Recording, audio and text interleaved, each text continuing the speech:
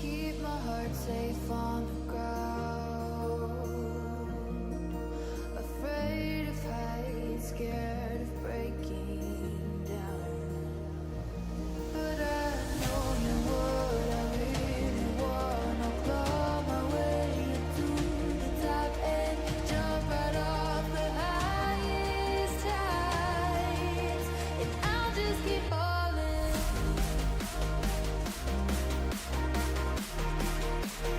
I'll just keep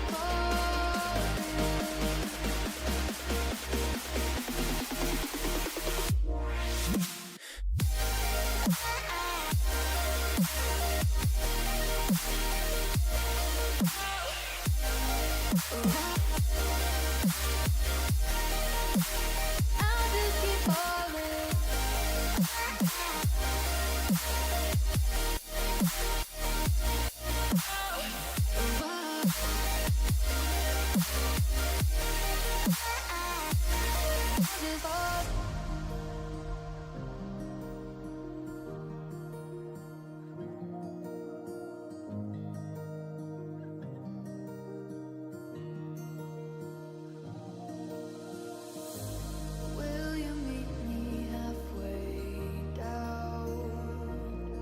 Somewhere between heaven and the ground. 'Cause I know you would, I really wanna claw my way up to the top and jump right off the highest heights. Falling, falling, falling. I'm falling, falling, falling. Can't hold back, though I'm trying. 'Cause my body is all in. Though my conscience is calling. Oh, I'll just keep falling. I'll just keep falling. Oh, I'll just keep falling. I'll just keep falling.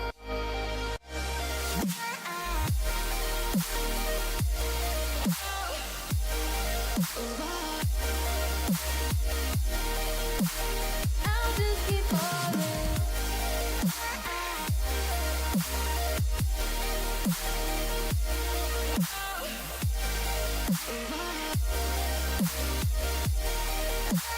I'll just keep falling.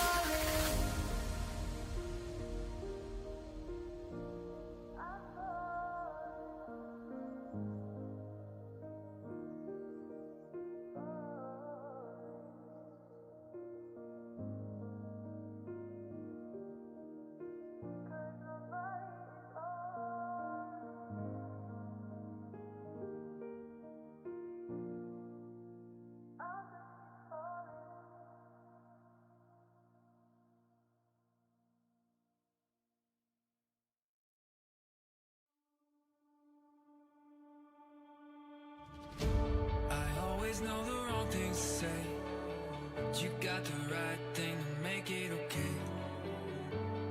Acting out my part like a play. I say fuck it. Good evening, everybody. Welcome to Thursday night speedrunning here on the Nick RP stream. I'm not ready.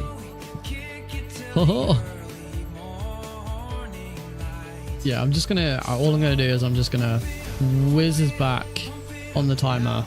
Just a minute. I just need 1 minute, and then we can start. Not 5 minutes, I promise. That'll do. Back in the mo.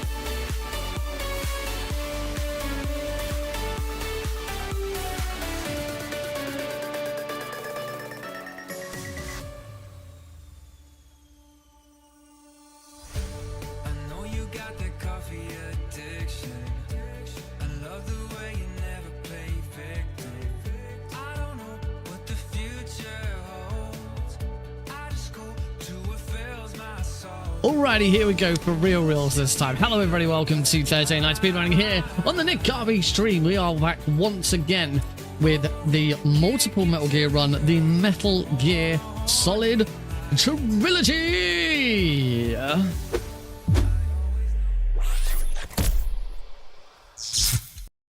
Hello everybody, welcome to tonight's stream. I am still in the middle of getting everything.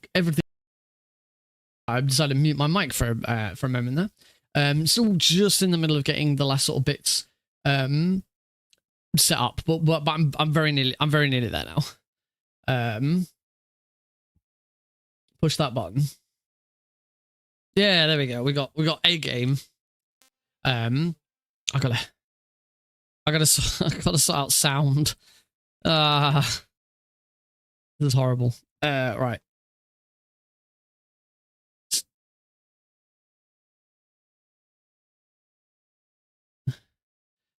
I gotta try and just get each game to a state where they're not making any noise. Because it's really annoying. Unfortunately, MGS2 is the worst. MGS2 is impossible to mute without already being in game. So I just have to try and get them as close as possible. But if I swap game focus now.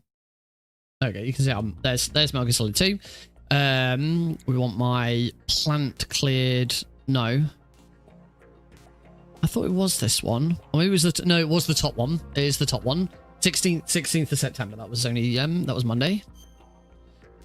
So I do want to load that. I'll show I'll leave this bit here. I'll show this as we sort of get it ready. I think that's the best place to start that. Right, so that's that game. Then we have Metal Gear Solid 3. I will go to the options just to be on the safe side. Camera up, down, on reverse, load game.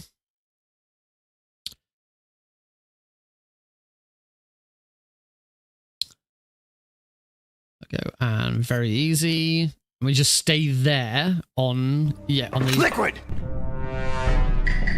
Snake, did you like my sunglasses? Oh, you'd point a weapon at your own brother? I love that clip. That's a really nice mashup. Welcome, Sergeant Eagle. Thank you very much for using your walk on. I'm so glad so much of this stuff is working really well. It's really nice. I really like it. It's very demure. If that's the term, I don't know. Is that the term everyone is using now? Very demure. It's very cool. I like it. I prefer that one. All right, so that's MGS3 ready to go. We leave that on the yes/no to loading, because if you click yes, it will load it and it will wait at a confirmation screen. That confirmation screen will just go away and you'll start the game automatically for a short amount of time. It doesn't matter so much about optimizing all of this because the time in between games doesn't count towards the final time anyway. The game swap doesn't, but I'd still like it to be relatively smooth. It makes sense for it to be relatively smooth. Right, so I now need to go to the sound mixer and mute MGS2 so I can't hear it, because MGS2 is the only one where the menu has music playing and there's no way of disabling the music. The only other way is unless there is another. Actually, I think there's another screen. If we go back to MGS2, there we go. Voila. That's about as much Spanish as I know. I did Spanish in year 9, and I could probably still do 1 to 20 in Spanish, but that's probably about it. I think actually I might be wrong. There might be. The only thing is if I go to this other screen, I've still got to go through all this loading. There you go. I could go to the special screen. If I go to the special screen has no music. Missions is obviously a bad idea. Options. This is the thing. You never had this problem with Metal Gear Solid 2 on the PC version. I kind of managed to trick it into having no music, because I used to have no music for Blindfolded, and I kind of tricked it where the main menu didn't have any music. But then once I loaded the game and started, the music came back. Yeah, I think just going to the special screen is probably the best thing. As I say, it means I've then got to go back out of the special screen, load, but that's probably a bit quicker than trying to open up my volume mixer and muting and unmuting, all of that. So we'll go with it. We'll go with that. And then, of course, we have Metal Gear Solid 1, where we will be starting, where there are some screens that don't have audio, but it doesn't matter so much because we're starting with Metal Gear Solid 1. I want to be able to hear Metal Gear Solid 1. So we have some rainbow color back on this. Yay, rainbow color. Not that you can really see the rainbow color that well on the stream. I changed it. I was in a meeting at work. I use this mic for work as well. I was in a meeting and it shows up on my webcam because for work I have I have a button for that. For work I only use this webcam. I don't use the side one. And as you can see, it's like right in the middle of it. So it seemed a bit distracting, so I changed the color. I just forgot to change it back. But I still prefer a little side camera like this. Let's get the splits in a decent position. Right.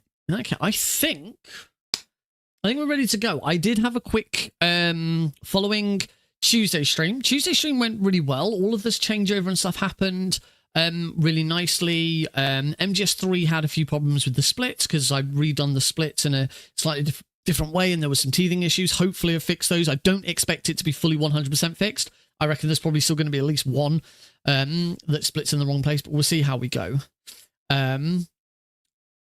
Iceberg. Don't know. I'm not quite sure what iceberg is for there. Yeah, hopefully all the light split works nice. I mean, it did for MGS1 and 2. MGS1 and 2, if I recall correctly, it worked perfectly. The only other issue that I had was there was some slowdown in the games because I think my graphics card was a little overloaded. I will be addressing that today I've knocked down the number of streams that Twitch can send out because I'm using Twitch enhanced broadcasting to send out multiple encodes. I've knocked that down to 2, so if you're watching on Twitch, you should only be able to watch in 1080, and I'm going to assume 720, but it might be 480. I don't know. I don't know if it specifically picks one or the other. Obviously, we're still going to YouTube widescreen and YouTube vertical because I finally fixed the issue with YouTube vertical completely breaking the stream. I was just using another encoder instead of the same encoder as before, and I should have just continued to use the same encoder. So that's all sorted. I did watch a video today that HVEC or HEVC streaming and encoding and up to 4K is now available on Twitch through Twitch enhanced broadcasting. Fantastic. Can't use it. It's exclusive to Nvidia at this time, which sucks. It's the one thing I love my computer. Absolutely love this one. Those who've been around for a long time know that I won this last October, just before my son was born. It's a Starfield branded computer that I won from Overclockers. It's worth about £3,500 and it's absolutely fantastic. Except I just wish it was an NVIDIA graphics card and not an AMD, because NVIDIA is just so much better supported. It's crazy. It's a better graphics card than my wife's graphics card, because my wife got my old PC. It's a better graphics card than my wife's graphics card. This graphics card can do AV1. My wife's graphics card can't. But my wife's graphics card can now stream to Twitch in 4K. I can't. Not that I'd be streaming in 4K. There's no. I don't have a 4K display, so there's no point. I'd stream in 1440, but that'd be about it. I'd stream in 1440 because then I can also stream to YouTube in 1440. And at the moment, I had been doing it where I was streaming to Twitch in 1080 and streaming to YouTube in 1440, but this was overloading my encoding, trying to do multiple encodes at the same time. So we dropped YouTube back down to match. So hopefully we're all good. Yeah, so hopefully I was saying about we got some slowdown. The main bits of slowdown that I got on Tuesday's attempts were whenever there was a bunch of bugs in MGS2, there was 2 bug scenes got massive slowdown there. The other one was during the bike chase. Whenever there was water around, there was a bit of slowdown. Hopefully that's fixed by dropping the number and codes down. But also, I won't be locally recording the run. It's the only other thing that's really changed recently to cause that. So instead of locally recording that run, I will just be grabbing the VOD from Twitch. The reason I've been wanting to locally record runs lately is because I've started having more and more alerts and stuff pop up on the screen, and I don't like those interrupting a speedrun submission. But the run that I'm doing is never going to be submitted to speedrun.com. It's never going to be in a category because it's not the fastest version of its own category. It never will be. The main problem with this run for speedrunning purposes is that we're playing the console. Obviously I'm playing on PC, but we are playing the console version of Metal Gear Solid 1. Which is about twice as slow as the original PC version of MGS1. Original PC version of MGS1 on very easy can be beaten in under half an hour. I should know, I was the first person to ever beat it in under half an hour. But the console version of very easy MGS1 can be beaten in just under an hour. So yeah, it is twice as long to beat. So yeah, this will never be a good in its own category, but I like the idea of doing the Master Collection. And also we're working towards an actual category, which is the Master Collection, all 5 games. But let's get on with it. I don't want to spend too long just sort of chatting this time. Let's move on and get this show on the road. Sorry, my phone just pinged. I heard my phone. Oh!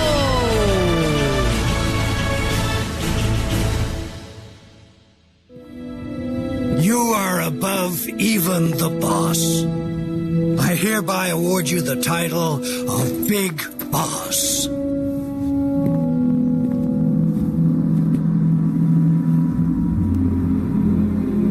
You are a true patriot. Congratulations to Cosmic Varanid, who has spent the almighty amount of channel points. Only the second time it's been redeemed. Admittedly, the channel point reward has only been available for about a week, and has made themselves a VIP. As you can see, Cosmic Varanid now has the VIP emote immediately. As I say, there's no process on. You were the first. Yes, Deagle, you were the first person to redeem it. That when you redeemed it, that was the very first stream that it had been available. And it's only available once per stream. If anyone's watching this going, oh, I want to spend 25,000 and make myself a VIP. Sorry, you got to wait for the next stream. It's only redeemable once per stream. Mainly because I need to whenever it's done, I need to make sure that there's a VIP slot available for the next one. I can only have 15 VIPs. That's 5. 15. There we go. If I go 1, 2, 3, I can only have 15 VIPs. So and I'm not at 15 yet. Once we get to 15, every time someone redeems it to get us up to max before the next stream, I have to drop someone who hasn't been using theirs so that there is a slot open for the next one. But congratulations, Cosmic Varanid. You are now a VIP. Obviously, you get all the perks that Twitch provides. You get access to the subscriber and VIP section on the Discord server if you didn't already have it. And all you got to do is at some point let me know. What sound you'd like for your entrance. In fact, actually, I wonder if I could do that. I wonder if I could create. That's an interesting suggestion. Your entrance currently works, but it will flash up and disappear almost instantly because there's no time. There's currently no time. Waits. The way the entrance works is it waits for the sound clip to finish, and then once the sound clip finishes, then I think it waits like a second, and then it makes everything disappear. So for any VIP at the moment who doesn't have an entrance music or entrance sound clip or whatever, I have a blank one. I just have a blank set of silence so that it will just play the silence and then it will go. Oh, that'd be cool. But what I wonder if what I could potentially do, because all I've got to do now, right? If I do this right now, all I've got to do is copy one that's already there. duh, duh, duh. No, it's not in that folder. I have so many folders for stream stuff. I'm pretty sure it's in my StreamerBot folder. It is walk-ons. All I got to do is, in fact, I think I have one that's called blank. All I got to do is copy the blank one and rename it to, it's important I get this right, cosmic _Varanid. And now your entrance, your entrance is now set up correctly. So that it will at least play. Your entrance will now play, and it will appear for a short amount of time. There just won't be any music until you give me one. I'm just wondering whether with the redemption, whether I could, if I have my blank piece of music and I have another blank copy, whether I could get StreamerBot to rename the blank copy, rename the blank copy to your username, because that's all that has to happen. Your username becomes the name of the track that's played, because that's how it tells everyone apart. When someone plays their walk on, it says, I'm not sure if you can run. Actually, yeah, the answer is yes, because it can run C# code. It's just working out. It's just working out exactly how. Say the way that the walk-on works, so that I don't have to do it. And this is the wonderful thing about StreamerBot with Blurp. Back we were doing walk-ons with Blurp before. For Blurp, I would now have to wait for Cosmic to send me their sound clip. I'd then have to upload it to Blurp. I'd then have to name it. I'd have to go through all of that. I'd then have to add a GIF or a picture to it. Then I'd have to attach it to my account so that it's available as a walk-on, and then assign it to Cosmic. And that's a really long process. Now all I have to and then I'd have to go on to Twitch's VIP, click the button to make them a VIP, and that's about it. Now all I have to do is I just need a sound file in a folder with their name as the file name, and it's done. Shut up in there, will ya? Oh. Okay. I'll just have some Pepsi.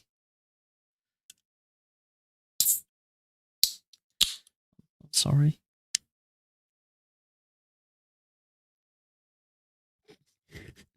I'm gonna spill my drink.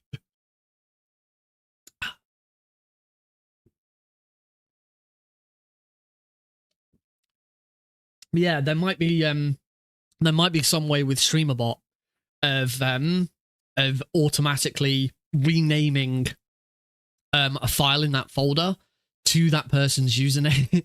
it's cool. To that person's username, so that at least their walk-on is immediately available. It won't be there won't be any sound there won't be any sound to it, but it will stay up for a short amount of time. And that will be it.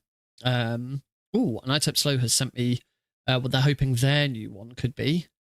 I will give that a go, ready for the next stream. So yeah, that'd be cool.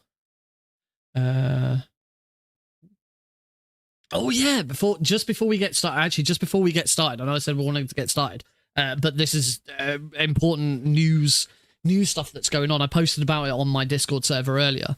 If people are aware of Carl Jobst and Billy Mitchell, they are current. In fact, imagine what time is it in Australia right now? They're probably in court right now.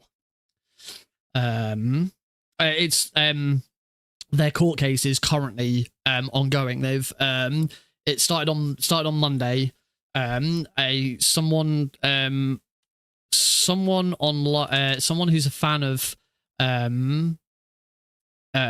Carl, who owns a website called Pacman, perfectpacman.com. Yeah, if you go to perfectpacman.com, he's a blogger who is at the court case and is writing up every day of the court case as to what happens. For those who don't know, Carl Jobst is a YouTuber. who has made quite a lot of speedrunning YouTube videos.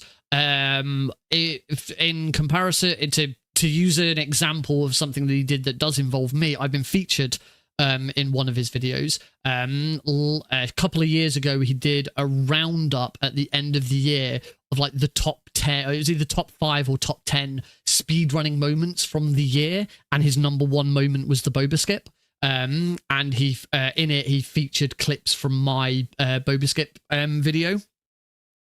Yeah, he's a really cool guy. He does some really interesting dive. A lot of his dives into speedrunning and stuff are sort of looking at negative news. So if anyone remembers a couple of GDQs ago, there was a Metal Gear Rising Revengeance run by a guy called Mecha, and he cheated. The bonus section of his run was doing the Blade Wolf DLC, and he was this was during COVID, so it was all online, and he showed a spliced recording rather than playing the game live.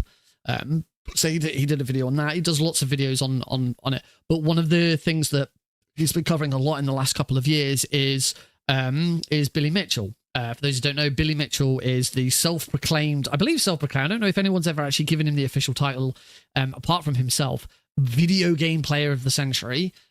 He was one of the first people to get perfect scores in things like Pac-Man and Donkey Kong, back in the sort of late 80s, early 90s. But he was banned from leaderboards for and accused of producing runs that should have been done on original hardware, but were actually done on emulator. Whether those claims, there's enough evidence to show that those claims were correct, but it's never been official. I don't think it's ever been officially. I don't know if anyone's seen the film Pixels. I don't blame you if you haven't, because it was fucking terrible. But I believe Peter Dinklage's character in Pixels is based on Billy Mitchell. I don't think the character is called Billy Mitchell, but is clearly based on Billy Mitchell. But Billy Mitchell is a complete dick anyway. He's not a nice person. He lies constantly. He is a notorious and documented liar. But a couple of years ago, Carl made a video looking into the evidence against Billy Mitchell, and calling out the cheating allegations, and also calling him out on hounding another video maker called Apollo Legend, who subsequently killed himself. And there was it's all pretty ambiguous, but the video seemed to somewhat certainly seemed to suggest that the way he was being hounded by Billy was certainly a part of the reason why Apollo Legend committed suicide. It's all very messy. There's a lot of mess in there. Carl eventually did a small retraction because he said it was making it sound. He never intended to make it sound like he was accusing Billy of murder. And in some ways it could come across like that. So he did do it was tragic. And in some ways the video did do that. He did do a retraction and an apology, but Billy is suing Carl for that video and other video. Carl has done lots of videos on Billy Mitchell's, because Billy Mitchell's had so many different lawsuits and stuff over the last few years, and Carl reports on it. He is a video game journalist, and he's reported on it, and Billy's suing him for defamation. He did imply very strongly that Billy's relationship with Apollo was a strong factor in the reason that Apollo Legend committed suicide. Billy's suing Carl for defamation. And for his affecting his well-being and mental health and stuff like that, and the case is currently ongoing. I believe day four should have now finished, because day 3, I've been if you go to the link that I've shared, I say it's one of Carl's fans flew out from America to Australia where the trial's taking place, because the trial's taking place in Australia because Carl is defending himself, and Carl lives in Australia. Billy is from California, I believe.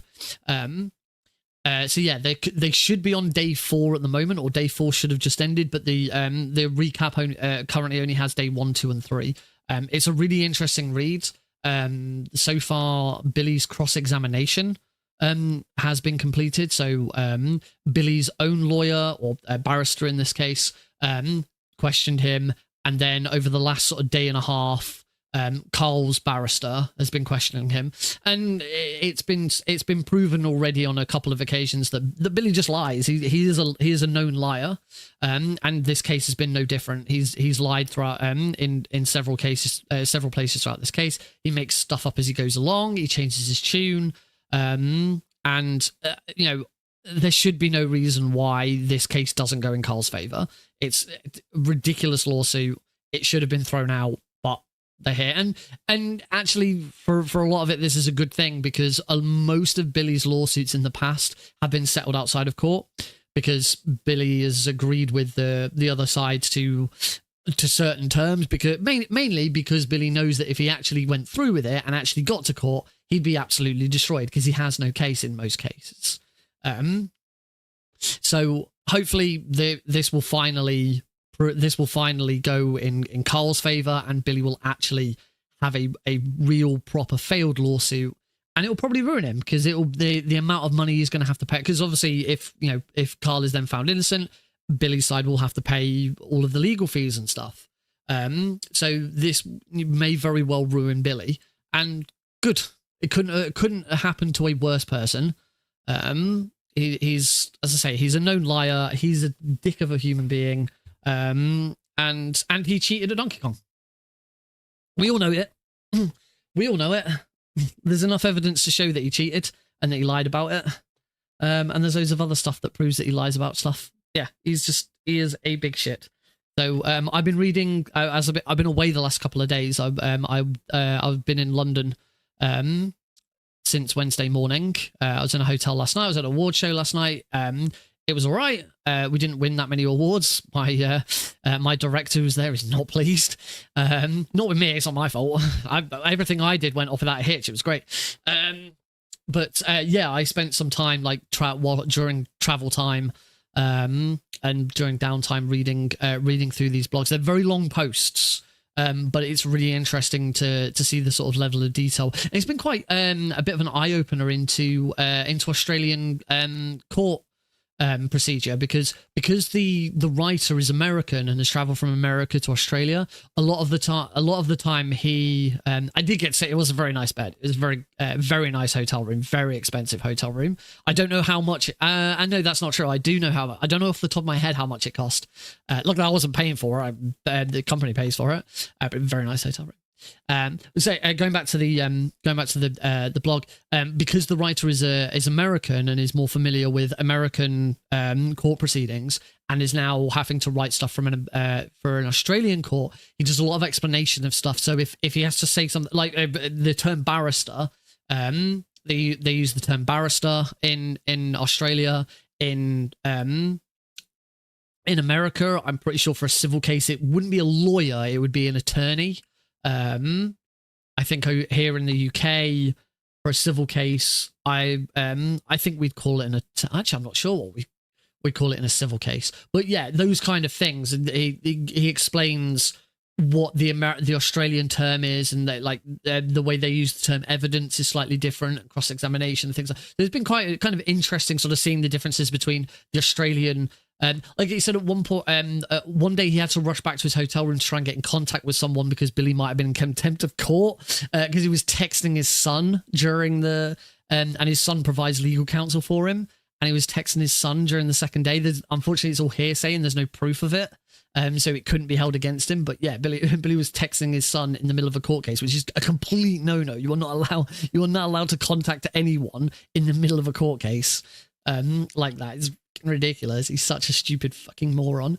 Yeah, he said he had to rush back to his hotel room to try and contact the person who'd seen it the previous day because the judge got wind of it and wanted to investigate. And so he got back late. He had to rejoin the courtroom halfway through.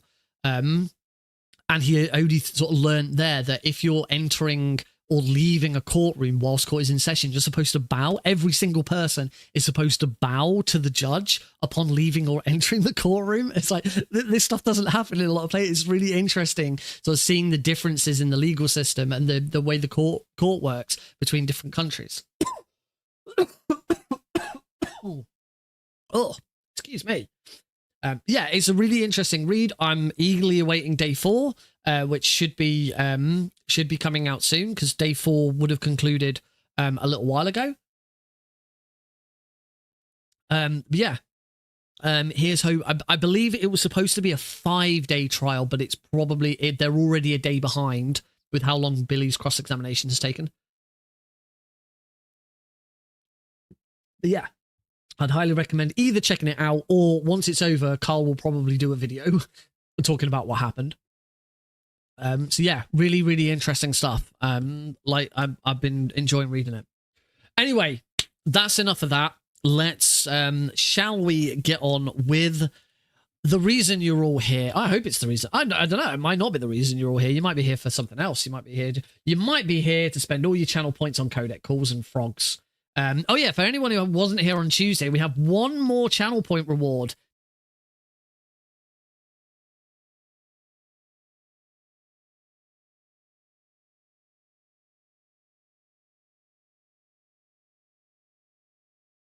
I deliberately did not sing along or say anything over the top of that, so that when YouTube says that was copyright, I can just erase that bit of audio. Yes, to answer your question from when you suggested it, Silent, poison does get picked up, so I am going to ask you to try and pick something else. But luckily YouTube does have a feature where you can just erase the music, and it tries not to erase any other sounds. It can kind of tell the difference. Yeah, it's just YouTube things. Pain in the kin arse. Thanks, YouTube. Even though I've used playlists on on Spotify that claim that they're safe for YouTube, it doesn't. It still flags them. It's just stupid. Yes, we do have some new channel point rewards. If you haven't been here for a while, there's a lot of new stuff. Excuse me. There's a lot of new stuff, so I'd recommend checking it out. If you weren't here on Tuesday, there was one new one that got made, which is the Keratin Frog mascot. You can redeem the Keratin Frog mascot. You type in a message, and then my Keratin Frog mascot will pop up on the screen. Jeez, pop up on the screen, and will deliver your message to me, and then I will respond to it, or laugh about it, or be offended by it, or whatever it is. Depends on what you said.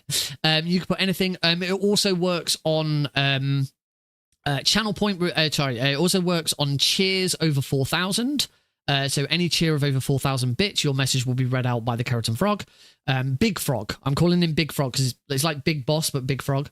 And any YouTube super chats that are over £4, or whatever your currency converted into to GBP, over £4, that will also read them out. I am intending on doing another pass on all of the channel point reward costs to bring them all down, because I recognize that I've got really cool new stuff, and it might help bring new people in to check them out, and then no one can afford any of them because they're really expensive.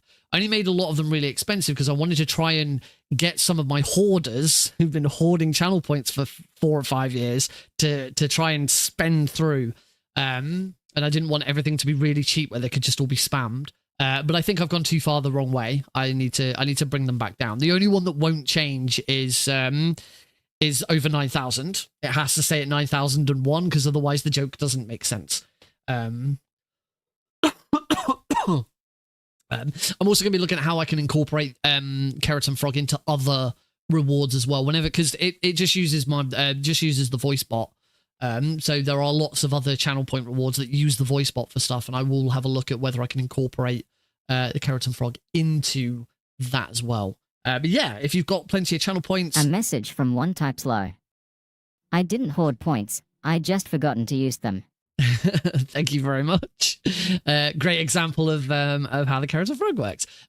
Yeah, I don't blame my hoarders for hoarding them. It's my fault, because for the last few years I've really kind of ignored channel points. They've been there.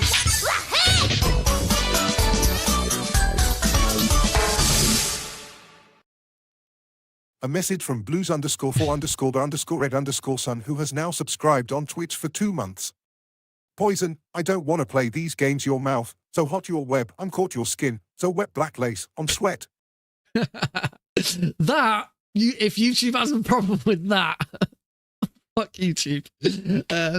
Thank you very much for the resub, Blues for Red Sun. That is very, very kind of you. A reminder to everyone as well, we are raising money for charity throughout this road to the MC Pentalogy. All of your bits, subs, super chats, super stickers, it will all go into the charity at the end. Basically, the very next Twitch payout and the very next YouTube payout I get will all go into the pot as well. Obviously, you know, Twitch will take their fee, YouTube takes their fee, whatever, and whatever's left over at the end will go directly. I will not be taking any of it. It will go directly into, well, I'll take it and then I'll distribute it. It doesn't go directly. You know how it works. But yes, all of that will go into the charity as well. So yes, please keep all of that coming. Very, very nice of you to all use. Yeah, so go back to iTypeSlow's keratin message. Yes, I've been neglecting them for a very long time because I didn't really have much to do with them. But yeah, I will have a look at sort of bringing some of those costs down, because it seems like my regulars aren't wanting to completely just keep bombarding me with channel point rewards. So I'm quite happy to bring them all back down. I put all of the sound clips up to 2,000. I'll knock them back down to $1,000. I think that's probably fair. And then hopefully, as more and more people start coming in and more people start losing channel points because they keep spending them, then we'll have a look. We haven't done any polls in that's another thing. I haven't done a poll in ages. Like, that was the other reason why some of you have got so many channel points, because we used to do so many polls. Polls are very difficult when you're speedrunning, because you can't just stop in the middle of a speedrun to set up a poll. Yeah, I know Aethos used to set them up quite often for me as well. So wow, that's a lot. Yeah, I definitely need to start looking at bringing some of those prices down. Not the VIP. VIP will probably still say at 25,000 though, because I asked when I was thinking of setting it up. I asked, and people were like, yeah, around sort of 20, 25,000. I might bring it down to 20. No, I don't want to bring it down to 20,000. I want to keep it at 25,000 because it feels really mean to Cosmic and Sergeant, who have already spent 25,000 to become a VIP, only for like a week later to go, oh, I could have saved 5,000 if I just waited a week. No, it will stay. It will put it on 50. Okay, that's the other option. In fact, actually, I'm pretty sure StreamerBot could automate that as well. Every time someone redeems the VIP, it goes up another $1,000. I'm pretty sure StreamerBot could automate that. I'm pretty sure StreamerBot should be able to automate that with anything, because I'm pretty sure changing the price of a reward is doable. Maybe I'll do that as a test. Maybe we'll have like a channel point reward that starts at 1 channel point, and every time someone redeems it, it goes up by 1, and we see how far we can take it. Like how expensive can the community make this channel point reward that started at 1 channel point? I'm gonna do it. I'm gonna do it. I'm gonna do it, and I'm gonna see if there's some way of also manipulate, like, I'm thinking like maybe like Eli logo pops up on the screen or something, and it gets bigger. The more channel points that are spent on it, the bigger it gets. I'm pretty sure I could probably do that. That should be relatively easy. Hello there, Hamoud Ahmed. Make it have the description be CA channel points. Yeah, I'm gonna try. Yeah, I'm gonna try and do one where it increases over time, and the more expensive it becomes, the bigger it is. So until eventually you just got like Eli's eye on the screen or something. I think that'll be really cool. If anyone wants to use a couple of them, things like the codec call or over 9,000, they are disabled during speedrun. So if you did want to send me a codec call, you got to do it in the next 30 seconds. I do have them disabled whenever I go to my speedrunning streams because they're big and they're intrusive. Or if you want to make me dance, if you want to make me do the octopus, that one's disabled during speedruns as well, because obviously I can't stop in the middle of a speedrun to do an octopus dance. So yeah, we are gonna get started, everyone. I said we weren't gonna take too long getting started, and we're now 45 minutes in. Oh, cheers, everybody. Oh yes, I can. Oh well, that sounds like a challenge. Finally, let's power up before the run. Vegeta, how many channel points did this reward cost? It's over 9,000! What, 9,000? Nice. Thank you very much, Silent. I should probably try and add something to that. If everything else is going to be coming down, as if the joke only works if it's only over 9,000 channel points. It doesn't work otherwise.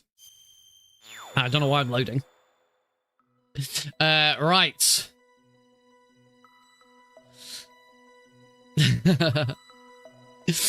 Okay, here we go. Bloody hell, it's warm. Woo. My window. Oh, my window. I think it's on vent. I don't think I can do much. All right, let's get going. As always, we need to go into some options first. Captions remain on. Language English. That's not because I don't want to listen to it in Japanese. It's slightly faster in English. Vibration off. We don't want vibration on. And that should be everything. So, attempting to beat Tuesday's record of, I was about to say 30 minutes and 56 seconds. No, that was just to get the PAL key. 3 hours, 14 minutes, and 3 seconds. Very easy difficulty on all 3 games because obviously they are the fastest versions. And we get started in 3, 2, 1, go! Bum, bum, bum, bum. May the PAL and Boba God be with you. God, MGS1 always takes ages to start up. We're off, everybody! Woohoo! So we begin, of course, with Metal Gear Solid 1, first released in 1998 for the PlayStation 1. This is the Master Collection. Is the first time that the original PlayStation version has been natively released on PC. It has been natively released on PlayStation consoles before. It's never been. It's the first time it's been natively released on Xbox or Nintendo Switch as well, or a Nintendo console for that matter.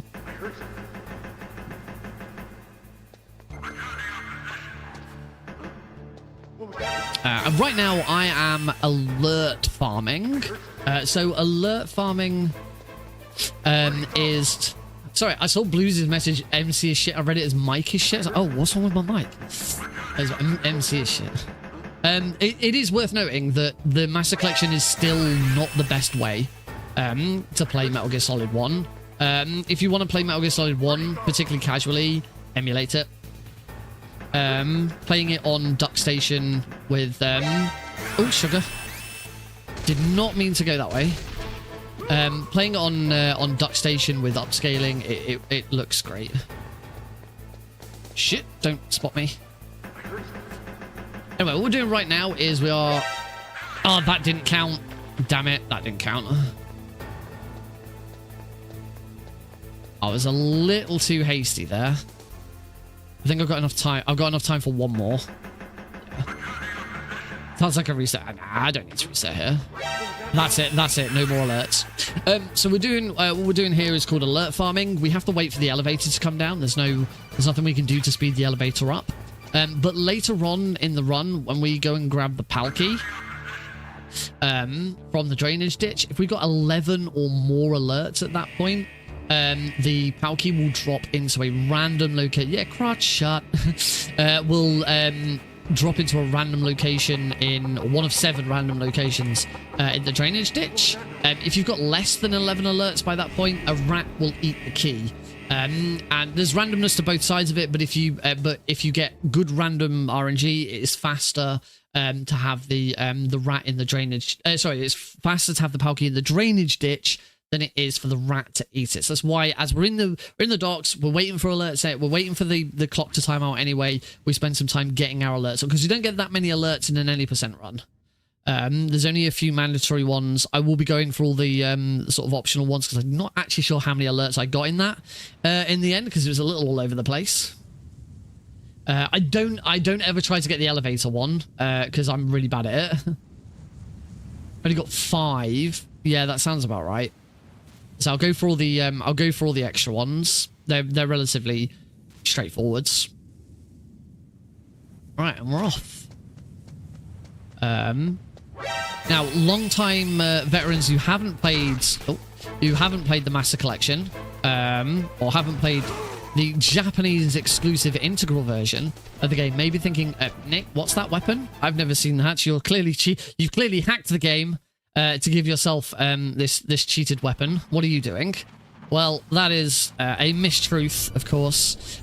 Very easy difficulty was exclusively released on the Japanese exclusive integral version of the game. It's essentially the director's cut. As I say, only released in Japan on the PlayStation 1. It was a way of the Japanese audience to experience the English dialogue. Kojima was a big fan of the English dub of the game. Wanted his Japanese audience to be able to have it, so released the integral version where all of the dialogue is in English, but you still get the option for Japanese subtitles. You're very welcome. So they got to experience the English dub. They added a bunch more stuff, like the Japanese finally got difficulty levels. There was only 1 difficulty in the original Japanese release, but they also added very easy, which gives you this weapon. This is the MP5, a silenced submachine gun with infinite ammo. You get it from the start. It replaces the FAMAS, so you cannot pick up the FAMAS. As I say, you get it from the start of the game. You don't have to go and pick it up. The only other difference with very easy is there's no rank. There's no score screen at the end of the game. As a result, the speedrun timer stops early for very easy. On all other difficulties in the game, the timer stops when the score screen appears, when the word score appears on screen. In very easy, it stops when you lose gameplay control during the escape chase from Liquid. Basically, you need 11 alerts by the time you get to the Liquid cutscene. You need 11 alerts by the time you exit the top floor of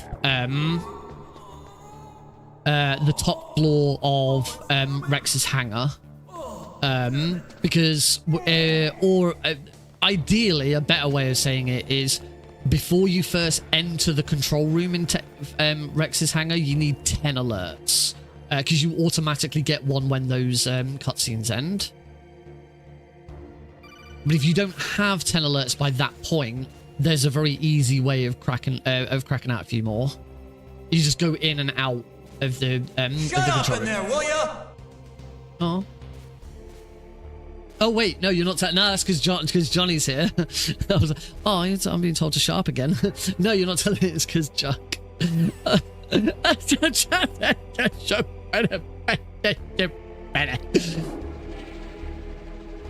boy. That's better. Yes, 10 plus. This trick that I'm doing here, this is deliberate. Waiting for Johnny to cross 4 like that. There we go. What? I love that clip. let's get it from the. Shut up in there, will ya? And that's where the voice clip comes from. Where was I going with? I completely forgot. Oh yeah, crawling out from under the bed was deliberate. We make Johnny think that Snake has escaped, and then as soon as Johnny thinks that Snake has escaped, we crawl out of the bed so that he realizes. This just speeds up Johnny's patrol. If you don't do it, Johnny will fall asleep. You'll have to wait, and he'll patrol about 2 or 3 times. If you don't, we go straight into this. I'm happy you made that clip. That clip did really well on YouTube Shorts, actually. It's one of my most viewed YouTube shorts. You win. Who is that? William does need to shout. Yeah, every time Johnny sneezes, it sounds like he's shouting William. William. Oh, I burped in the middle of saying William there. That was weird. But I'll take the woman in return. I'll have my fun with her. Well, I hope you can still look at yourself in the mirror, my friend. I don't have a mirror. I don't have a mirror handy.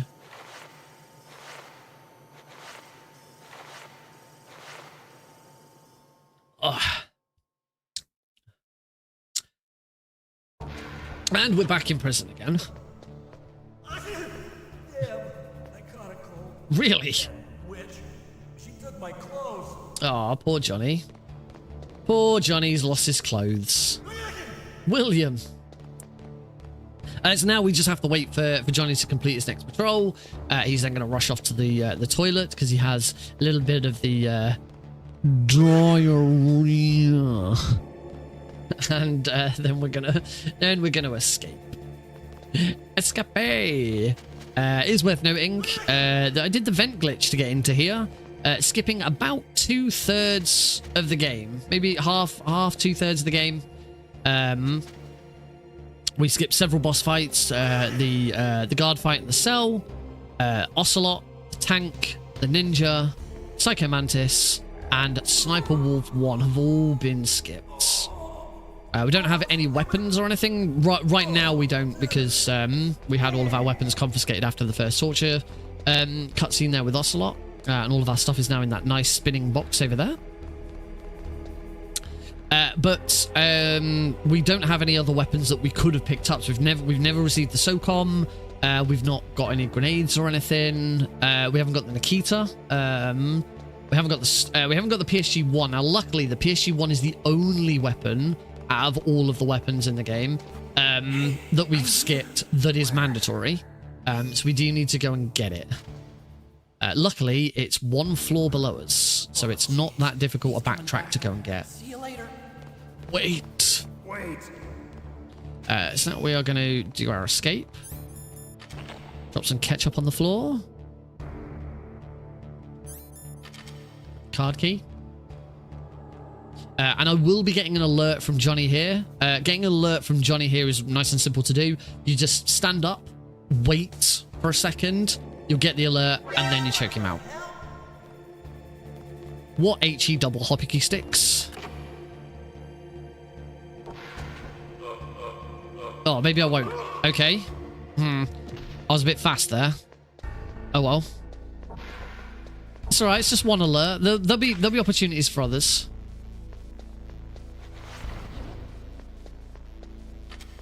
I should be fine. I should be fine.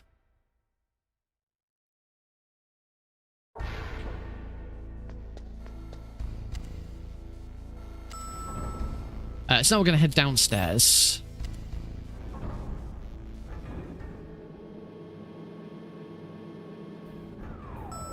We need to grab the PSG-1. So we're just going to flip that guards. Oh, there's another alert then. Grab the PSG-1. Hope I don't die. Ow!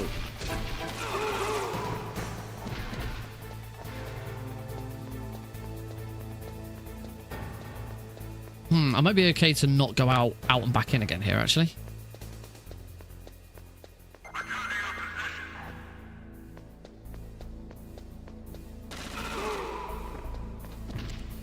Okay, well that's an extra alert that I wasn't gonna have.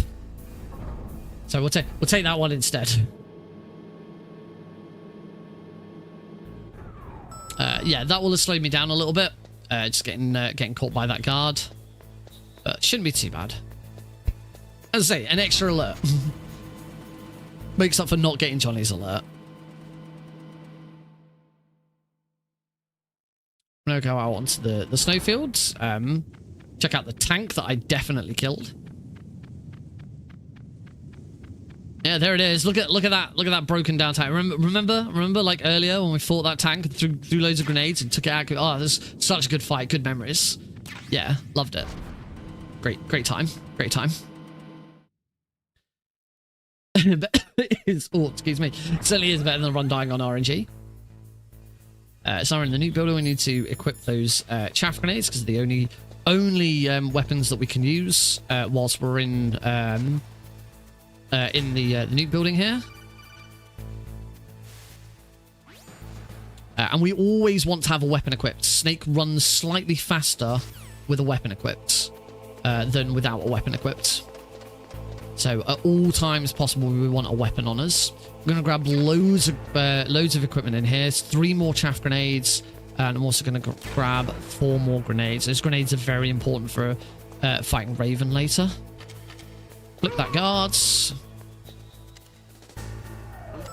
Ping. Fast elevator.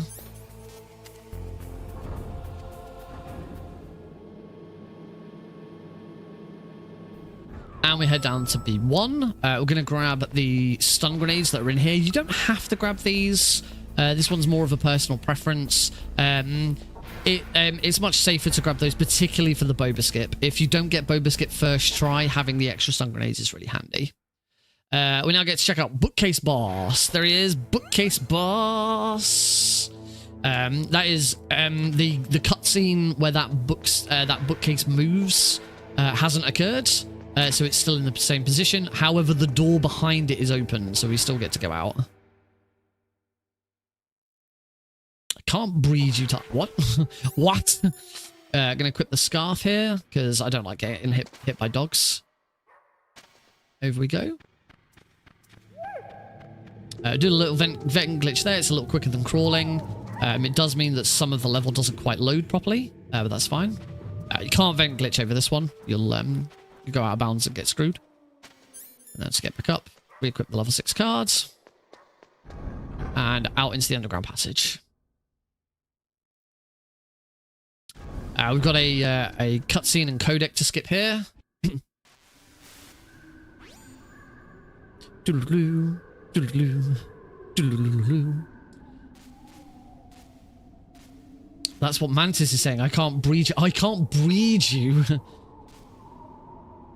Couldn't breed your time. I'm going to, just before we start moving, swap to grenades, because it's the very next item I'm going to want to use. Because we are, of course, coming up to the world-famous Boba Skip. Hold on to your butts.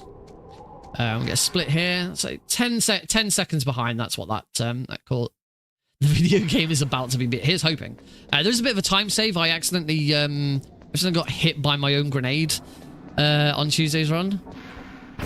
Didn't happen this time, so that's much better. All right, here we go. Bum bum bum bum bum bum. Bum bum bum bum bum bum bum bum bum bum.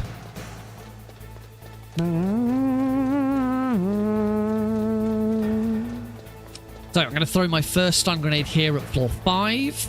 That's going to knock out the guards. There's one guard ahead of me, the ones behind me, and keep them knocked out for quite a while. They kind of fall over again. You hear them fall over. You just there. They were. Prep a stun grenade whilst looking in a very particular direction. And first try once again. I am living the best life ever because I beat the video game. I am living the best life ever because I am out of the stairwell of shame. I am the best at video games. Whenever you get it first try, you have to sing it. You have to sing it. You have to sing it nice and loud, nice and proud. Beautiful. All right, one glitch down. Next glitch is coming up very, very quickly. We now have the weapon glitch. This is exclusive to the console version. Well, you can do it on the PC version. You just don't need to. With this trick, we're gonna make the game think that we have thrown away the stinger. Because we don't want the stinger on our persons. They're going to drop here. I'm going to... probably don't need my rations up, but I should be fine. Then we're going to do lots of movement and swap to the stinger. And hopefully... Nope, that hasn't worked. We've got to do that one more time. Swap back to my chaff grenades. Try that again. Hey, okay, second time's the charm there, apparently. So now we have tricked the game into thinking that I am carrying the stinger as though it is a grenade. A chaff grenade, to be exact. And what this means is that I can now throw this grenade, have it explode in my hand, then swap to my chaff grenades, and the stinger is now out of my inventory. The game thinks that I just threw my last stinger away. As though it was a grenade. What this means is I'm now going to be able to go all the way up to the top of Tower B, go out, go up into the onto the little walkway, but don't go out into the hind fight. that would softlock the game. And when I come back inside, I climb back down the ladder. This room is going to reset because the stinger is no longer in my inventory. The game is going to reset the room to a state where it thinks you're entering for the first time because you don't have the stinger. You should already have the stinger at this point. The boxes that next to the lift don't move out of the way unless you've got the stinger. And the little cutscene downstairs with the dam and that doesn't play if you don't have the stinger. So we have tricked the game into getting past those boxes without the stinger. So the game now resets this room. It goes, oh, you're entering for the first time. You have no stinger. So this is the state we should currently be in. And the advantage of that state, I think my grenades again, is that the boxes have returned. And luckily, thanks to some funky geometry, because we shouldn't be on this side of those boxes. I think that's failed. Yep. Figured I got that wrong. Because we're on the wrong side of those boxes, we can get on top of them, and that allows us to drop down the side of the stairs. It sounds a bit complicated with explaining it, but it makes perfect sense once you see it. So another grenade there. Is this one floor too? Yes, one floor too early. Oh, I'm going to use up a ration here. Let's go back to those. Back to my chaff grenades because I need a chaff grenade next. Then we'll get to here. Go down to about here, I think. Nope. Let's say it's a pretty precise. There we go. And that allows us to completely skip the hind D fight. We've skipped the elevator fight and all the climbing around, the Otacon cutscene, and now we head out onto the roof of Sniper Wolf. Oh, slightly too off for the lean. We're now going to use the weapon glitch one more time to beat Sniper Wolf. Or I say beat Sniper Wolf, I mean skip Sniper Wolf. We're going to do the same thing again. We're going to trick the game into thinking that we have the sniper rifle equipped whilst walking around. Whilst the sniper rifle is equipped, the invisible barrier between Wolf and... Oh, I equipped the wrong item.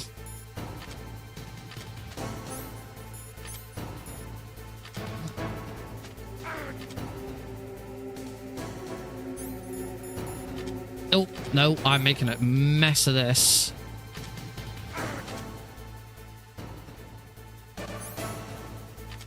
Oh, wow.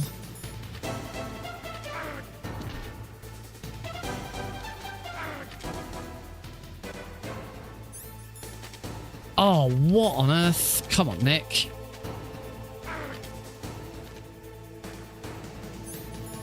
Hey, there we go. Rough. That was very rough, but that is the weapon. That is the weapon glitch to beat Sniper. So similar idea, but instead this time it's kind of the other way round. Instead of tricking the game into thinking we are throwing away our last stinger, we're tricking the game into thinking we've got the PSG1 equipped when we kind of haven't. Yeah, it kind of is.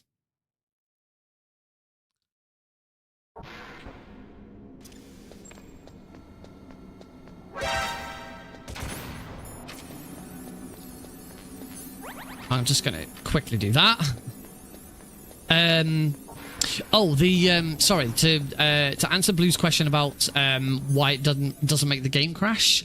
The thing with GME2 that makes the game crash is if you go into a crawling position in midair. That's what causes the game to crash. Snake cannot be prone whilst in midair. The game can't handle it.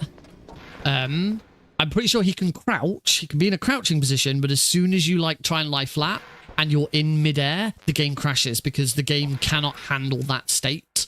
There is only one location in the game where, without glitches, you can perform the crash, and that is the drainage ditch. There is, as the stairs go down, you can drop off the stairs, and by dropping off the stairs, you try and lie flat, the game will crash because I say the game doesn't recognize that state.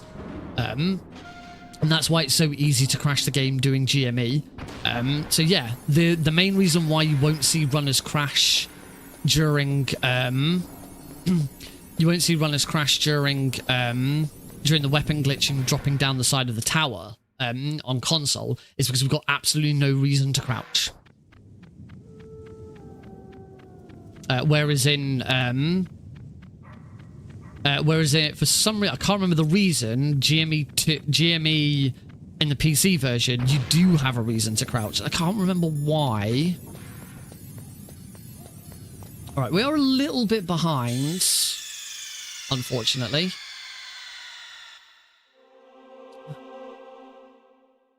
The weapon glitch and Wolf have not been great. I had everything went perfectly on Tuesday's run. So just got to keep going. There's huge time saving MGS2. And I did go back and practice the holds today, so hopefully that goes okay. Let's go through a stun grenade here. We're going to get to about here. Switch to the PSG1. That stun grenade means no one hears that shot, and also no one hears this grenade. Should have taken out the... There we go. Takes that out. So we can run across here. Yeah, it's not the falling. It's not the falling that that breaks, that crashes the game with GME. It's the prone. Gonna deliberately get spotted by that guard, so I get his alert. Now that we've come in, we're gonna run straight back out again. That forces the elevator to come up. It's quicker to go in and out and deal with the loading screens than it is to wait for the elevator to come off of its own accord. So you'll now see that the elevator is just here, ready and waiting. And this will be our next alert as well.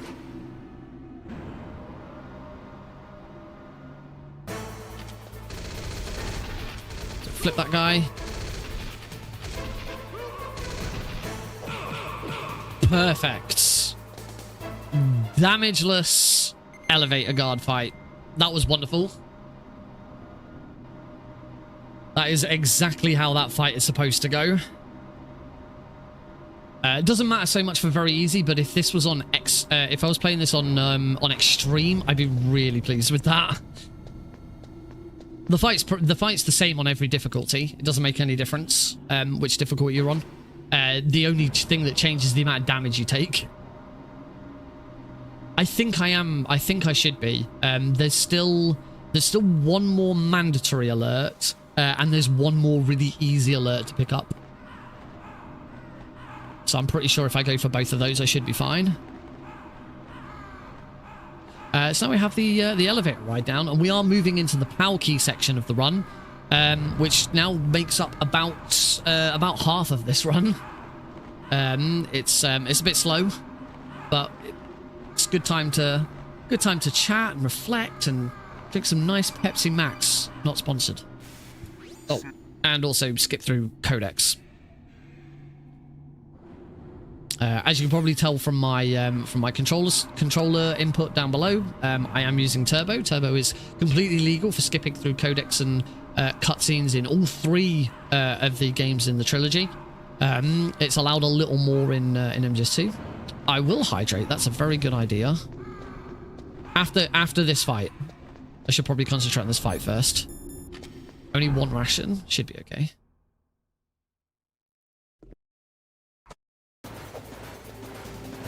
Let's go. That's not going to hit Raven, is it? Oh, it did. Damn it.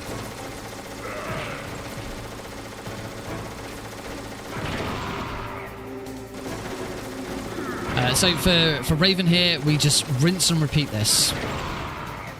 Just arm another grenades, let him hit me.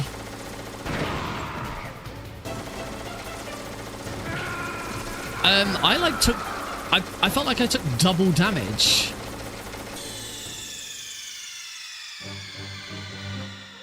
I took like a massive chunk of damage there for some bizarre reason. I was on top. I was like massively on top of that damage. And it just suddenly, yeah. Where the heck did that come from? You know what? Let's play this safe because I've had to use extra rations this run. So let's play it safe for round 2. Oh.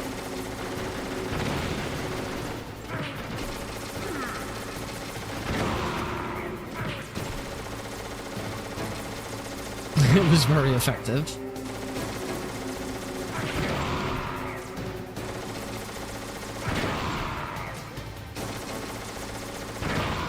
Yeah, there we go. It just happened again. It's because I got hit by my own grenade rather than Raven. My own grenade went off before Raven could hit me. That's what that was. That puts me 2 minutes behind now. That's not good. This has been a rough start.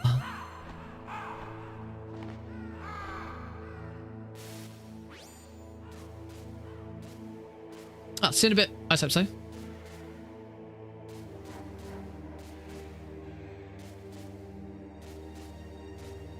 Yeah, I've usually the timing. I've been trying to change the timing a little bit for that because you tend to find that like Raven's iframes last longer, like after the first hit. But quite often, if you drop a grenade, the explosion won't hurt him on the second hit. Excuse me. That's why I've been like trying to throw a grenade at him and all of that. That's clearly I've got a little bit of work to do there. But yeah, usually the timing means that you don't ever get hit by your own grenade. It's always Raven that hits you, but that's where that went wrong. My own grenade was hitting me instead of Raven. So yeah, it's good thing I went back and got that extra ration.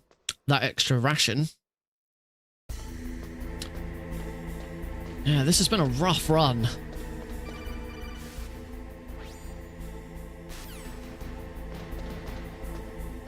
There is a little bit of time save left in MGS1, mainly from the liquid fight. It wasn't a perfect liquid fight on Tuesday, so hopefully I can sort of redeem myself a little bit with that. But the main time save for the rest of the trilogy will come from Metal Gear Solid 2. Big time save in the tanker.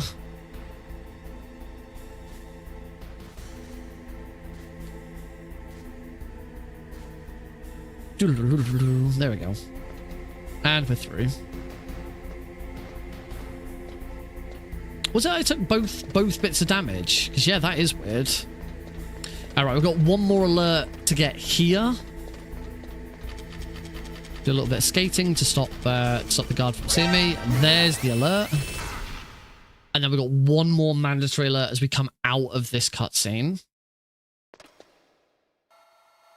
And that should be at least 11. I'm pretty sure I'm probably on 12 now. So skip through this codec. And final alert. Didn't get hit by the guards. It's nice. Oh yeah, get your predictions in, folks. We now come to the big RNG moment of the run, which is the location of the PAL key. The PAL key is in one of 7 locations in the drainage ditch. There is also a bomb in one of the locations. The fastest, or what's considered fast, would be position 4, 5, or 6 with no bomb. Anything outside of that is considered slow. 7 is the worst possible position. 6 is the best position, and then they go backwards following that. So 5, 4, 3, 2, 1 is the second worst. So it wraps back round to 7. I hate that mouse. Well, we don't have to worry. We shouldn't have to worry about the mouse. We shouldn't have to worry about the rat. So here we go. Count down. That's 6. Oh, bomb in position 6. Wow. Okay. Bomb in position 6. Palkey in position 5. I don't think I've ever had that that configuration before.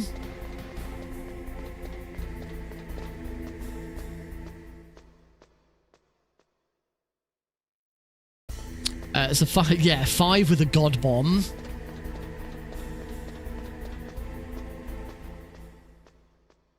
That was very weird. Yeah, Cosmic got it. Position 5. Worst. That is... Blues is absolutely right. That is indeed the worst possible best RNG.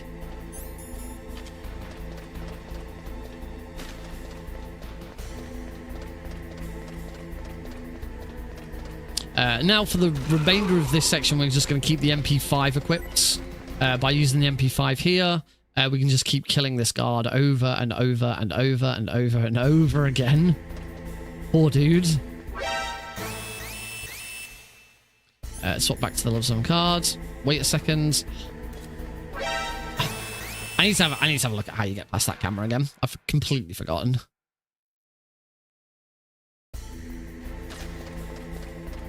There we go. So we're just going to completely shaft this guard every time. I don't need any more alerts.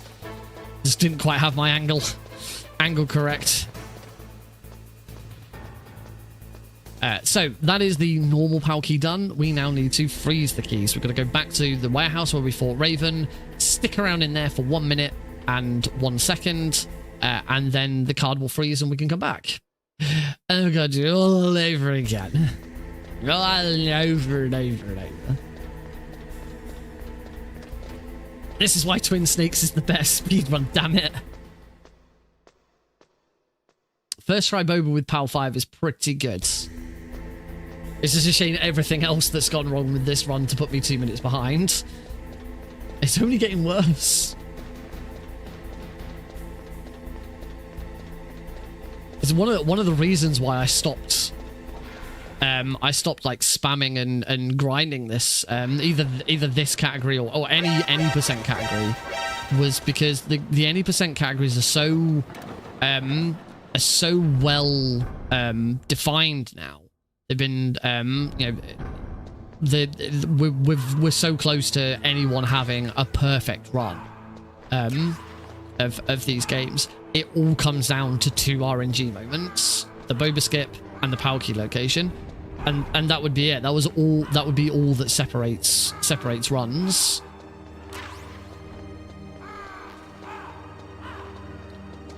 MGS3 very easy is kind of similar. We're very but there's no big RNG moment for MGS3. Except maybe that, I suppose you could say the Fury. The Fury is a bit of an RNG moment. So we're just waiting for the timer to tick over to 1 minute and 1 second. It takes 61 seconds for the PAL key to freeze. So as soon as I see 101 on the split, we can leave.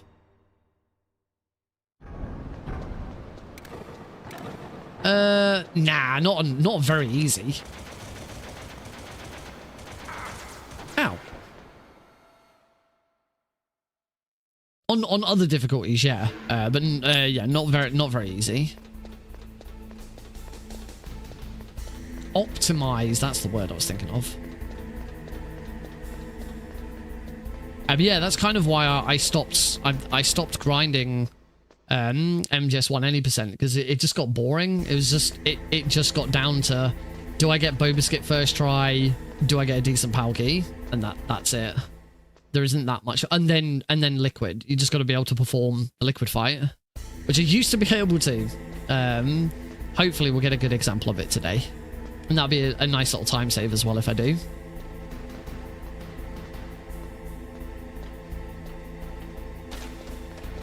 There was only one other little time save from Tuesday, which was I went back into Warehouse North to grab some Stinger ammo at one point. After heating the key. No throw off course. Hopefully not. Right, getting past this camera is nice and easy. You just walk to the left and Snake won't get spotted by it. Like my sunglasses. Why is the screen in a vertical orientation? Because you're watching the vertical stream. If you're watching the YouTube vertical stream on a desktop, just click on my little face in the bottom left-hand corner, and you'll be able to find the horizontal stream. I am streaming to both. You can find a horizontal YouTube stream as well. If you look at the title of the stream, there should be a little mobile phone at the end of it. You want to go and find the one that's got a little PC at the end of it instead.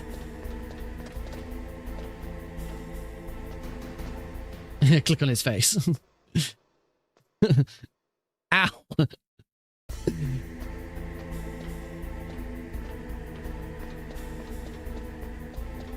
He's too handsome. Oh, wow, thank you.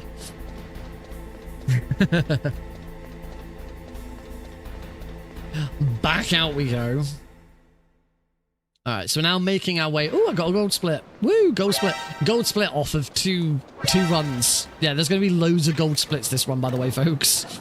This is only attempt number 2 with these splits. Would not surprise me if there's lots of gold splits in this. What, you've never seen that you can stream to YouTube Shorts? Oh. I've been doing it for a while now. It's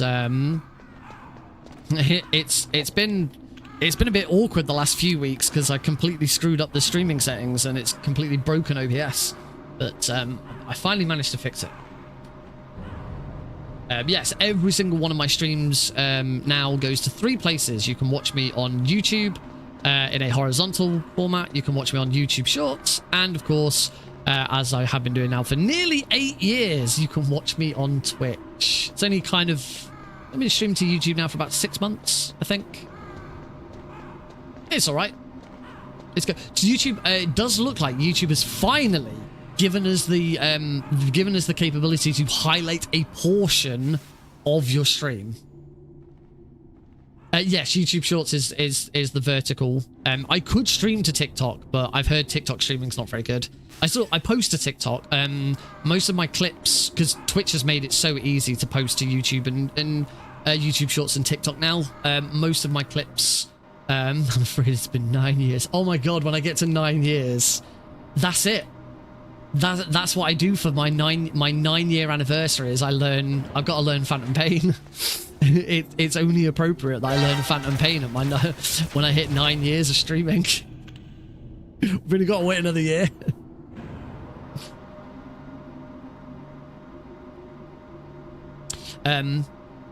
Yeah, because it's Twitch has made it so easy now to share clips on TikTok and YouTube Shorts, and I've made it so easy for myself and my viewers to create clips. No more, you don't have to worry about hitting the clip button and then changing the time and coming up with the title. You just type !clip and it will take a clip of the last 30 seconds. You get a little pop-up on the screen to say we've done it. It'll go. The link goes straight to my Discord server. Oh, it's beautiful. I love it. And I have a button on my Stream Deck to do exactly the same function as well. All right, we now need to heat the power keys exactly the same as freezing the key. It's just it takes. It's just going to go red instead of blue. It takes 65 seconds. We have nothing else to do here. Yeah, just wait. Oh, I can't. I mean, I haven't beaten Phantom Pain 100% casually. Never mind trying to do it in a speed run. I've beaten Ground Zeroes 100%. Again, not a speed run.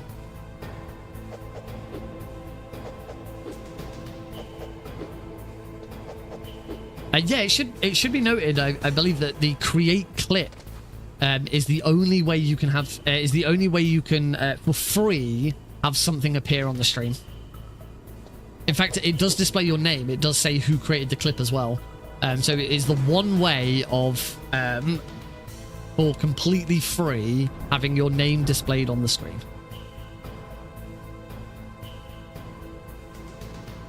Okay, we can leave. Steve-O.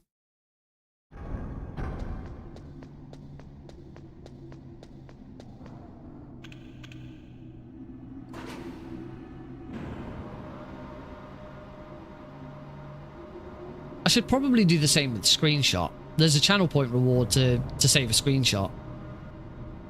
A screenshot's like worse than a clip. It's just one still image.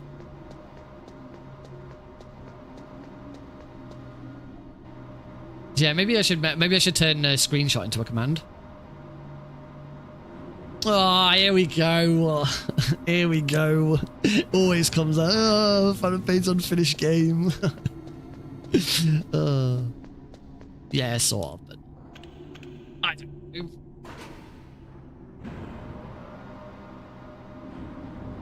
I don't know. We'll see what happens with Delta. I'm still skeptical. I've shifted so much with my interest in Delta. Not interest. I'm still interested in Delta. I will play Delta. I will speedrun Delta. I will get every Keratin Frog or Gakko if it looks as now they're going to change to Gakkos in Delta. I will speedrun getting them all. And I'd like to learn the 3DS version of Snake Eater so I can do the Metal Gear Solid 3 trilogy. You created a clip. Oh, well done.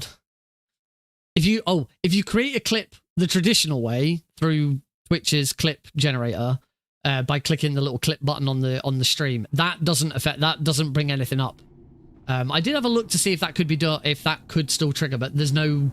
If someone creates a clip through Twitch's own clip function, it doesn't trigger anything. The only way getting it to pop up on the screen is by using !clip. Not create clip. That doesn't work. It's !clip. Is the only one that works. And it just clips the last 30 seconds instantly. I say instantly, it takes a second. There is a delay because Twitch has to generate the clip and then post it. So in a second, you should see it. There we go.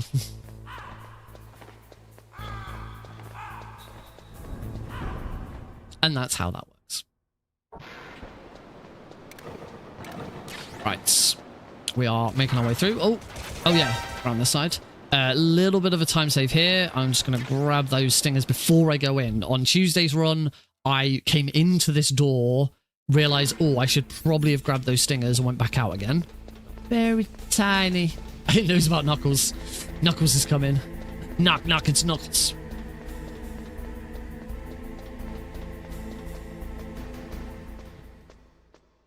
There are a lot of toys for sure. StreamerBot, I've had so much fun with StreamerBot. I've said before I kind of wish that I'd gotten on top of StreamerBot earlier, but it's only like in the last 6 months that StreamerBot's become a lot more user friendly and easier to use. I'm really pleased. It will have the clip function will have I think it has a 60-second cooldown.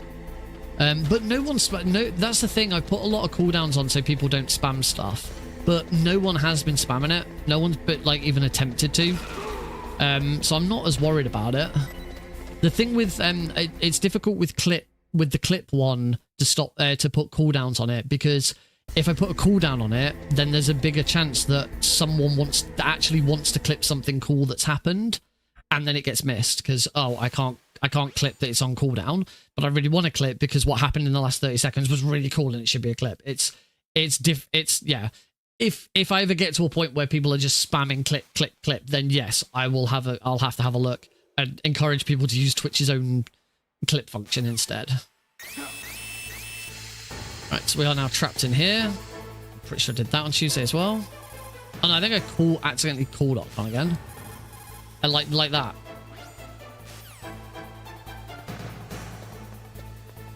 That was stupid.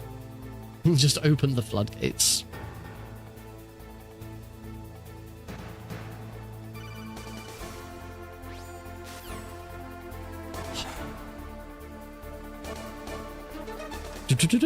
Hey Snake, did you like my sunglasses?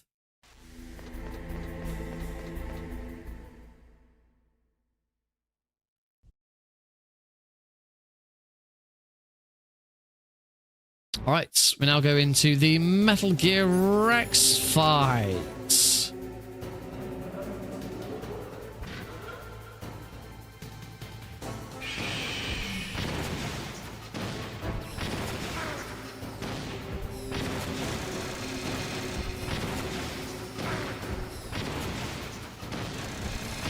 That was cleaner than Tuesday. Now, in front of you, I can finally die. After Zanzibar, I was taken from the battle, neither truly alive nor truly dead. An undying shadow in a world of light. But soon it will finally end. We love you, Fox.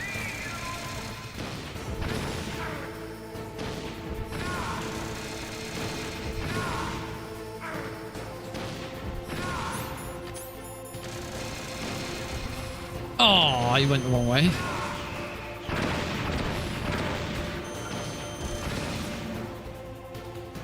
Oh, not quite a gold split, that one. Can't do it. I'm out of missiles.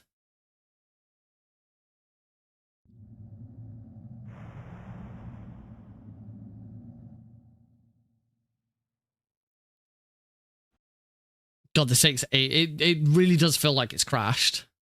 It just takes ages.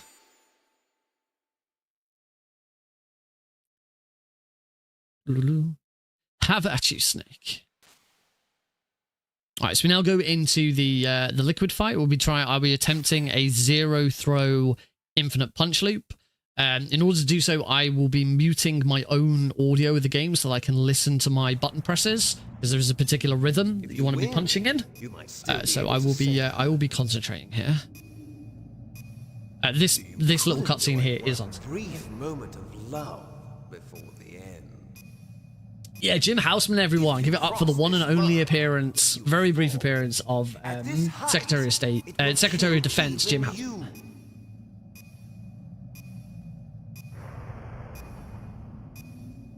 All right. Have at you, Snake.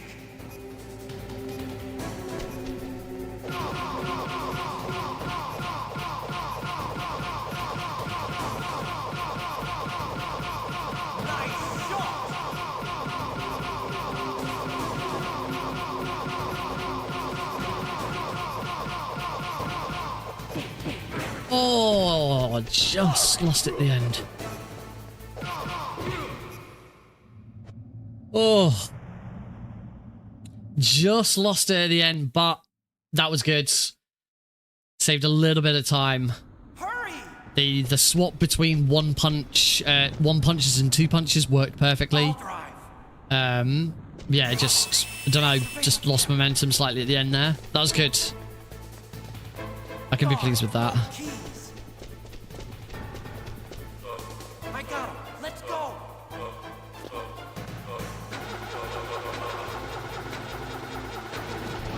I got it. Snake, jump in. I wasn't quite over enough. All right, we are nearly done with the first game in the trilogy. So I am 2 minutes behind, unfortunately. We've got some work to do in MGS2 to make up that time. There should be way more than 2 minutes of time saved in MGS2 though. Yeah, this has been a bit rough. Some things have not gone in my favor. Some things obviously went a bit wrong. That wasn't a great checkpoint, if I'm perfectly honest.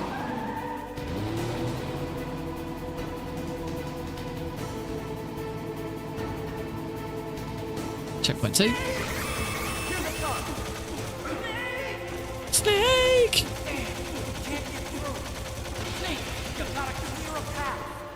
I did. You did it, Snake! I know. Ottocon's power of observation is not great. Oh, Blue's is already ready for the next round of RNG. Left Olga. Liquid!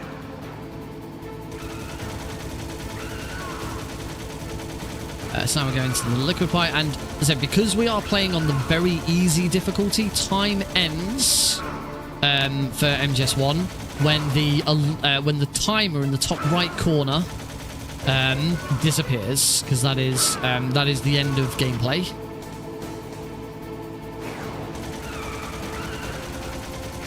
It's a little bit of an awkward transition.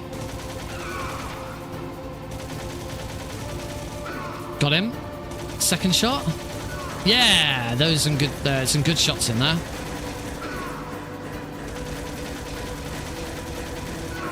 End of the game might be a PB, as in end of the final split might be a gold. There it is. That is MGS1 complete. 2 minutes and 4 seconds behind. So we can Alt F4 that.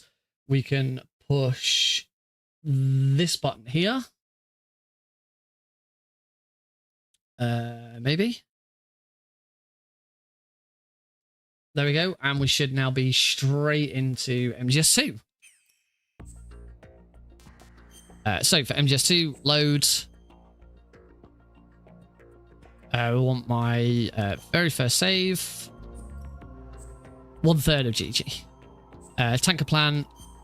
Very easy. Radar type 1. 3, 2, 1. Go. So we now move into Metal Gear Solid 2. Our turbo slightly changes now. It's now a toggle. It's an on-off rather than a hold. And yeah, this is the game where we're going to try and make up this time. Hey, I got a gold split on the game swap. The game swap was so it was quicker to not mess around with my volume mixer and just go from the loading screen. Not that it matters. The game swap time doesn't count in a speedrun. The time it takes to swap between games is not recorded. And the final time. Not that this is a proper run, it doesn't matter that much. But I do like to make sure that it's quick and easy and seamless. It works better that way. Freeze. So freeze that guy. The tanker is pretty straightforward. There are a couple of glitches for the tanker, which make it pretty interesting. Hopefully I get both of them off pretty well. We are coming up to the first boss already. The bosses come quite thick and fast in tanker. Bit of a much slower in plant.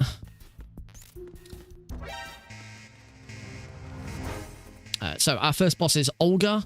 There is a little bit of RNG with Olga. Mainly does she go left or right immediately. Left is faster if you can do the left side trick. I can't. I just cannot get the aim right for it. So I do prefer right side. And she's on the right. There we go. So 2 shots off her. She runs back.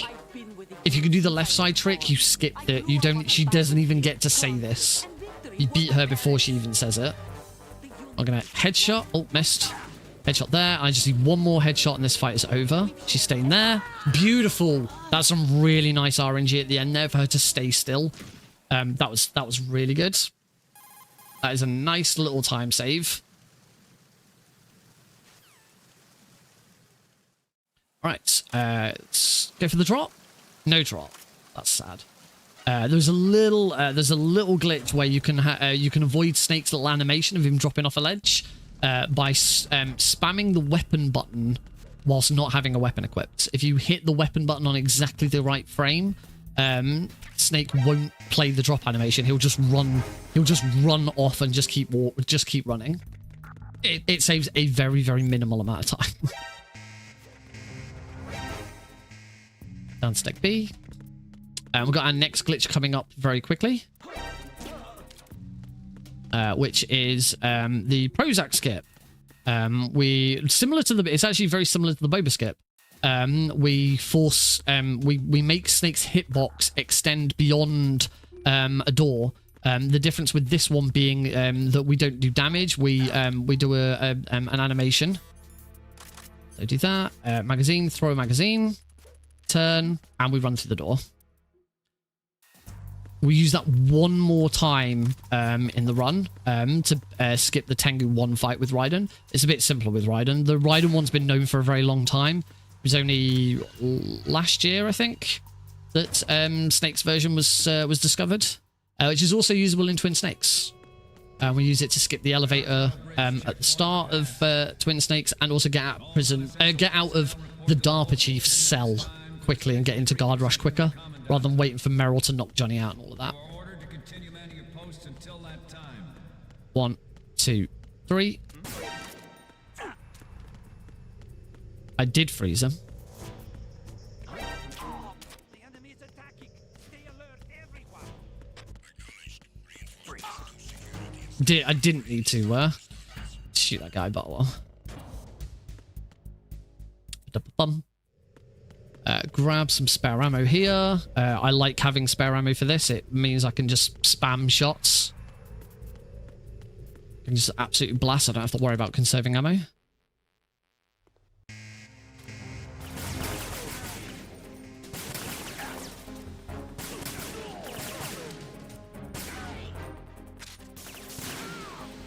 Cool. This will be slightly slower than Tuesdays, but not too bad.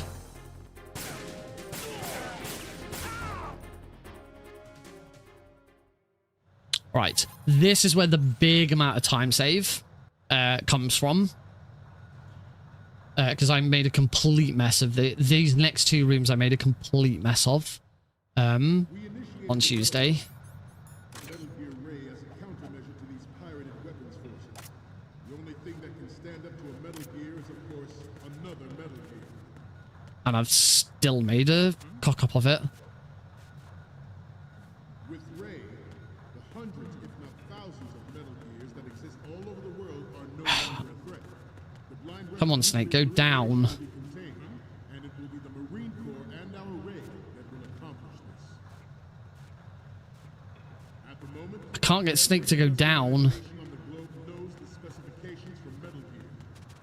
Worse yet, so do a number of rogue states.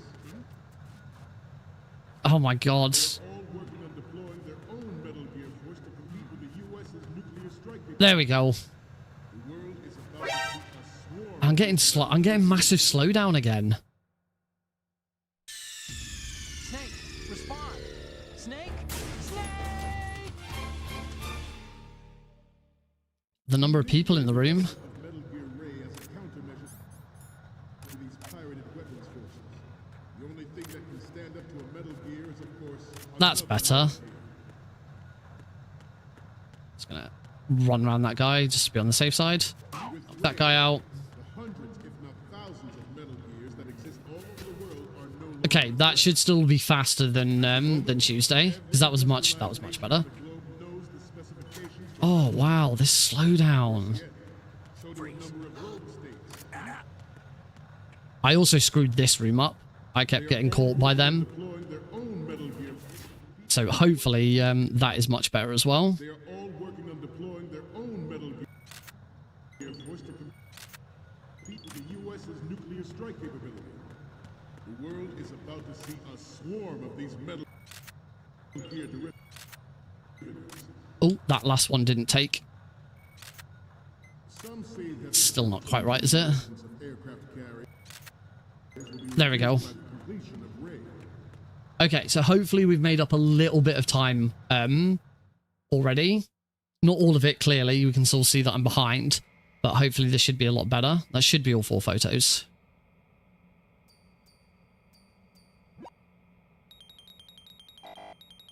There we go. We, the Marines,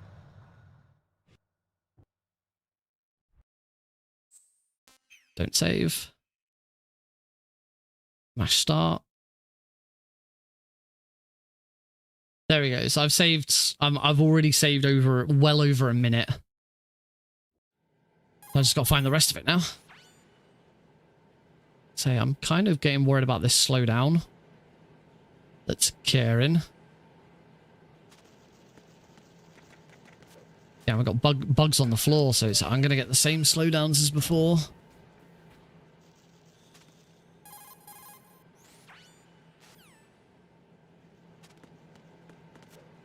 So it wasn't the recording that was causing the problem before. It was something else. So I wonder if it's my CPU, my graphics card is too hot or something. I don't know. A lot is happening. PC is doing a lot.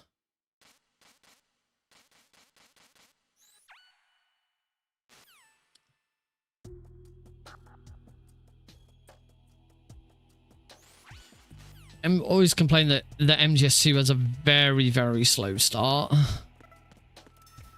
There's not a lot going on early on.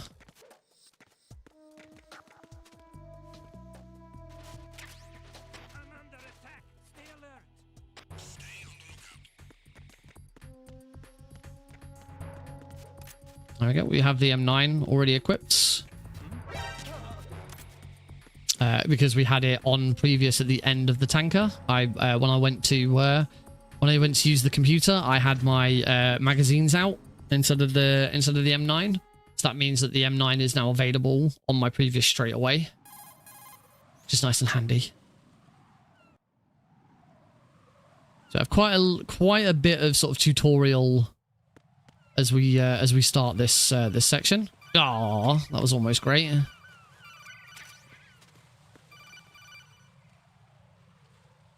Push the right buttons. But our first sort of major objective before we can actually start sort of playing properly is to get to Strut C, meet up with Stillman, and then get given our mission to start defusing some bombs. It's time to get back to bombs. Everyone's favorite part of MGS2. Bombs.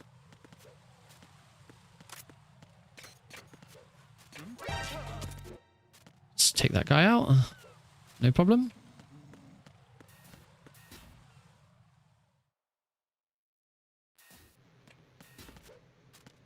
Now we meet up with Pliskin. Tells us all about Vamp and some other stuff. We're going to see his brooding face. And now we can move on. Start preparing. Get back the bombs. No, we don't have to watch that. I am playing on New Game Plus. We do not have to watch the Stillman cutscene.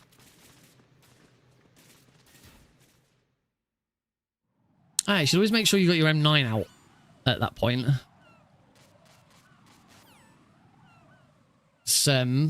Raiden then didn't equip his like stop to equip the SOCOM. If you get to that cutscene and Raiden hasn't got a weapon out, he'll swap to the SOCOM before going through the door. Right, so now we get the big long Stillman bit. Zwing. Luckily, it's not that long. We get to skip that cutscene. We get to skip that cutscene. Those are cutscenes you cannot skip on New Game. And now we're kind of... we are now actually off. I'm going to get my weapons ready. We can start defusing some bombs. We do have quite a few codecs after defusing quite a few of these bombs. That was obviously the first one. And we're doing anti-clockwise. There's two different ways of doing bombs. You can do them clockwise or anti-clockwise, which is how you traverse around Shell 1. I opt for clockwise. Because of loading times, it's slightly faster. and because I'm doing multiple Metal Gear where we're on true RTA instead of loading remove time, which is what you usually do for MGS2 on the Master Collection, certainly on PC anyway.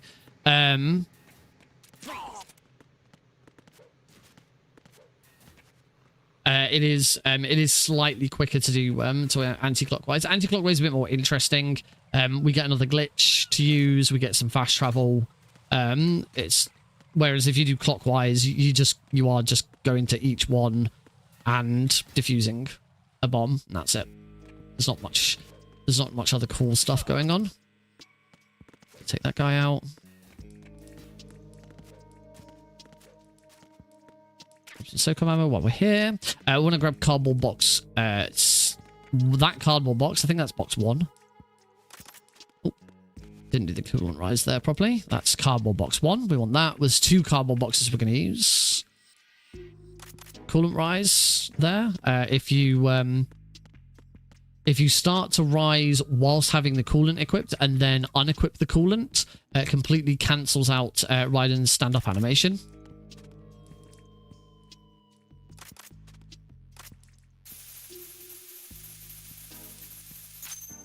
Okay, that bomb is on the other side. You're supposed to go all the way around to get that one, but if you're in the right position, you can just spray through there and it will get hit by the spray much quicker.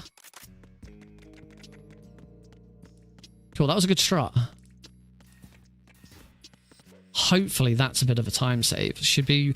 Well, the splits that I'm running against are only Tuesday splits. There were no other... This is only my second ever attempt running these splits. We should see quite a few. Switch to box 1 now. Box is really powerful in this game. The box stops you from flinching if you get shot, which is why I used it there. And it also allows us to fast travel. Bump him. And also sometimes guards will not shoot you if you're in the box. We're going to use that trick in a little bit. I could have used it there with that guard, but I wasn't quick enough to get it out. Ooh, misses.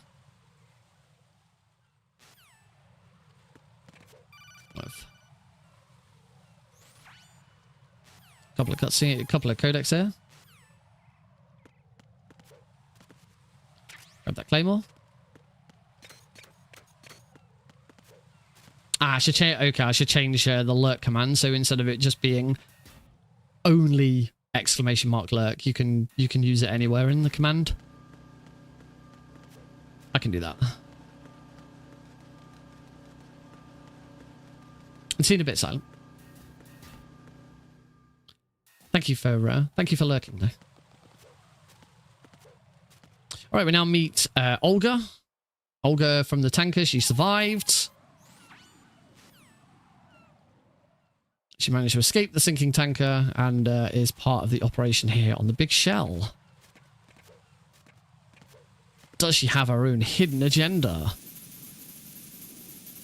Yes. Yes, she does. Most characters in this game have their own hidden agenda. Big, long codec there. Another coolant rise. Grab cardboard box 3.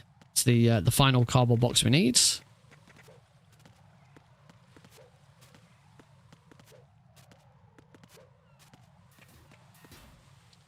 Back into the parcel room, and this is where we're going to start fast traveling. We've got another little glitch first to get up onto the conveyor belt without needing to get the box out. It's just like that. Equip box 1 into here, and we now get teleported straight back to strut C. Now we've already done struts that we've done every single bomb now except strut D. Strut D would have been the next bomb, but by coming to strut C first, we can grab sensor B. By grabbing sensor B now, sensor B is always available when you've got one bomb left.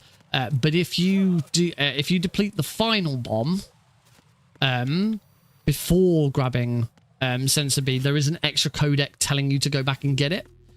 So we skip that little bit of codec by going and grabbing it early. But what we can do now is by coming to D, we're right next to E again, so we can go back to the parser room. Just gonna take that guy out. Cool, let's spray that one. So that's the last one of this sort of rotation.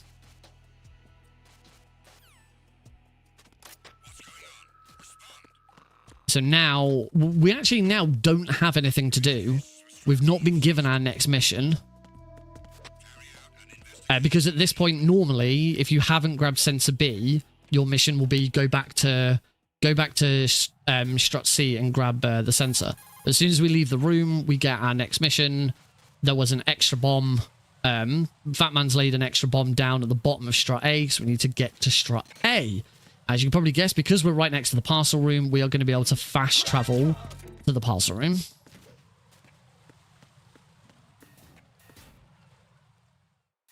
So yeah, really, really nice sort of route there to get that done. Come to here, same again. But this time we want cardboard box 3, because that's going to take us back to strut A. And we're right at the stairs to go down into the deep sea dock.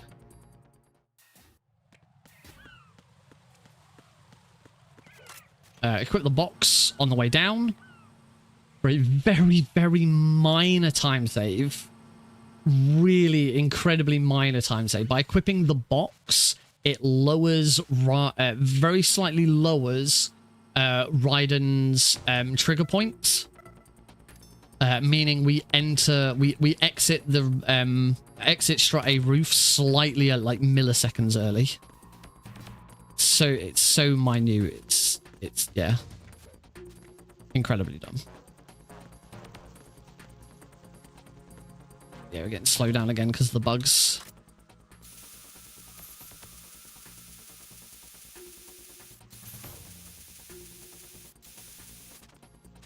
Oh, I've got turbo on.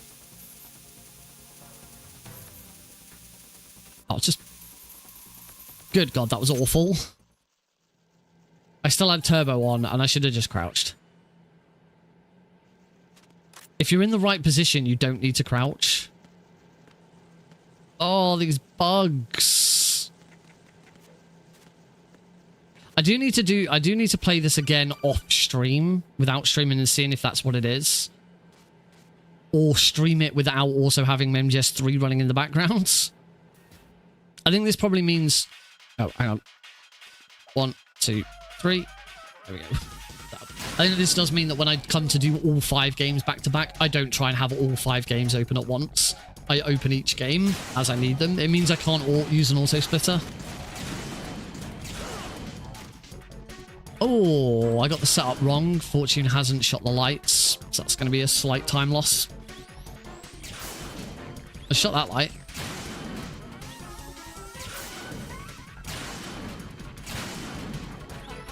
She started laughing. Basically, the setup here is we want Fortune to destroy... Fortune needs to destroy a certain number of items in the room to progress. That's why we go for the lights. If she shoots the 3 lights out, they're nice and fast. Whereas if she shoots a box, she has to shoot a box 3 times before it's destroyed. It's also why we go for the barrels, because the barrels are a one-shot kill as well.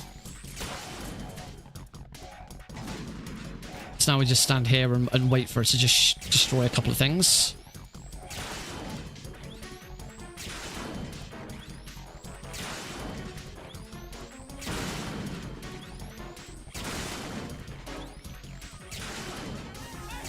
There we go, she's done.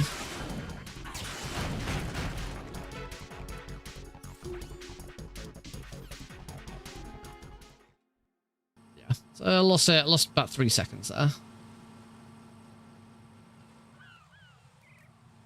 There's still a big time save left in this run. I'm a little worried that this isn't going to beat... this whole thing isn't going to beat Tuesday now. Oh, still got clipped by that claymore. Right, we're nearly done with bombs. We just have the bomb maker now to defeat. El Fat Man.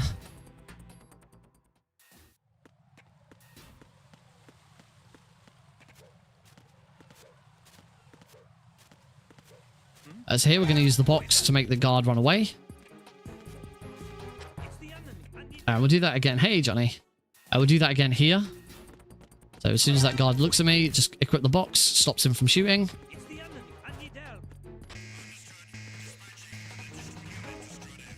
And out through the door. Because one very easy, alerts don't matter. Alerts do not carry over into other rooms. As soon as you leave a room, your alert is it's completely wiped.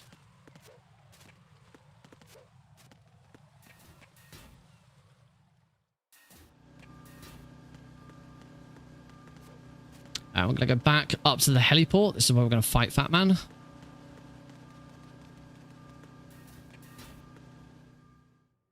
There's a little bit of time saved with Fat Man. I kind of let him get away from me on Tuesday, so hopefully we get a decent Fat Man fight. Soak on bullets is always nice. Spray this on the sucker. We have 3 more bombs to defuse. Hope I'm shitting. What?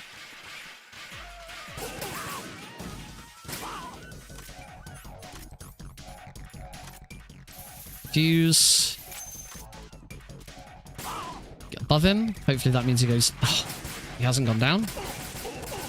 Okay, he's not gotten as far away this time though. That was still better.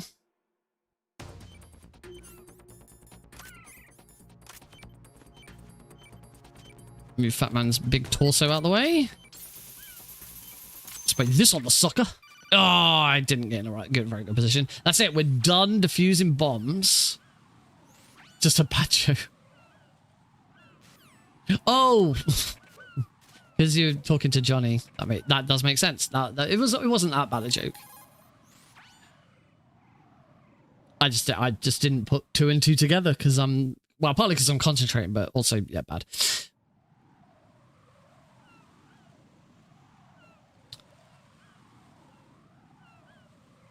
For Metal Gear. There's a Metal Gear in our Metal Gear Solid game. Not always a given. Should be noted. We are, once MGS2 is finished, we then move on to MGS3. MGS3 famously one Metal Gear game that doesn't have a Metal Gear in it. Sort of.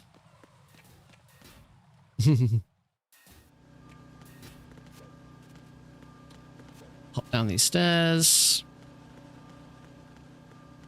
We're going to head to Shell 1.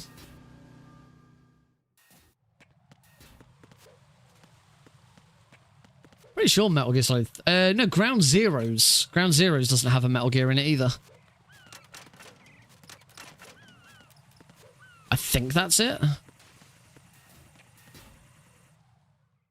Technically, you do see the plans for Metal Gear Rex and Metal Gear Ray in Granin's office. And those plans are discussed by Ocelot during his closing conversation with the director of the CIA. Spoilers. So yes, technically there is, but you don't fight a Metal Gear. That's maybe better to say. One of only 2 Metal Gears that I can think of where you don't fight a Metal Gear. This is where someone's now is now gonna successfully come up with the other game in the series that does have you fighting a Metal Gear. Oh, that was bad.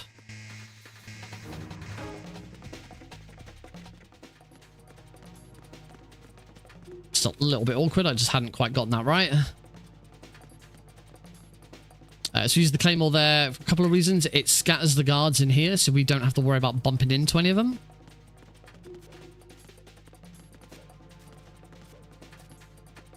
But most importantly, the biggest time save here is it keeps the elevator door open. Whoops, wrong button. It's the problem with doing the trilogy. You have to swap between MGS1 and MGS2 and 3 controls. No.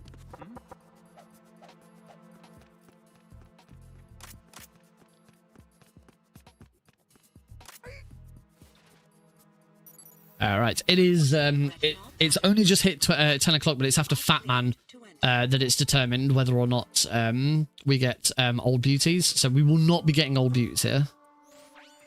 I don't think. Or maybe we will. I don't know. Am I late? Oh, I am later than. I'm later than Tuesday's run. Where is he? There he is. Your aims, aren't you? We did get old beauties. I am running. We're running later than we were on Tuesday stream. Tuesday stream, I was just too early for old beauties.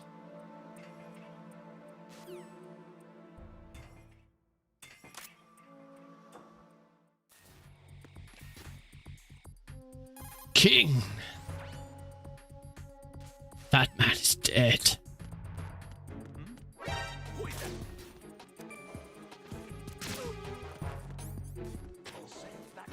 I didn't actually need to shoot him at all. There was because I got fast elevator there.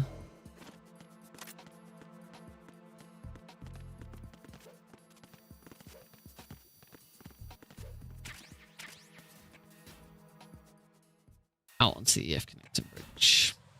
I'm gonna grab some ammo from there. I'm a little bit low, and it is useful to have AK ammo. All right, we're done with Shell 1 now.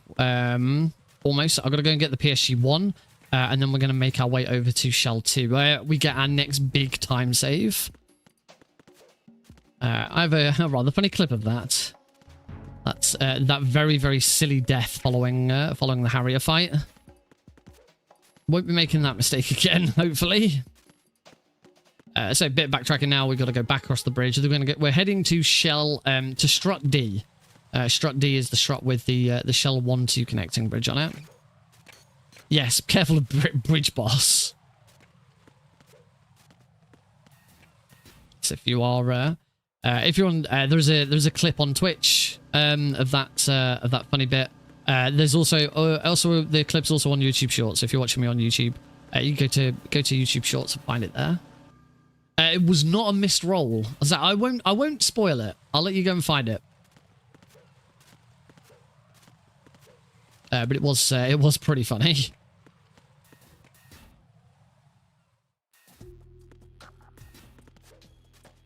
Or if you're on my Discord server, there will be links to all of those videos. All of the different versions of that video. TikTok, YouTube, the original clip. Right now we've got some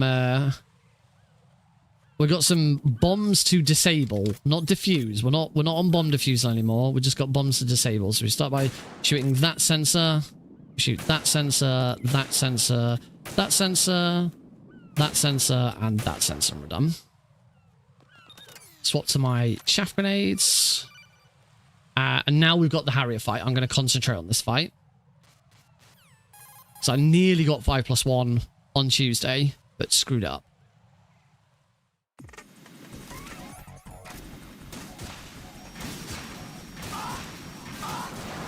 Nope. Screwed up.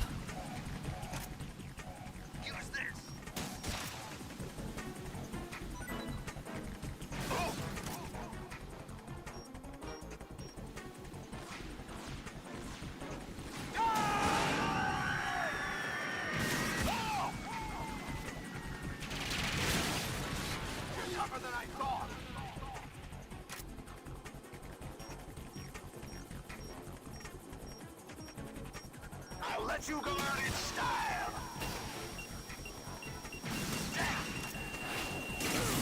Oh, that hit me.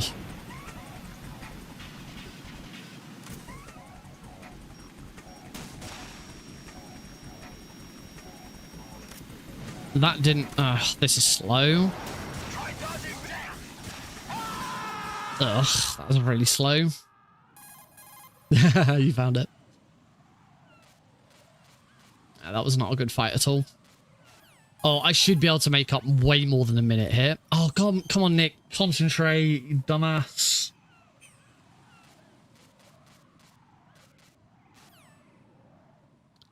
Really easy. Oh, sweet. I've only got chaff grenades out.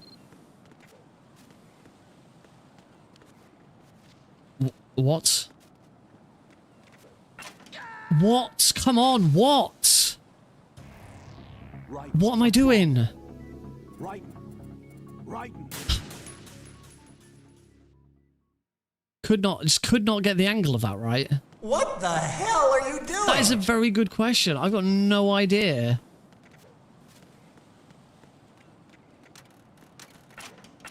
I just could not get the angle of Raiden's walk there correct. This should still be a time save. Thank you. Because it was here that I died on there.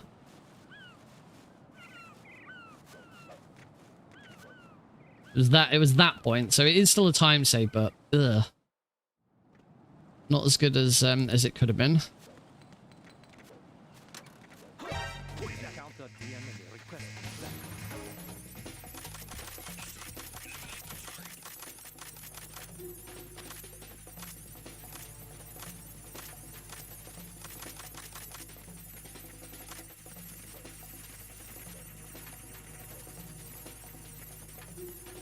We will find out how much time I have saved.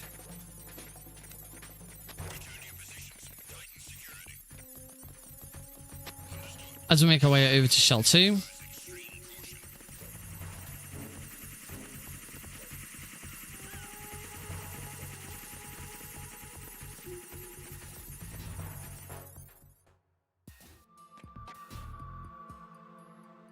Careful, darling. Is that what that clip's called? Careful, darling.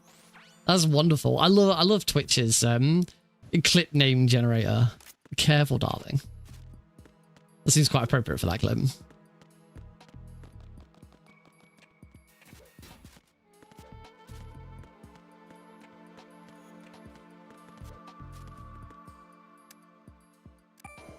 Won't be doing swim glitch. Kind of have to. I kind of say this every time. It's not worth it at the moment.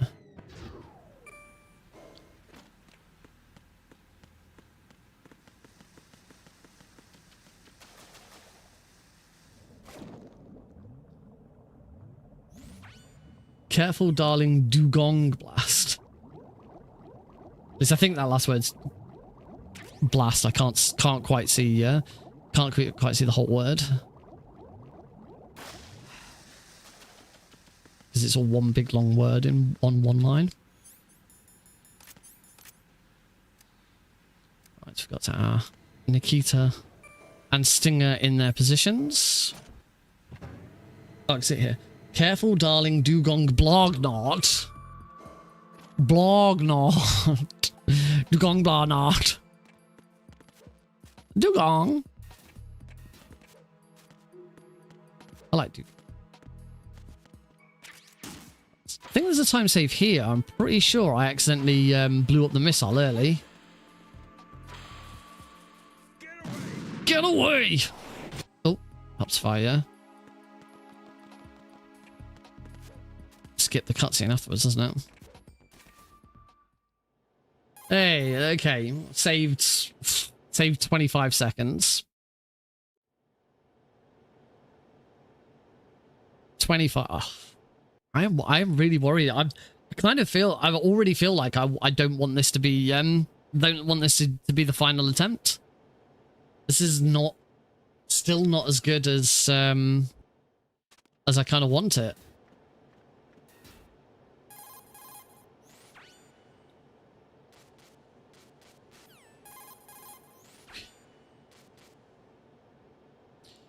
I took these photos. I wouldn't say my MGS3 is perfect, but there's not as much. I am catching up slowly. MGS1's really let me down this time round.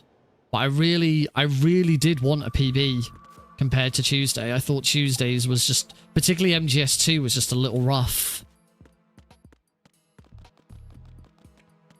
Particularly Tanker.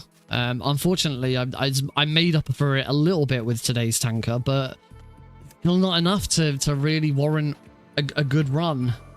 I am intending on submitting this. It really is. It always has been. Let's say these slowdowns that I'm getting aren't helping.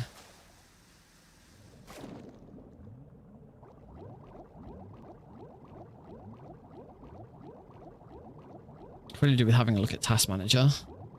It might not be my GPU. My GPU shouldn't be struggling with this.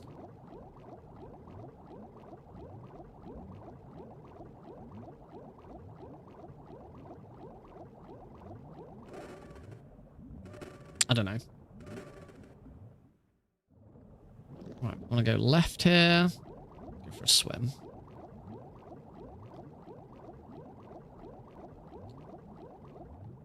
As I say, I think the problems that I'm kind of experiencing with running multiple games at the same time, maybe, but again, my CPU, I've got top of the range everything. It's kind of weird that it's causing so many issues. All right, into the vamp fight. I'm out of stingers. What?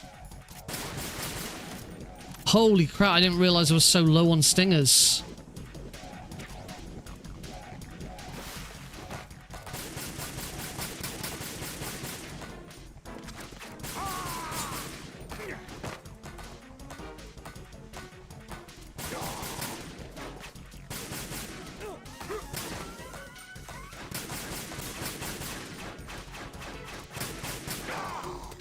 Bloody hell. That probably, you're probably right. I think it probably is the run dead. A minute to make up. I know that was... I didn't realize I wouldn't have enough stingers for that. I've only just switched to just blasting out those stingers because I did find it was quicker to just spam the stinger. You waste a load of stingers doing it that way. Because you shouldn't be blasting them out and spamming them like that. Yeah, like every second one hit, but it's just faster.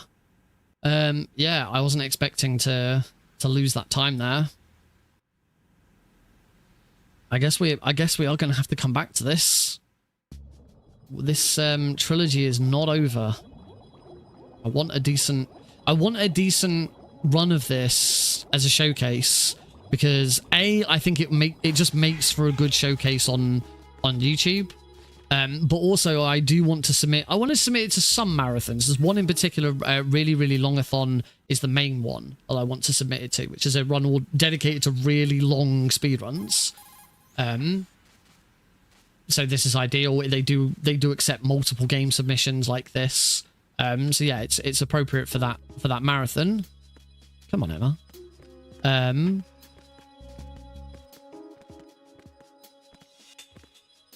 But I want it to be a decent submission. And this certainly doesn't feel like it.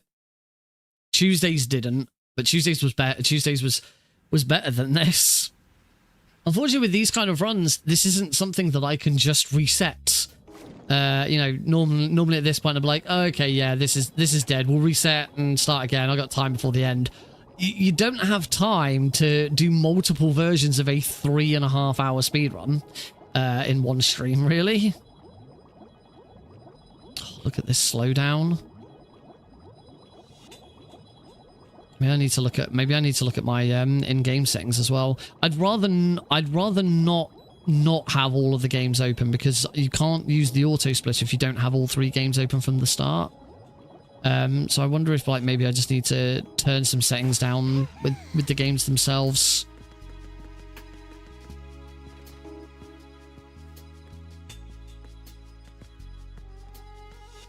Yeah, so we're gonna get the really big. Oh god, that's gonna make it even longer now.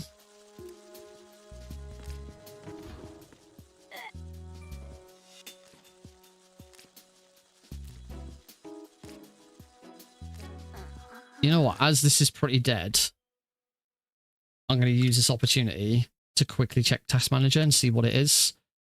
It is indeed CPU. My CPU encoding is hitting its limit.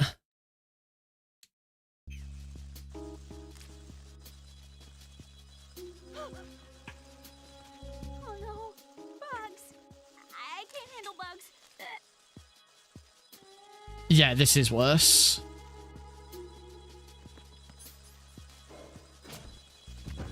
Okay, so that is partly to do with running multiple games at the same time, but it's also going to be down to stuff that I've changed with OBS. And OBS is looking at a few more things. There is a new tool. I believe actually it might be available as a plugin, but I understand that it's actually going to be made part of OBS, probably in the next update to it, where you will get an OBS. Yeah, I know that wasted some time, but that was worth looking at. I knew it couldn't be my GPU. It didn't make sense for it to be the GPU, but so yeah, it does make more sense that it's the CPU that's just sort of struggling. But yeah, it's basically a task manager for OBS. It will show you which resources in OBS are using what resources. So yeah, again, I'm kind of surprised that my CPU's struggling with all of that. It really shouldn't be, but say it all depends on what other CPU resources are being used by OBS and other things. So I'm gonna need to streamline a couple of things. Oh yeah, Shell 1 Core was worse because there's way more bugs.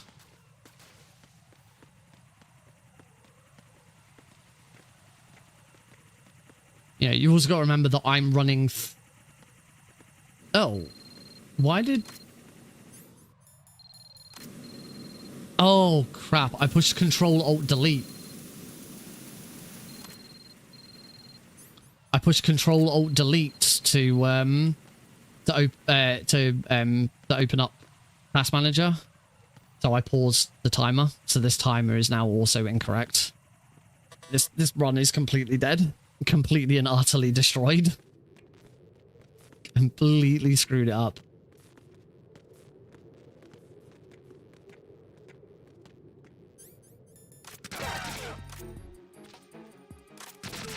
Oh, I can't even shoot. No!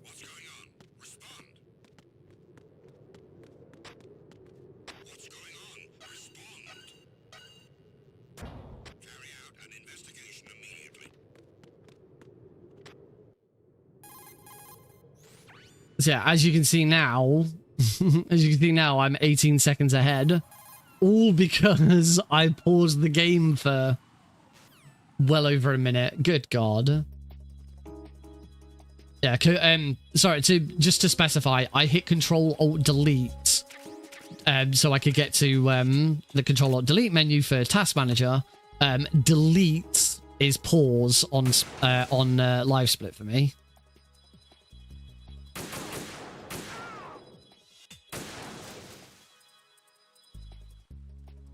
Could also just be, yeah, it could be the game. I do have, I don't know why I've just shot that bird out of pure frustration. I do use a couple of mods for the Master Collection. I use the resolution upscaling on MGS 2 and 3, and I use the mod to bypass the hopefully, I was hoping that that's the thing. I was hoping there wouldn't be a next time. I was kind of hoping that this would be it.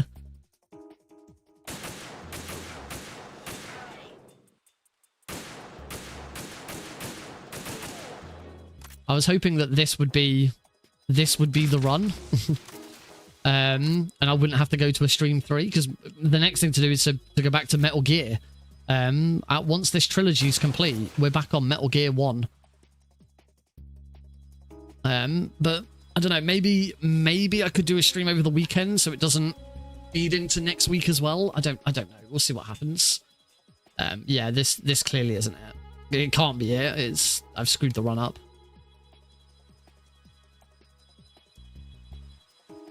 If you put turbo on R1 there, you can you see the inside of Raiden's head. It looks really freaky.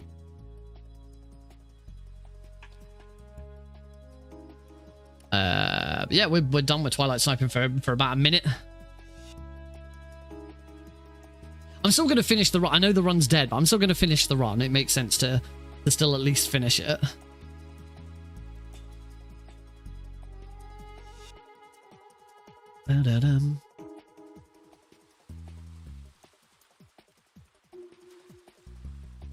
So yeah, the other thing might be to to have a look at those. As I say, the mod to bypass the launchers probably doesn't make a difference. But the resolution fix mod might be one to look at removing. But again, no, that shouldn't. No, because the resolution scaling should all be down to the GPU, and it's not my GPU that's struggling. It's my CPU.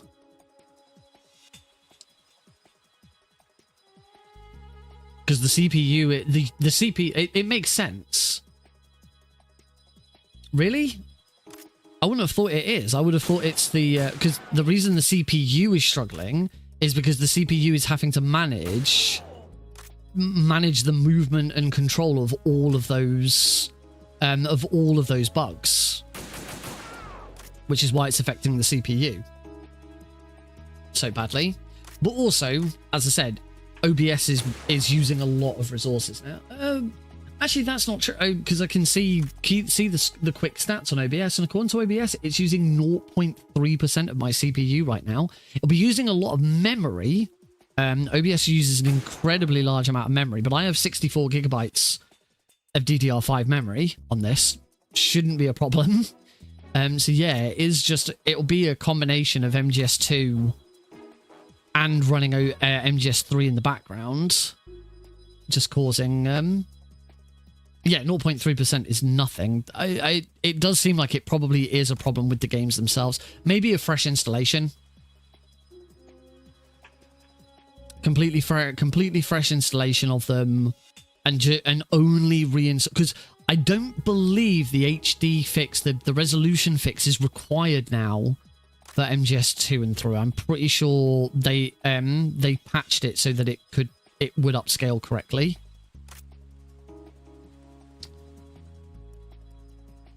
I don't know.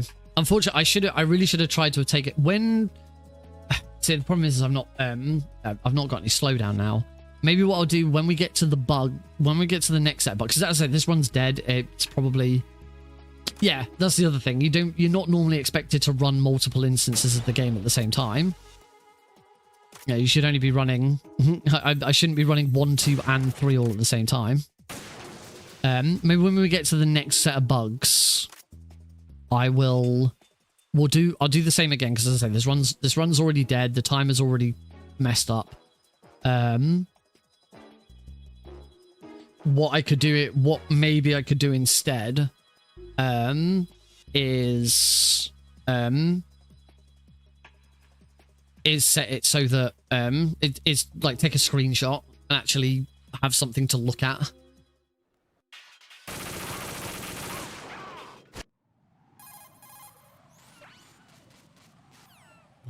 I hate that I'm now in the freaking gold. Ugh. It's so dumb.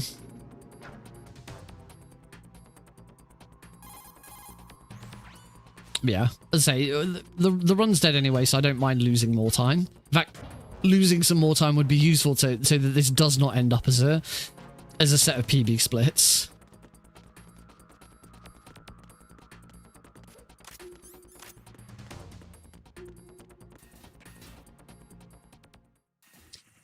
That's the thing. It's not the majority. It's not the majority of MGS2. It's just individual little bits of MGS2. No. Oh, I completely forgot to move again there. MGS1 is shut down. As soon as I finished with the game, I Alt F4 it. So MGS1 is. Here we go.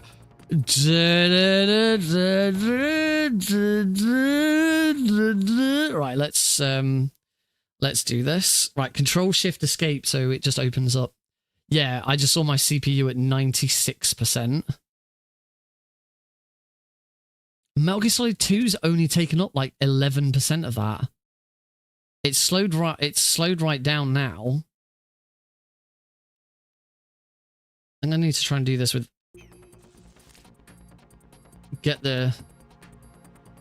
oh yeah, MGS2 went massively up there. So yeah, that is what it is. MGS3's only using about 18%. MGS2's now massively down because it's no longer being used. OBS is only using 8%. Yeah, it's just a combination of MGS2 at this point using a lot, using a huge amount of resources, and the fact that I've got MGS3 open isn't helping. That's all it is.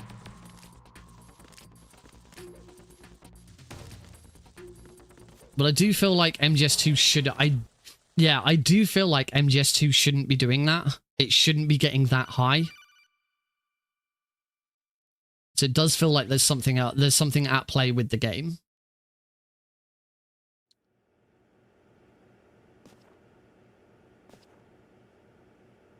It's been a while, hasn't it?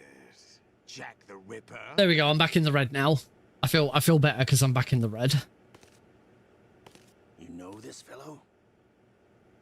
You remember me, don't you? Remember me, don't you? Oh yeah, you remember me, don't you? That reminds me, subscribers can now use entrance as well. If you're only a subscriber and not a VIP, you can use exclamation mark WO or entrance or VIP to have to play a smaller entrance. It's actually messing up real computers. Olga, you can't keep this up. They're bound to find you. Oh, what was it? What was it recently where they did it? They did it again. It's been a while, hasn't it? You remember me, don't you? I do remember you, Blues for the Red Sun. There you go. That's every subscriber gets the same one. It's only VIPs who get their own custom one.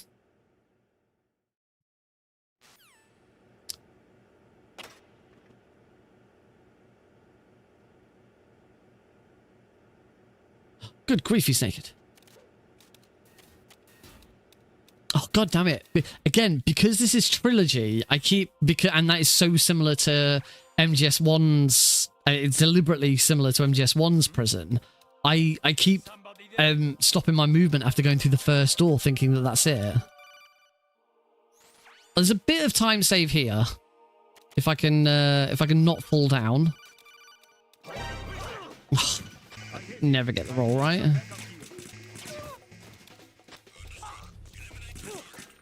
Oh, that's good. Getting shot just before I go is good, because then iframes prevent me from getting shot again. So there's a slight time save there. And I didn't get absolutely bodied there as well. So actually, I might potentially be back on for... I mean, what? I went to a minute behind. Oh shit, I should be answering these. Yeah, that roll is rough as anything.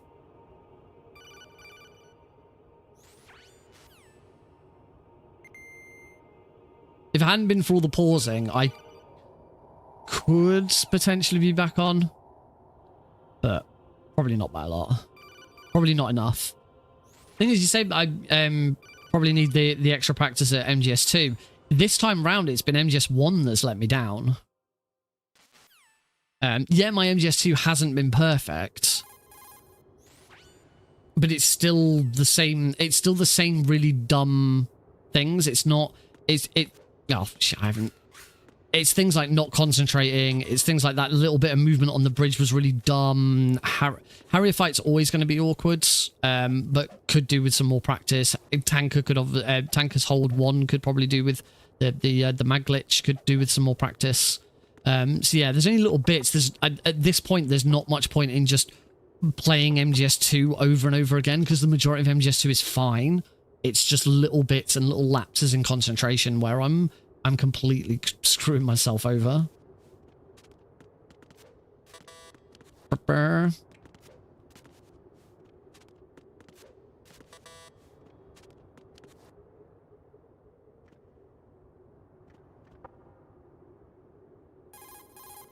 Swing.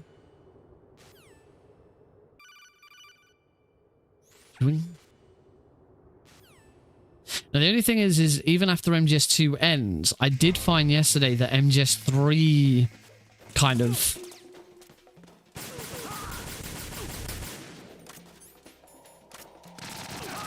MGS3 kind of had a bit of slowdown as well, and I wonder if that's just simply because my CPU at that point has been doing so much. Oh my god, come on, Nick. Oh, I've not set this up very well. Now, that was a bit awkward.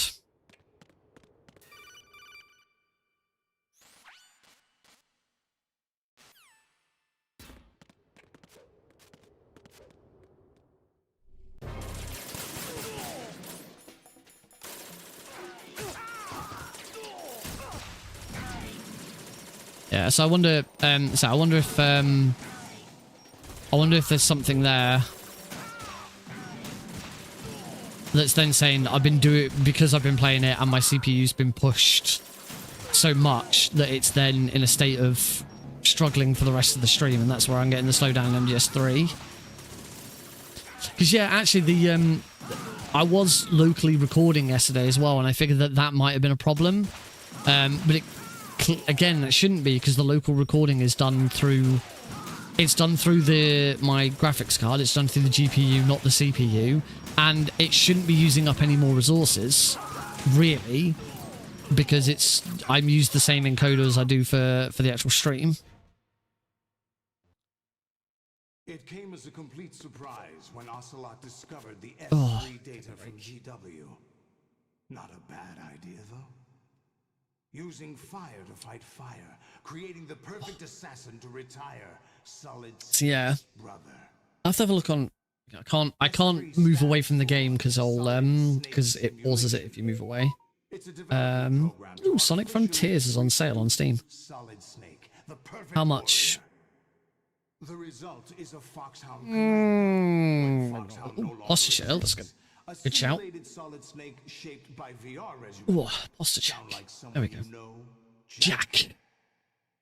I'm sorry to see you right, let's have a look. MGS2 bug slow down. Solid Snake's sudden appearance, your arrival.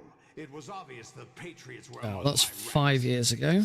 I had to smoke out the agent before the mission entered the final phase. You came in handy as bait. Jack, those days during the Civil War were as real as they come. Every day was absolute, split between life and death. You ran from it. Probably. Now you've been led back to war by something less than real. Not sure. I should probably have a look on. Concentrate on this fight. Oh, I didn't hit that correctly.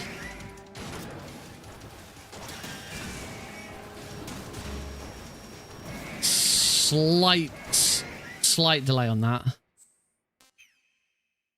Are you awake yet, Jack? Still better than Tuesday, apparently. I should probably just check Steam forwards.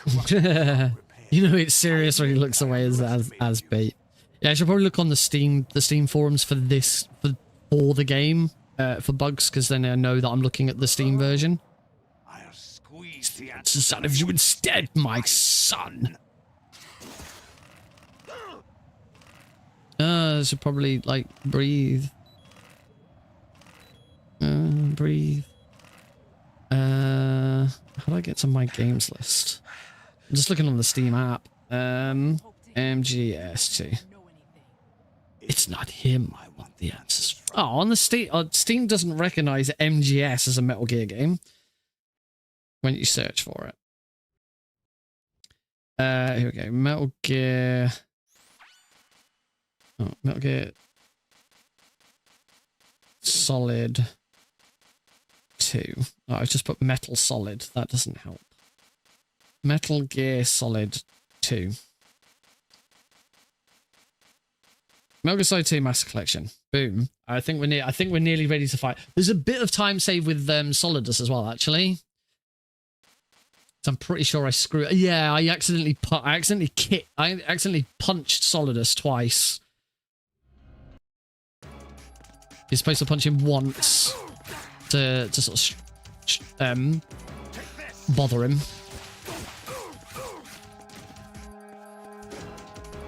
Oh, slightly too close to him.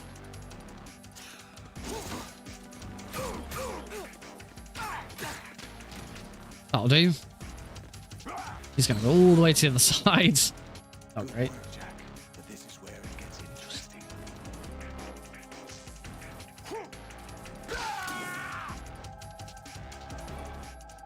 You community hub, I'm getting there. Oh, what?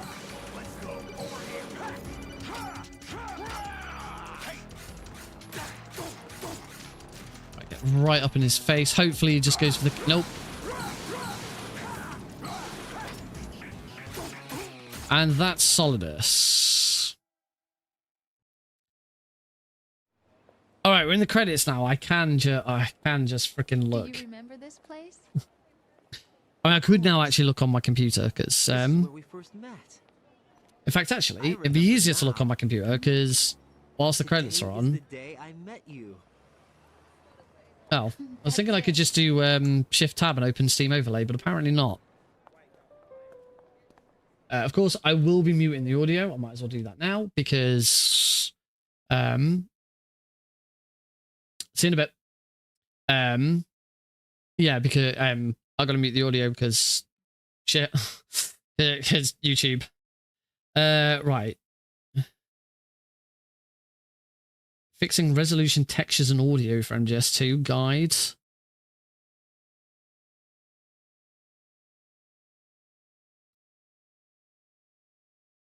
See, this guy just goes to look at MGS HD fix.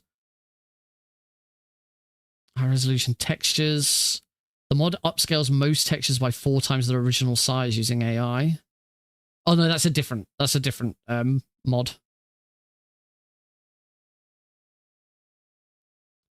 Let me go to the community. I want discussions.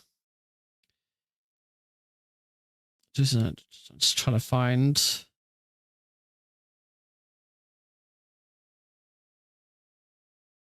trying to find game running slow. Controller issues. Damaged file, controller issues. Slowdown issue. Let's have a look at this one. Played this last week, it ran perfectly fine. However, trying to continue my save, it's suddenly running at half speed. There's no option like the first. Has to change the controller settings to fast to fix it. Any ideas? Indicates your FPS is below 60. That's got nothing to do with it.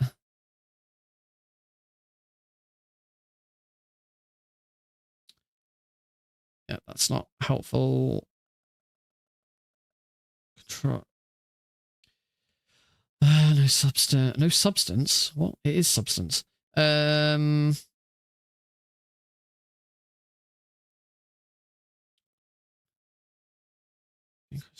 I'm not seeing anything about slowdown.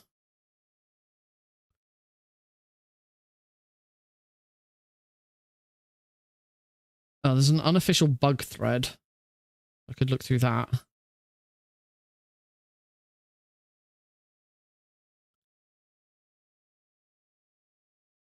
I'm not seeing anything. I'm going to try searching Google for like MGS2 CPU usage, or it's MGS2 CP bug. Here we go.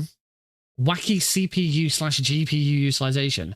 Anyone else running this game and their CPU is literally doing all of the work. My GPU is literally idling as my CPU is sitting around 55 to 60C while playing MGS2. You should get an 80 IQ refugee to speedrun MGS. Okay.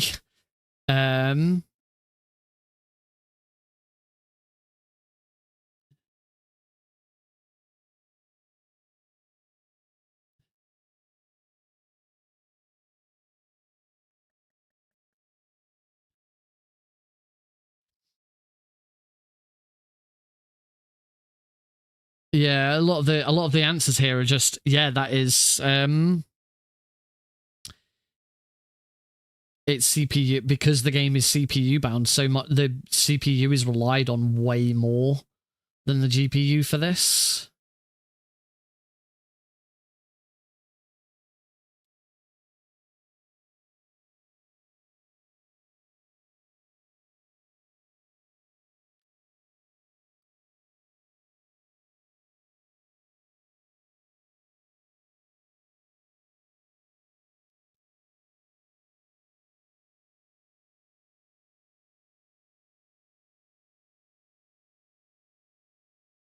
Here's one from only like last month. MGS2 running hot on the PC.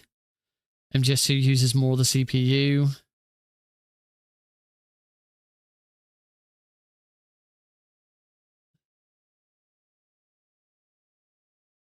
And there are some suggestions that say that setting the resolution up will also.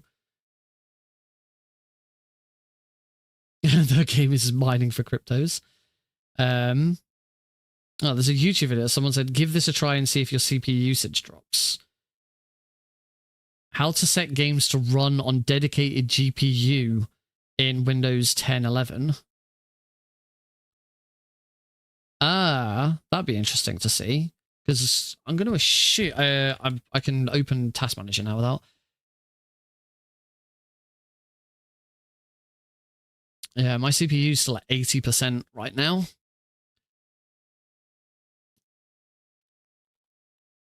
With MGS 3 and 2 taking up the most.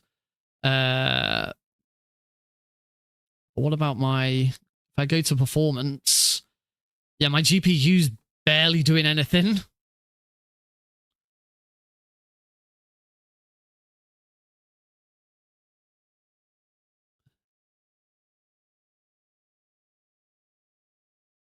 Yeah, my GPU memory is not a problem, whereas my CPU is massive. So that is exactly what it is. Well, actually, my so I technically have two GPUs, because the my CPU has its own sort of built-in the AMD Radeon graphics, which isn't doing anything. My other my actual GPU is doing quite a bit, but it's got plenty of memory left. So yeah, maybe I'll have a look at this video and see if swapping that over might make a difference. But looking at the processes, what the hell's this Web 2 view? I know something else just popped up that I hadn't seen before. Yeah, OBS Studio is using up quite a bit, but it is not using up as much as MGS 2 and 3. So yeah, it is just all down to the fact that I'm running multiple games at the same time.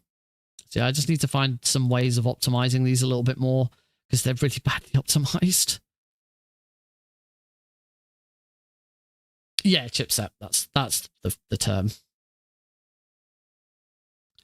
See, interestingly, MGS3 is actually using more up at the moment, just sitting idle.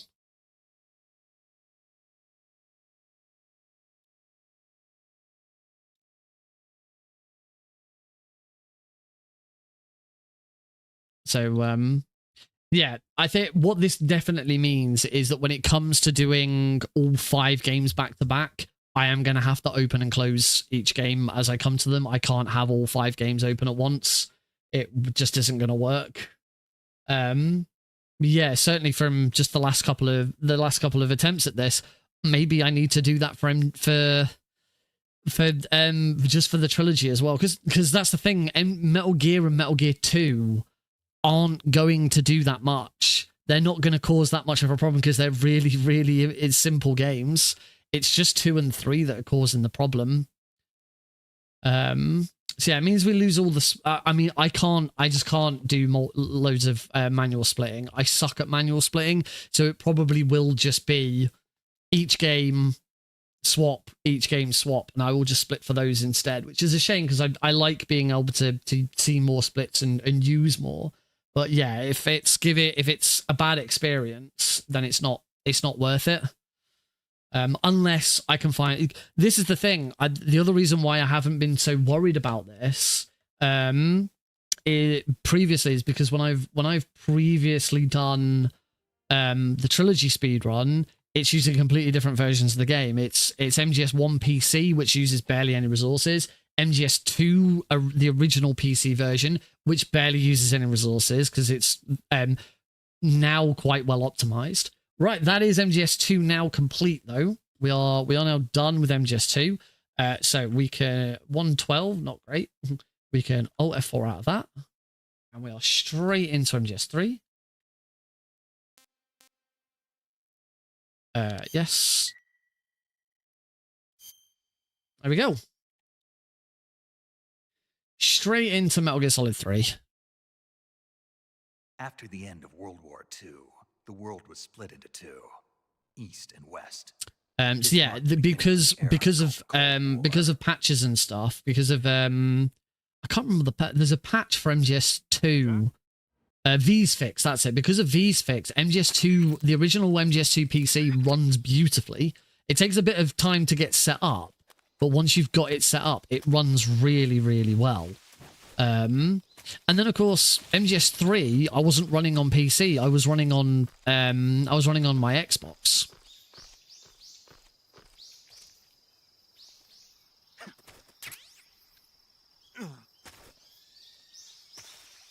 So that really helped as well.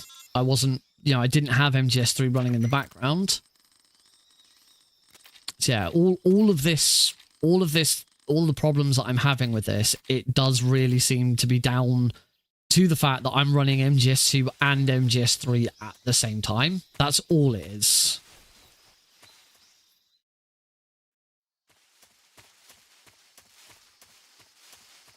As I say, unfortunately, it means we lose the auto split, and that's the only reason why I wanted to do it this way. Well, two reasons for doing it this way is that it means that the changeover is nice and swift. You saw how quickly the changeover between 2 and 3 is.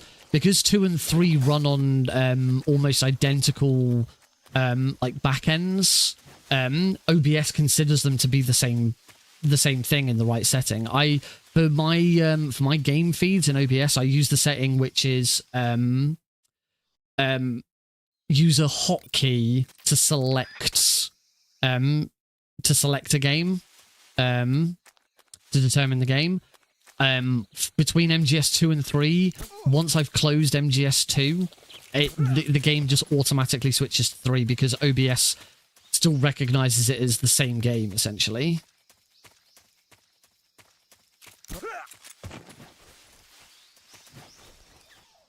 As I say, I think one of the other issues I've got with all of this, and because now that MGS2 is closed, MGS3 should have so many more resources to use.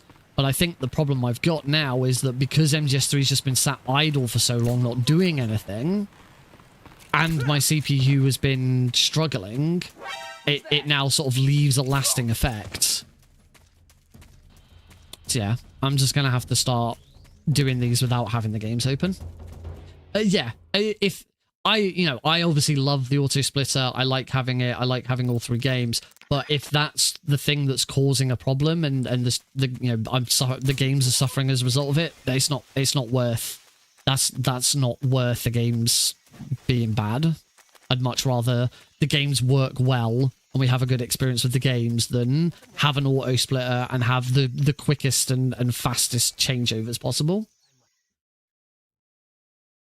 That's true. I could still keep the splits for 1 and 2, and just open 3 at the end. That would probably fix the problem, and just manually. And that's what that's what I used to do. When I was doing the old trilogy of MGS1 PC, MGS2 PC, MGS3 on console, I had to manually split 3. Excuse me.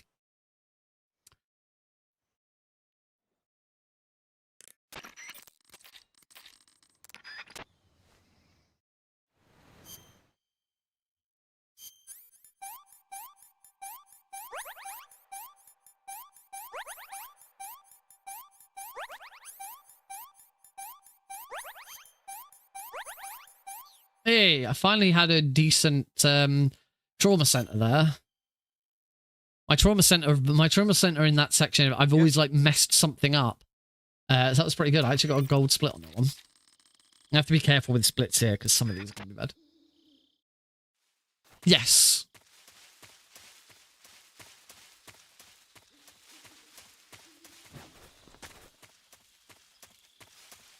Yes, there is the one thing that... hey, welcome back, Cosmic. It's the one thing that MGS3 doesn't have, except in a very easy all keratins run. There isn't really any RNG in MGS3. The most amount of RNG you can really account for is the Fury. The Fury has a bit of RNG, but it's not a lot. Thanks very much for checking the stream out as always, Silent. Good to have you here.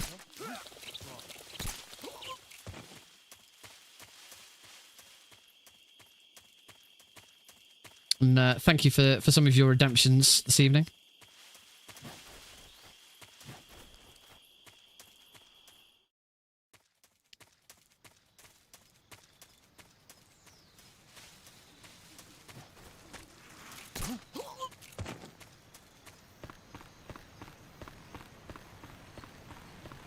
So yeah, back when I was doing the original Trilogy run, before the Master Collection came out, I couldn't play MGS3 natively on PC anyway, but I did have to manually split it. So yeah, maybe I just run MGS1 and 2 with the auto splitter, and then just manually split 3. I've said before, this is going to be a good test to see if I've managed to fix the splits, because I'd had some problems with the way that the auto split is set up for MGS3. The other way of fixing MGS3's splitting issues is if I manually split it.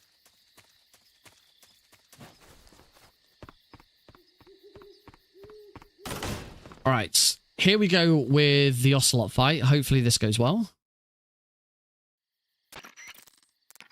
Thanks, dude. Much appreciated. Right, so we throw a stun grenade through that window. Good, I saw my number. Oh, my number only went down to 6, though. Should have gone all the way down. Ah, I didn't get that guy.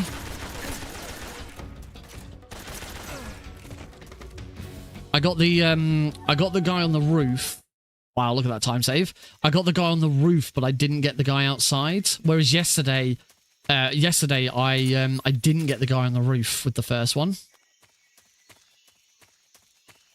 The MGS3 splitter works perfectly if you're going to split for every single room transition, and that's what I usually do. But I didn't want every single room for the trilogy, partly because I can't do every single room in MGS2 because the auto splitter for the Master Collection MGS2 doesn't support it. Only supports the auto splitter for MGS2 supports the splits that I've got.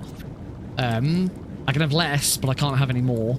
So I wanted to cut down MGS1 and 3 to kind of match, but because of the way the MGS3 auto splitters options are set, it's kind of awkward. So yeah.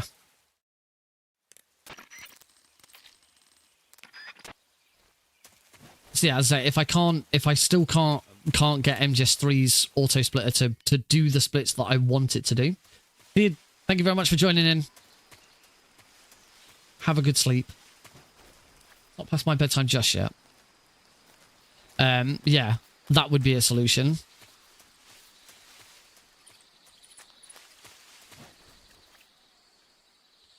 I'm getting that roll wrong.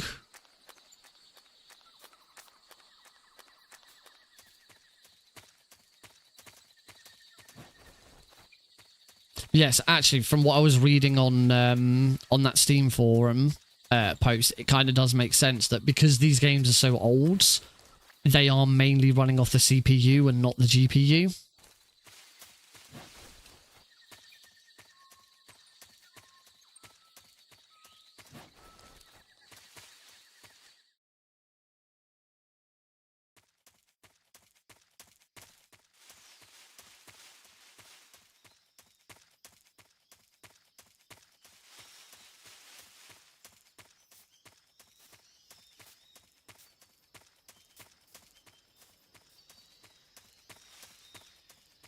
And clearly, from what I'm seeing with some of that, is they're quite badly optimized as well.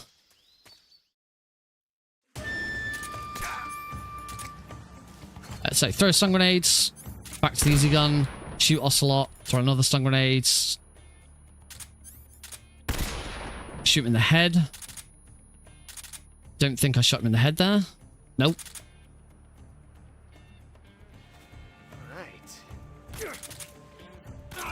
Okay, a little bit slow there. I didn't Didn't get all of that quite right.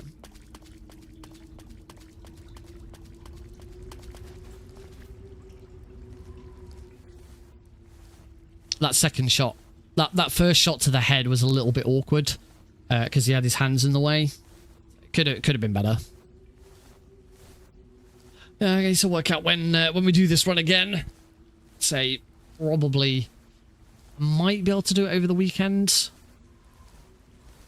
It'll still be an evening stream. Well, I won't be streaming until Alex has gone to bed.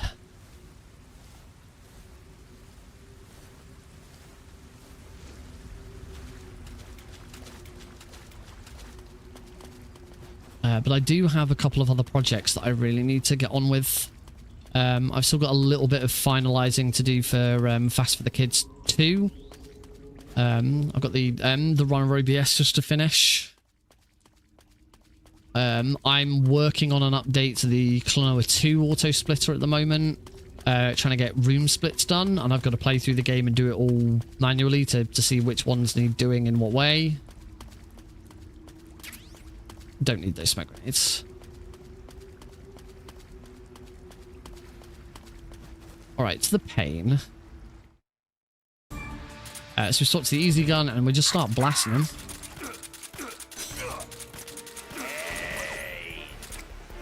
Got a stun grenade. White blast.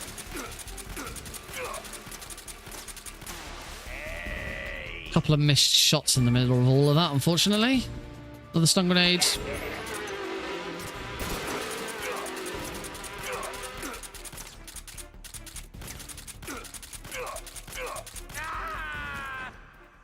Done. And then the split doesn't happen here until we leave the room. This is because of the way that the auto splitter works with this.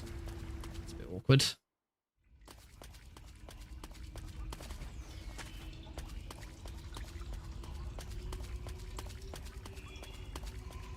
There is a split in the auto splitter for the end for beating the pain, but the split to go into the pain is the same as the split to leave the pain's room afterwards, and you can't separate the two out.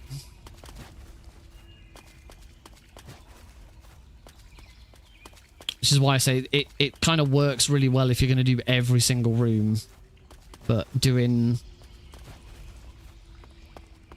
trying to pick and choose your rooms is not ideal. And the way I usually like to, if I'm not doing every single split, particularly if I'm manually splitting, the way I like to do splits tends to be, because it works quite well for MGS1, for Metal Gear games, is split to reach the boss and then split for the boss. So you get your boss fight, you get its own split, and the journey to each boss fight, you get your own split. Varies a bit depending on the game, because sometimes bosses are really spread out, so you want an extra split in there somewhere. That's kind of how I always like to do it. But then I got to the point where I was like, if I could do every single split, I would, because you get a more accurate time. You start really getting to see which splits are good, which splits are bad, and all of that. It's a warehouse. Yeah, you want to be able to see which the more splits you have, the more accurate your sum of best becomes, because you can minimize the number of mistakes.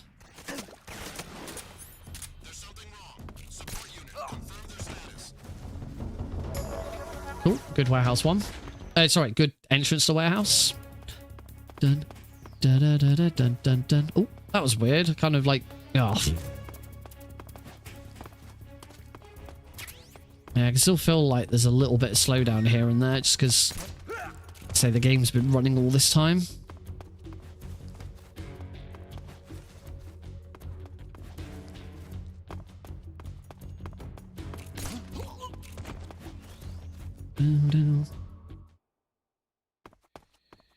This is why I'm really grateful that the rules for multiple Metal Gear speedruns were changed. I don't know if they were changed across the board. I don't know if it's still only on a game-by-game basis. or if it was changed across the entire board now. The individual the time between games it does, its hitbox is a bit weird. The worst one's getting out of prison, where you can like lean up against the corner of the prison door. It's really weird. Yeah, the game swap time doesn't count towards the final time, because it used to. It used to be for multiple Metal Gear games that whatever time it took you to swap between games, that counted against you. And I really pushed for that to be changed, because it meant that you will have people having to lab the best way of swapping between games. Because if that was the case for the Master Collection, it was still that you couldn't do that. You had to swap. Any game swap time was counted against you. Then my solution for that, the way I'd be labbing that, is I'd be buying the Master Collection on every possible console that I've got. I'd be setting every single console, because as I say, clearly I can't have all 5 games running at the same time. It's clearly not going to work. So I'd be running MGS1 and 2 on the PC. I'd run MGS3 on my Xbox, and then maybe I'd run Metal Gear and Metal Gear 2. Maybe I'd run one of them on the PC and one of them on a Switch or something, so that you can very quickly swap between them.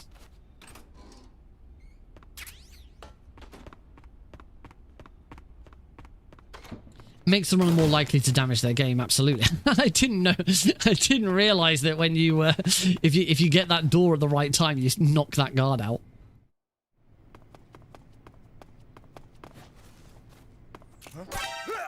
Yeah, because if you are doing something where you're swapping discs, there's a much bigger chance of you making a mistake and breaking something.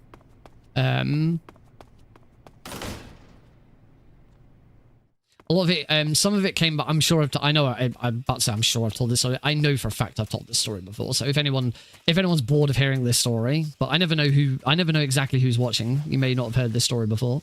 Some of it came about when I was looking to do the Metal Gear duology and the Metal Gear trilogy, which is Metal Gear 2 Solid Snake, and then if you're doing the trilogy, it also includes Metal Gear Ghost Babel.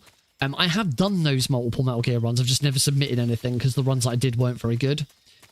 But yeah, it came about when I was doing those because for Metal Gear and Metal Gear 2... Hang on, I'm just going to concentrate on the... Just going to concentrate on this for a second. So, Fear comes forwards.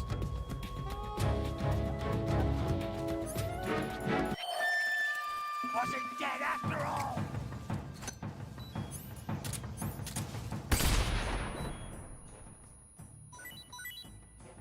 Okay, and finish him off with the knife. Beautiful. And that's how we defeat the Fear.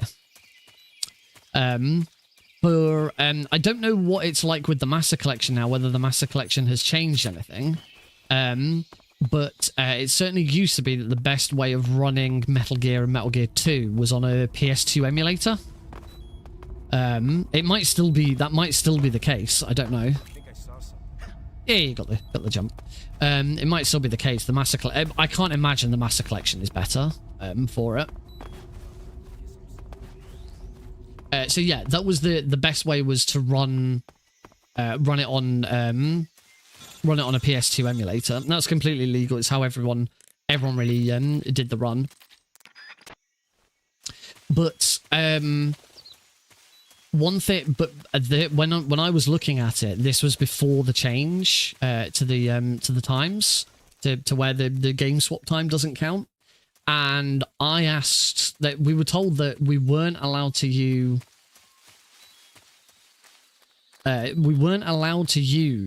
any emulator functions in the game at all. which within the game is absolutely fine. You can't use slow down, speed up, you can't load and save states, things like that.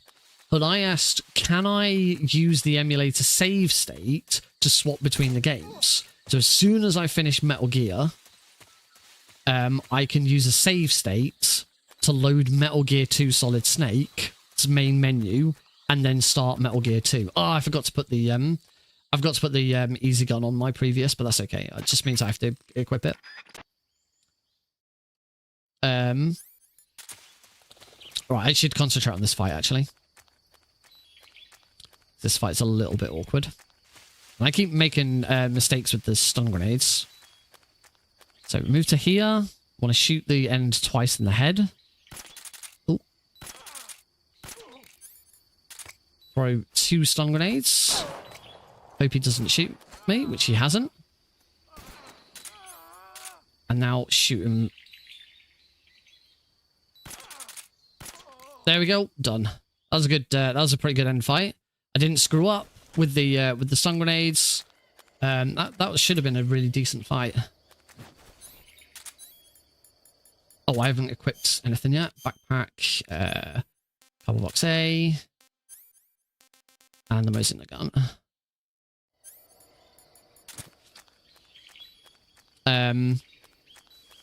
Yeah, so once Metal Gear was over, could I then use an emulator save state to immediately load Metal Gear 2 main menu and start the game from there? And I was given a very blanket no. I was told, no, you cannot do that. That is using an emulator function, which is banned in emulator speedruns. So you cannot do that to save time on your game swap. I was like, okay, just so you know, in that case, I will be running 2 different copies of the emulator. One with Metal Gear already loaded, and one with Metal Gear 2 already loaded. As soon as the first one is over, I will Alt F4 it and swap to the other one. Basically making it the exact same function. The game swap time will still be identical, but I'm not using an emulator function. I'm using 2 different executables. So that is within the rules, and I can do that. And at that point, they said, "Okay, we need to look at the rules," because everyone agreed. Oh yeah, that's really dumb.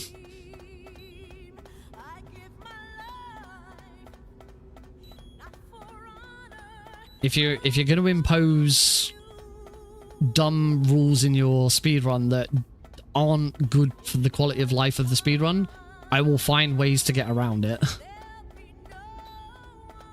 Particularly when it comes to multiple Metal Gear games. And that's the thing, you want to make these things accessible. Like, barely anyone runs multiple Metal Gear games as it is, so you want to make them as accessible as possible. Say, if you had the Metal Gear, the Metal Gear Metal Gear Solid Master Collection speedrun, and the game swap over was included as part of the time, you would have people doing ridiculously stupid optimizations. As I say, like running the game on 3 different platforms so you can quickly swap between them.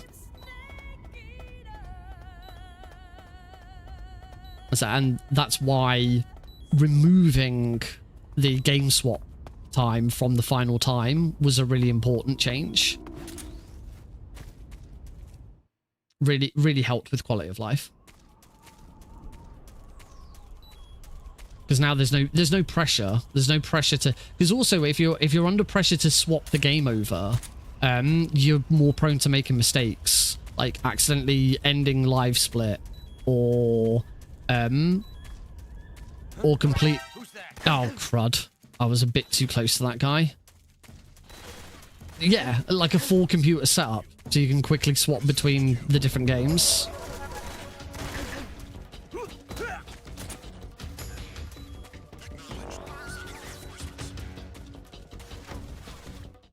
I'm not sure what happens here now.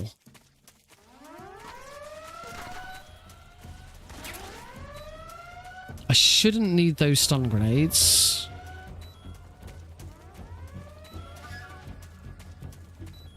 I'm pretty sure I didn't use any extra stun grenades.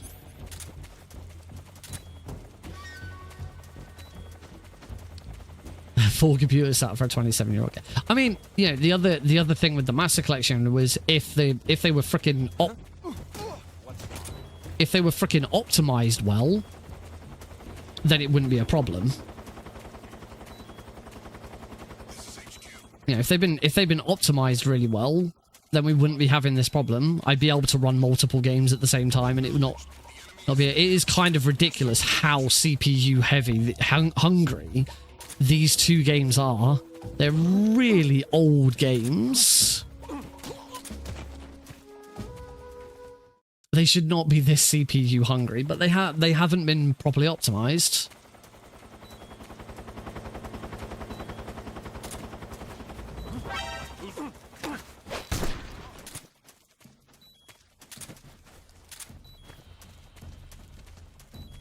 Oh, I got a fresh. I think, yeah, I've got a fresh alert. I'm gonna have to wait for. This is screwed.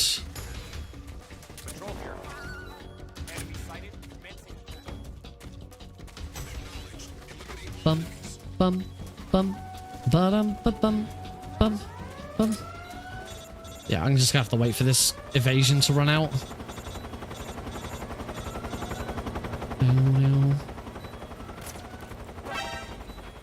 What?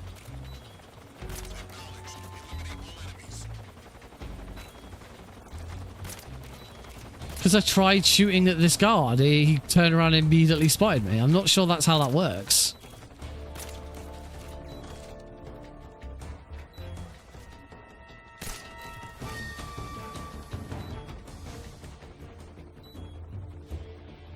Oh well. That is right. We knew this one was dead anyway, so it's not a huge issue.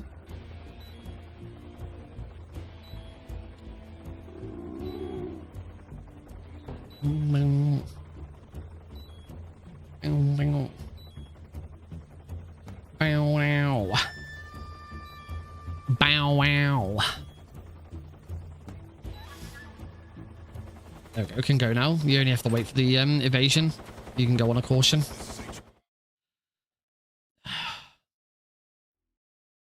Yeah, I'll have a look at that YouTube video about like transferring it over to the CPU. Oh, see, you can still see the slowdown. I'm still getting slowdown because my CPU's buggered. Oh, bloody Master Collection.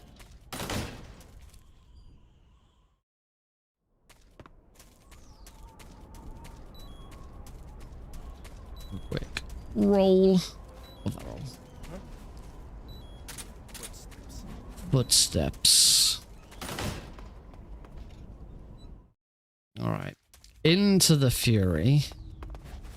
Now I've had really good luck with the Fury lately, so I'm hoping that continues.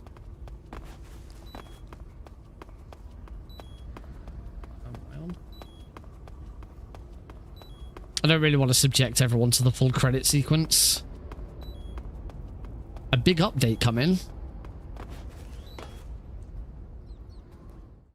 Are you ready for this?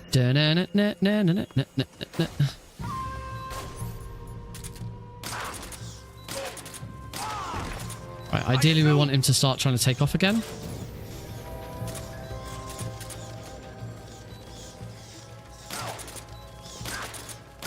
Cool. Not the best RNG. The best RNG would be he'd just start taking off again rather than shooting first, but we take that. That was good.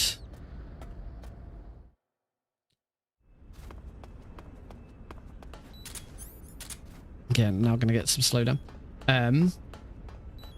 What's the source for that?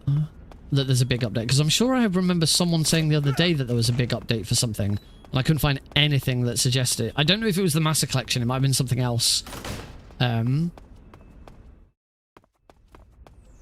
Oh, the Konami video. Okay.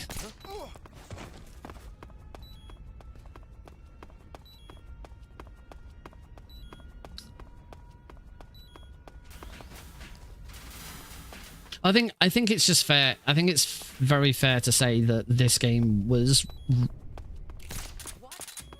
rushed. shit, I got that. I think I equipped an Yeah, I equipped an... Damn it. I equipped and unequipped the,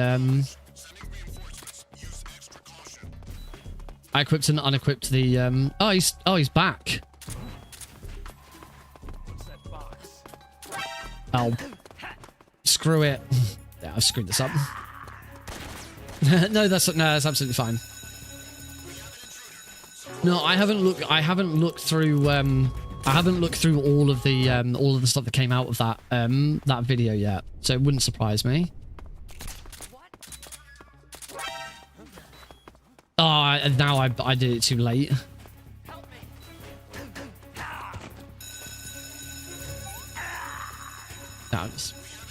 Maybe you can try something like process lasso to lower the CPU usage until you switch to it. I did see some stuff suggesting about, because apparently on Steam Deck, that's better. That's what that's what you're waiting for. That trigger, the second what?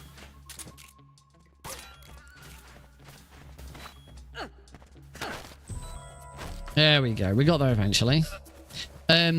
Apparently on Steam Deck you have to lower the amount of CPU that's being used. The other thing that I could do is suspend it. If you know about suspending suspending processes, I could potentially suspend the process first. The only problem with that is that MGS 2 and 3 don't like it.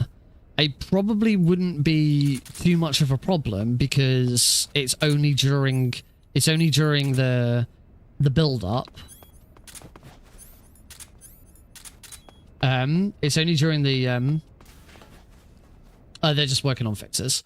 It's only during the whilst we're waiting for the game to start.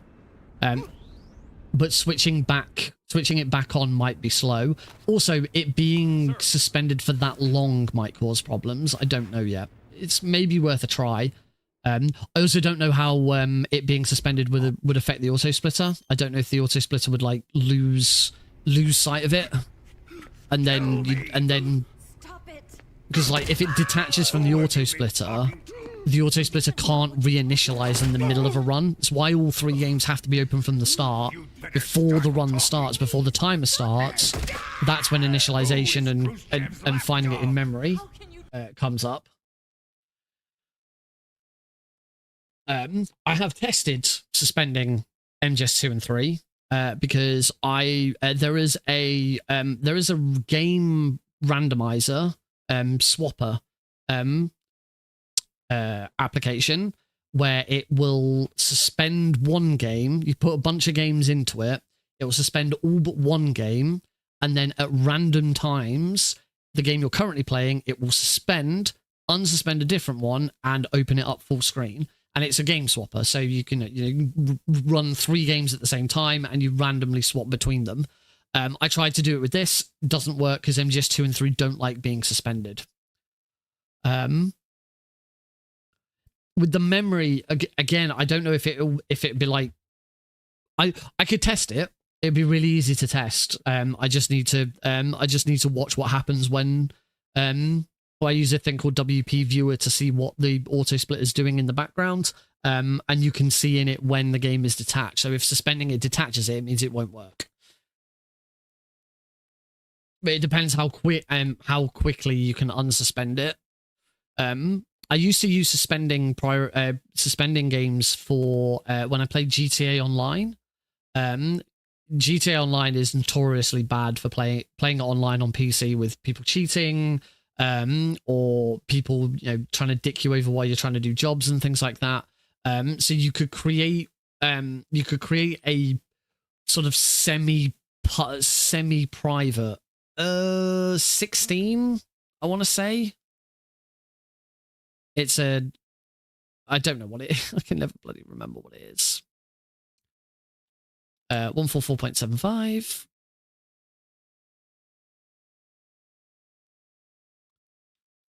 That was pretty nice. Language Johnny. Not that you guys can hear it. There you go. Have the sound back. You guys didn't hear that language, but I did.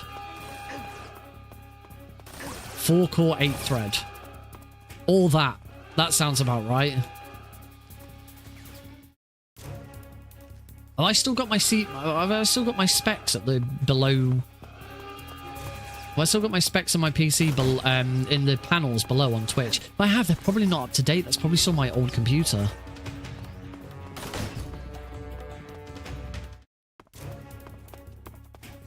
Why am I I keep rolling everywhere. I'm not quite sure why.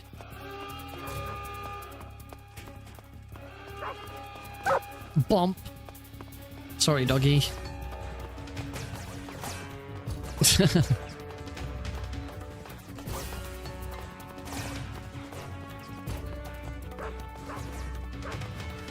No, I must have removed it because it's no longer up to date. It's my old PC.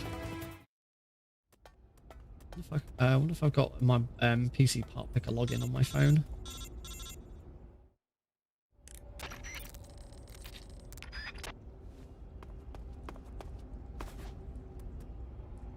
This is the thing, I've never been that clued in with AMD. I've never really understood how AMD's numbering process works for either its CPUs or its graphics cards, so it's been really difficult to remember what I've got. Yeah, when I had it on my old PC, it was really easy because I knew what it all meant. I would think so.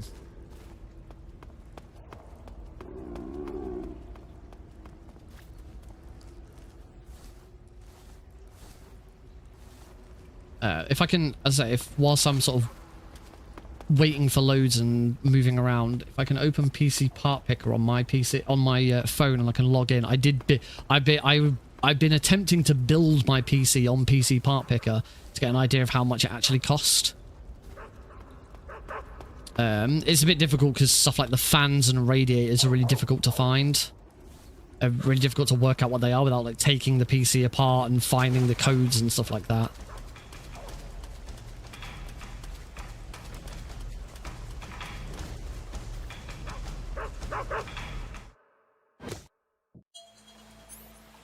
Oh, hang on.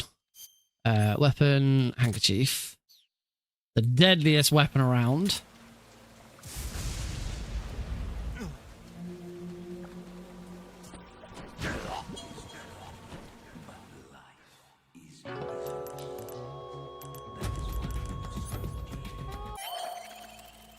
I'm trying.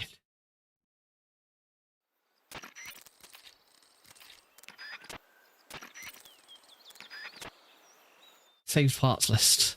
Nearly there.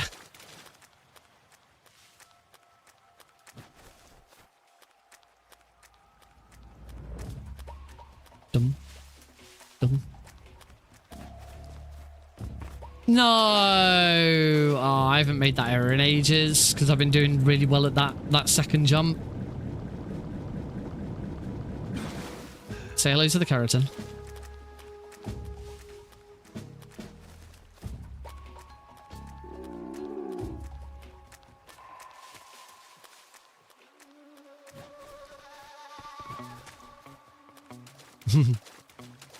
It's almost time for Knuckles.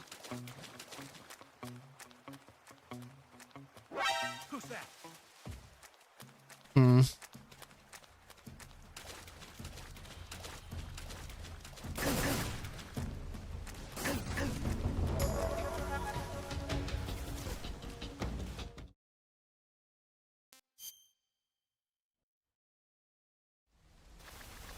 Oh, shit.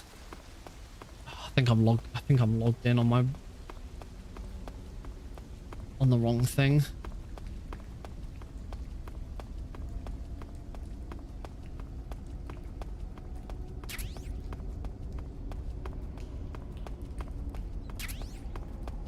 From what I understand, AMD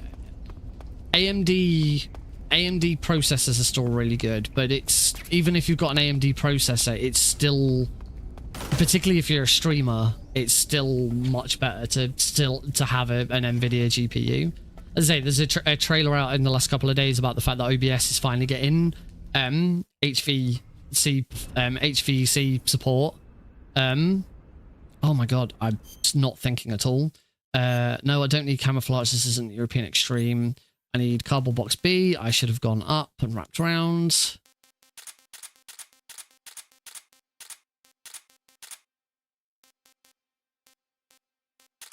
I've got something I don't need there. Patriot. There we go. That was bad.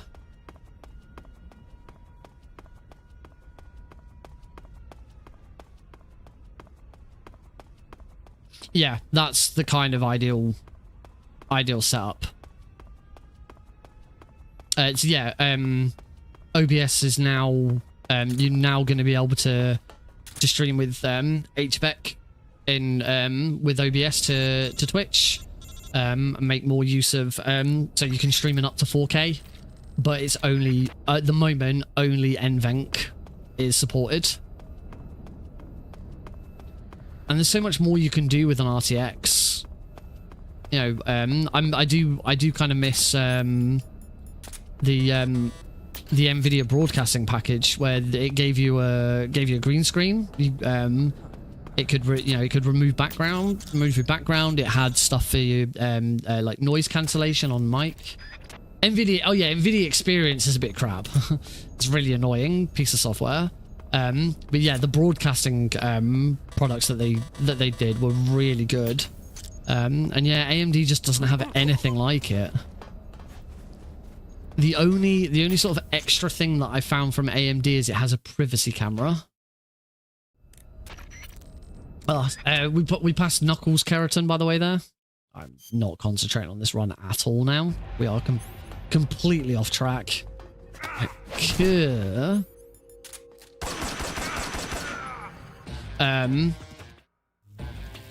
Yeah, it has a privacy cam.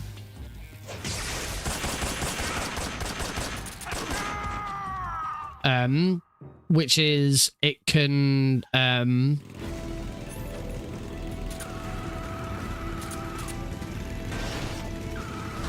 tap into your let's turn my volume down a little bit.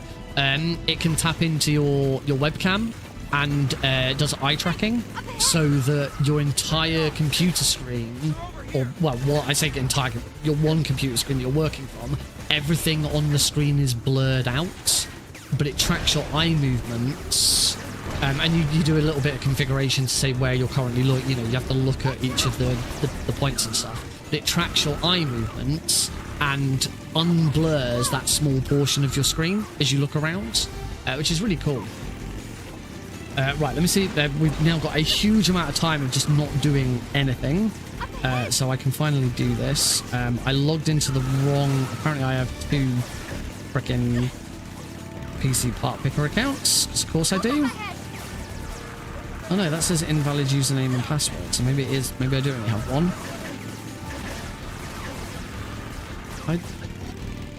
There we go. Saved parts list. Helpful. I have... Oh, what did you... I have an AMD Ryzen 7 7800X3D. It is a 4.2 gigahertz 8-core processor. My GPU is a Power Color Red Devil. That's just the make and model. Radeon RX 7900 XTX. 24 gig. So with everything in my PC that I managed to find, like case fans, the power supply I'm not 100% on which one it was, but I've got the case, the storage, the memory, and everything that I could find so far. It's not complete. I managed to get to £2,697.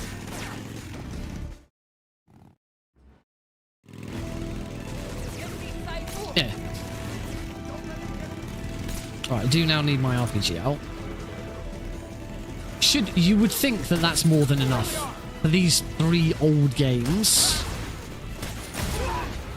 Yeah, something is clearly wrong at the moment.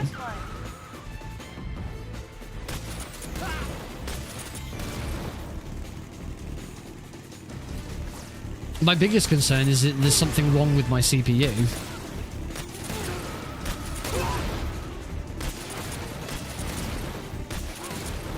animal.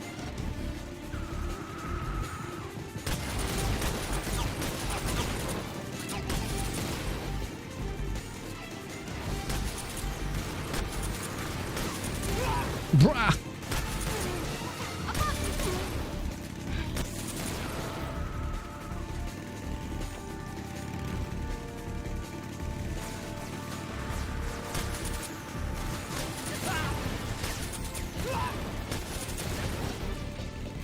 Oh, all right, that's that bit done. There's not really that much going on in these sections. As I said, I'm not paying attention anymore. I've kind of checked out the stuff we're talking about with parts and stuff like that is far more interesting. And just keep an eye on other stuff that's going on. Oh, I wonder if we've got the I also this afternoon posted another one of Tuesday's clips to TikTok and YouTube. It's always interesting to see how they do. Yeah, it could be anything from memory to CPU. It seems it's almost certainly the CPU, because when the bugs were on screen on MGS2 and I first opened up Task Manager, my CPU was at 100%. So it's definitely the CPU. The one I posted today is not done. It's not done as well as the other one. Today's clip that I put on TikTok was the one of the. If you remember from Tuesday when I was going through the caves in MGS1, one of the dogs jumped through the first hole to get to me. Yeah, you can see there's some slowdown here. I say it's because MGS3's been running for so long, and oh, this is not nice, is it?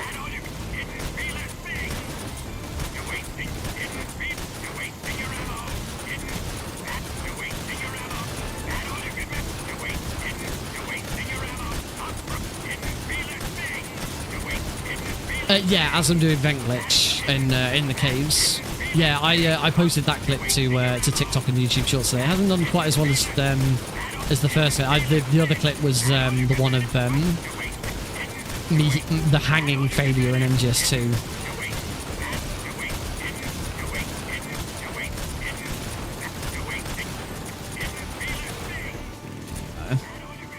I think I've probably done enough damage to him.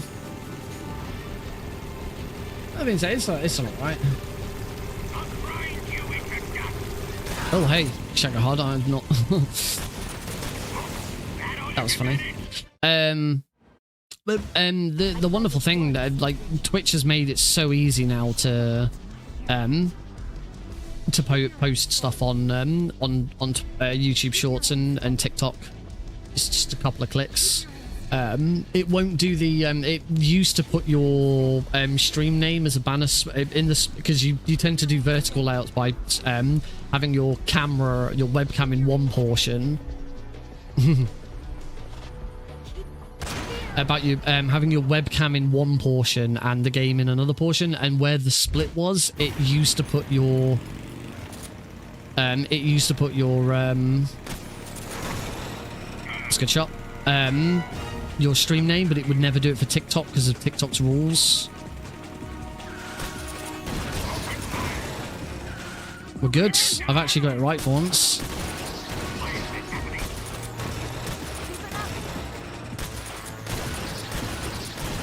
Cool, that was perfect phase one. I've actually got it bang on for first time in a while.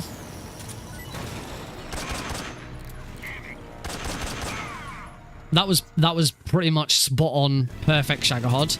That could not have been any better. And my splits are still wrong. I'm still on Shagahod, so something's still gone wrong there. And I'm still getting slow down.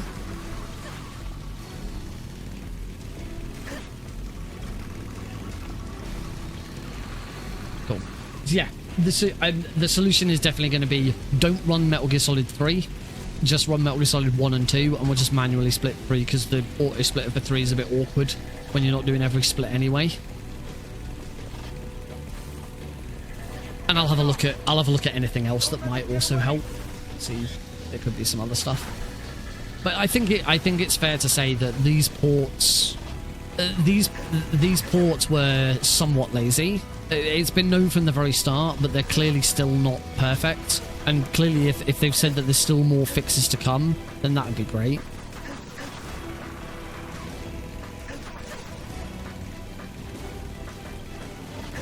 I don't need to split manually. I don't need to split manually from MGS for 1 and 2. I could still run 1 and 2 from the start. Yeah. I mean, as I say, if I run 1 and 2 from the start, then I can still use the auto splitter for those 2, and then just manually split 3.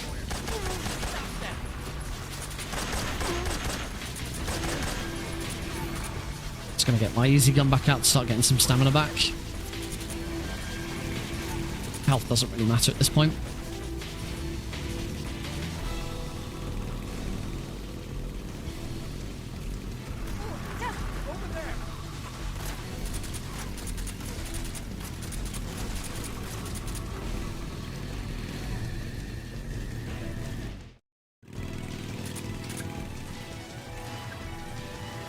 Yeah, I mean, when it comes to running all 5, I think I also think I might have a problem with running Metal Gear 1 and 2 at the same time. I don't think it can be done because I believe they're part of the same. I believe they're part of the same thing. I think for running Metal Gear 1 and 2 at the same time would be the equivalent of running Metal Gear Solid and Metal Gear Solid VR missions at the same time. Or for Metal Gear Solid 3 running the European version and the Japanese version at the same time, because the launcher allows you to pick which game to open, which version of the game to open. But when it comes to the bonus games, they're all part of the same launcher. Just get a foot switch. That'd be an option. You can split with your controller, but I don't have a spare controller button.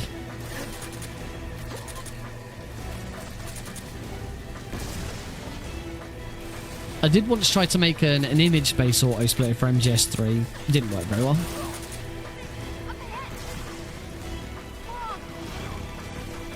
Shoot the log.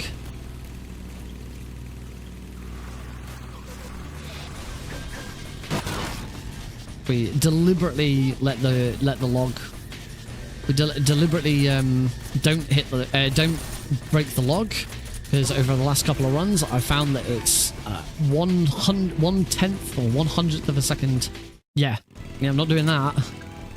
It's a really, really dumb amount of time that you save. Oh, here comes the slowdown again. It's good to know that manually locally recording wasn't the issue. Because I do like locally recording to avoid any other issues. Let's just do that. I don't need to shoot anything. Just do the old... Oh, jeez, I'm having to do old PS3 strats and just not looking at anything. Oh, I am really tired. Oh dear. Still didn't get a huge amount of sleep last night. I wasn't hungover this morning. I was a bit groggy, but I wasn't hungover. I had quite a bit to drink. That's one of the nice things about going out to award shows on for work purposes. There's a lot of free alcohol. I had a bottle of beer in the hotel before we left for the event. I had a glass of champagne when I got there. So that's your welcome drink. I had during the meal and the award show itself, I had an entire bottle of red wine to myself because they put bottles of wine out on the table, and there should be enough wine. There should be enough wine on the table for half a bottle per person. But the bottle of red wine that was in front of me, it was an all right bottle. We were having beef, so I always prefer, I'm I'm one of those people who likes to make sure I have the right kind of wine with my food. So yeah, having beef, red wine. So yeah, I had red wine. Have some more. And the bottle that was in front of me, no one else ever wanted any. So I was just like, fine, I guess I'll just drink this. I'll just drink this bottle of red wine all to myself. So I did. I had an entire bottle of red wine to myself. And then in the after party, I had 2 more bottles of beer, 2 bottles of Madri. I really like Madri's, one of my favorite beers. Might be my second favorite beer now, actually, after Asahi. Asahi's my absolute favorite. I love Asahi. Best beer in the world. Madri's probably a close second now. So yeah, I had 2 bottles of beer in the after party. It was a free bar as well, which is weird. I've been. This is the third year in a row I've been to that event, and it's the first time it's been an open bar, a free bar. So I was quite surprised. We weren't going to stick around for very long because the awards themselves didn't go very well for us. So we weren't going to stick around for very long. But then when we learned it was a free bar, I was like, oh, maybe we'll stick around a little bit longer. And then in my goodie bag at the end, this is a really bad idea, and I regret it instantly. In my goodie bag at the end, as I left, when I got back to my hotel room, I had a look to see what I'd got, and there was a little bottle of cognac in it, which I'm not normally one for spirits. I don't drink whiskey. If I do ever drink, like, I'll drink rum, and I'll drink Jack Daniels, but I won't drink them neat. Yeah, I'll drink vodka, but I won't drink it neat. You know, the first time I ever got properly drunk when I think I was 18. I might have been 17. No, I'm pretty sure I was 18 by that point. Yeah, the first time I ever got like really properly seriously drunk was I drank like almost a whole like 250 milliliter bottle of vodka neat to myself after already drinking a bunch of beer beforehand. And yeah, I ruined my mate's bed sheets. I was staying over at a mate's house that night and I absolutely destroyed them. Destroyed my t-shirt. I was horrendous. I vomited horrendously badly.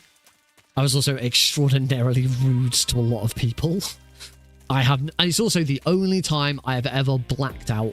I was blackout drunk. I have very little recollection of what happened. I woke up the following morning and I was like, I can remember little bits of stuff, but I don't remember everything. It's the only time I've ever been blackout drunk where I actually can't remember what happened. Do not recommend it. Not a fun experience. I got close one more time at uni. Actually, I got close to it. I've been really heavily drunk 2 more times, but they never got to blackout states, but they were close. They were really bad. I had another time where I vomited horrendously at a stranger's house. That was really bad. That was the worst. I was staying the same mate. I was staying with their friends, which I'd never met before, and yeah. So it was a house I'd never. Oh, look at this slowdown in the field. Oh, I wasn't supposed to punch her there. I don't know if that's going to cause. Yeah, that is going to cause problems. Let's just do this and. I need to reset this fight. There we go.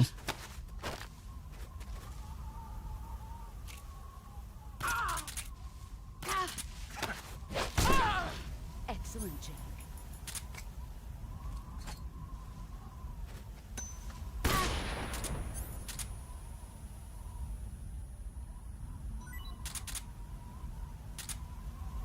The slowdown here is actually making this easier. Because I'm getting more time to react. There we go. Fight over. Oh shit, the fight's not over. What the hell? Oh. Don't like this. Here I come.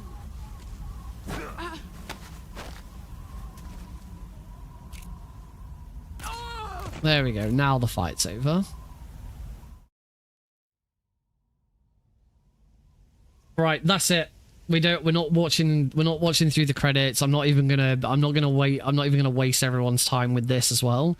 Stop those splits. I've beaten some of my best times. Do I want to update them? There's still so many errors in there. It's probably not. Keep it safe. This was probably a worse experience than Snake Eater 3D. I'm going to elect to not update my splits with the golds because some of those golds weren't correct. Oh, I'm also going to very, very quickly swap us over to the camera version of this, so that I unlock some of the cooler channel rewards. So we just sit through. Oh. Just very, very. Or should I say, snake? Oh, I completely missed a comment from Delfino Plaza guy. I think I asked you about the log times to. Oh yeah, I did. Sorry, I've just looked over at my other screen and seen an orange username.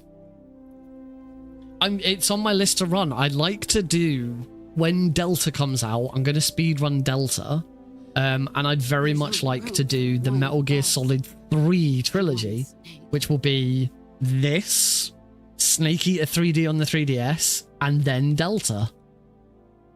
Oh, I've navigated away from MGS3, so that's not my inputs. Oh my god. Oh.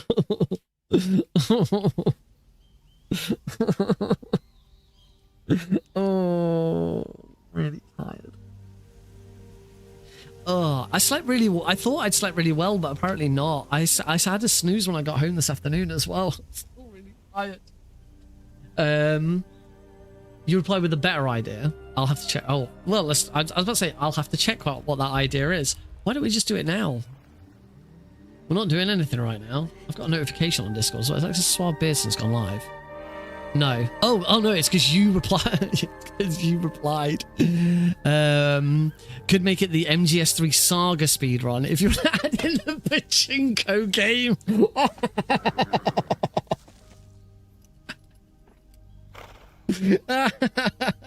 do the fucking pachinko game as well. Oh god, I mean, I wouldn't even have the first idea how I'd even Can you emulate the pachinko game? Is that a thing? That would be so high. That would be so good. That would be amazing. I don't think it's doable. But maybe I'll look into it. Might be fun just as an exploration to see if it could be done. That's fucking great. I love it. Yeah, I will definitely be like pushing for an MGS3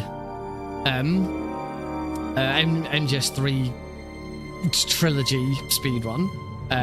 You wouldn't do like, because the original MGS3, what we're playing right now, has been re-released and redone so many times. The power, like the original NTSC release is slightly different. The power release is slightly different, but they're not different enough. It's still fundamentally the same game, just with slight tweaks here and there. Whereas Metal Gear Solid 3D on the 3DS there's enough of a difference. It's still the same game, but the control scheme is completely different.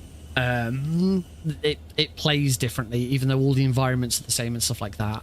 And to be honest, I feel like the experience we're going to get from Metal Gear Solid 3 Delta is going to be the same.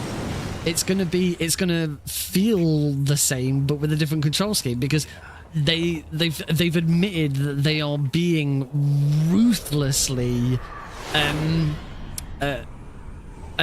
similar.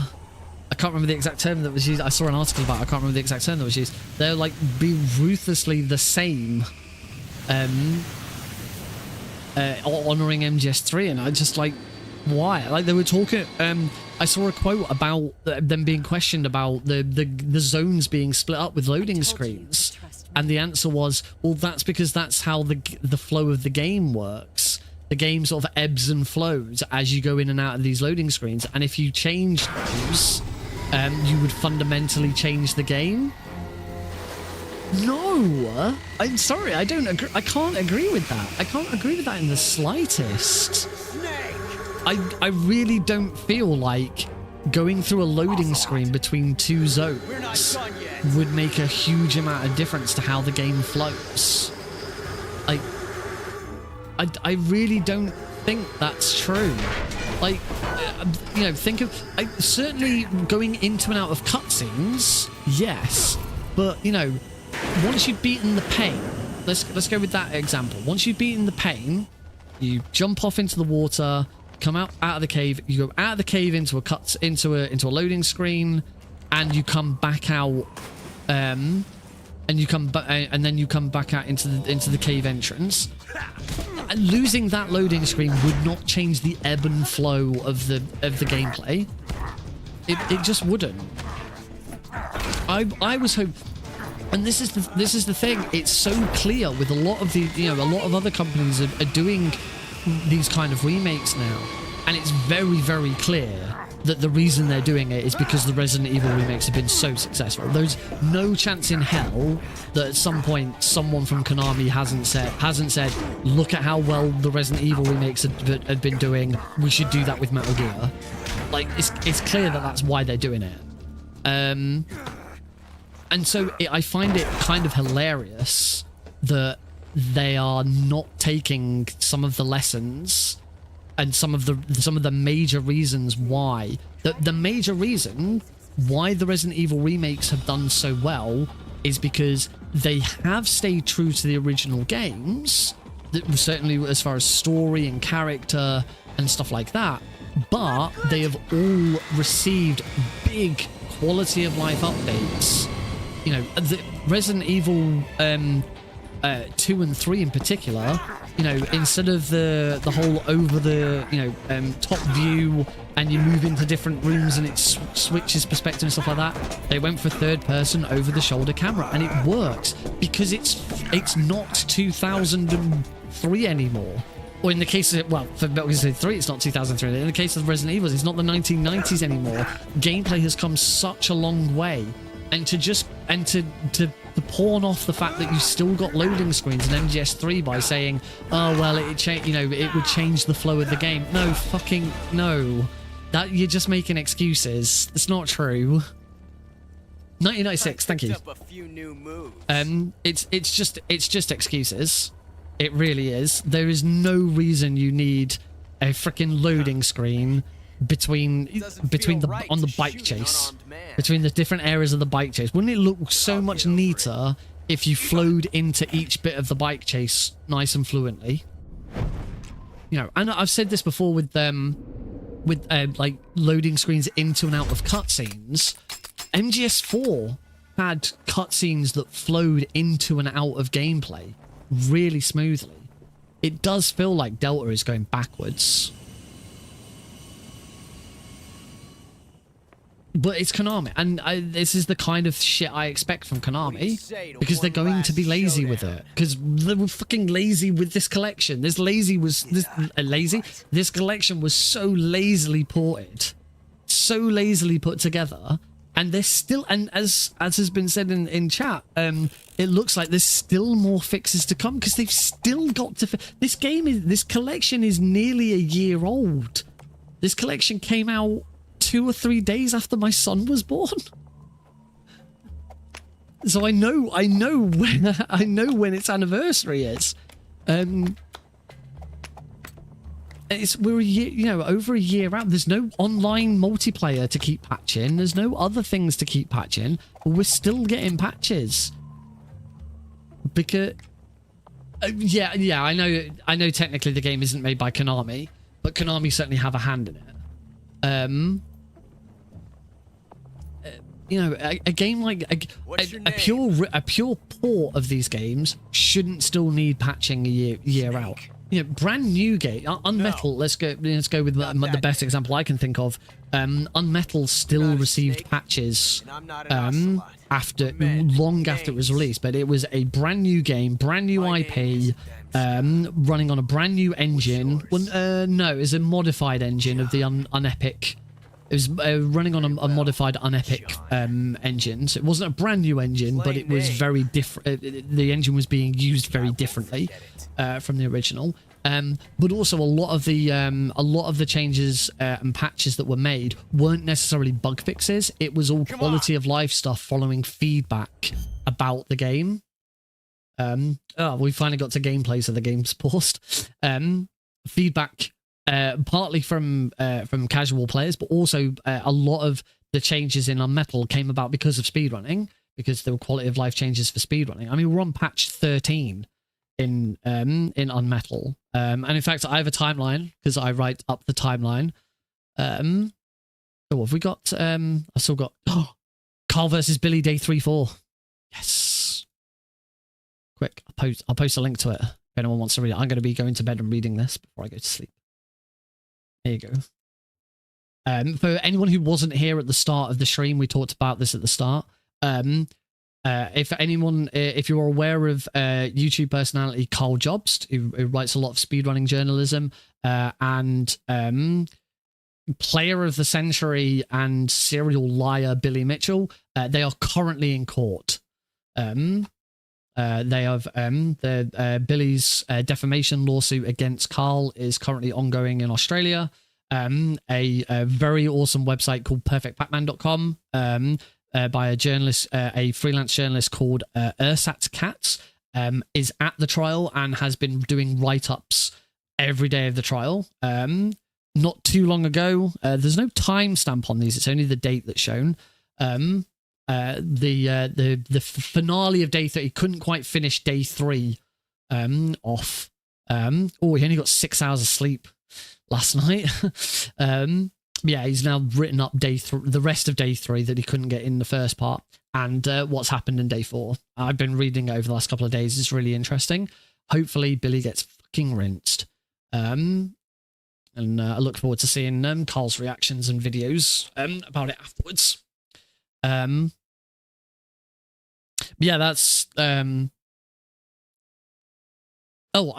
know why I opened that, because I was going to look at the Unmetal patches and I still had the website open for when I was talking about it at the start.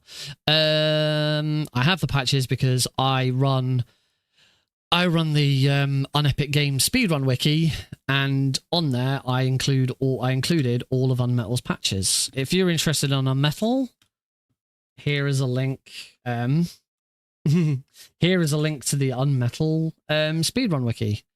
I say, completely created by me. It is anyone can go in and edit it, but no one else has ever gone to edit it. It does also contain pages for all the other Unepic games. There's a little bit of stuff in there for Minighost. There's a little bit of stuff in there for Pampas and Celine. I was kind of hoping that Ply would go in and do some Pampas and Celine stuff, but he hasn't. Unmetal is very, very fleshed out. I put a lot of work into the Unmetal section of it. Patch history. When was patch 13? The game was released. I don't know why I'm going into this much detail. Wow, this is being really slow to load. Oh, I'm going into this much detail with it. It doesn't really matter. Yeah, actually, the game's anniversary should be coming up, or it might have just passed. I mean, the game's original anniversary when it came out on Vita. Release date the 28th of September 2021.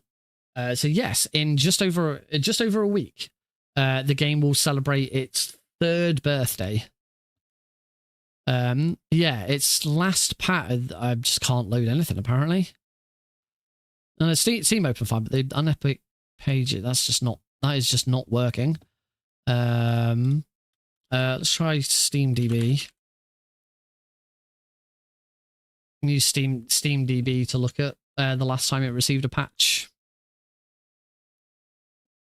Unmetal patches.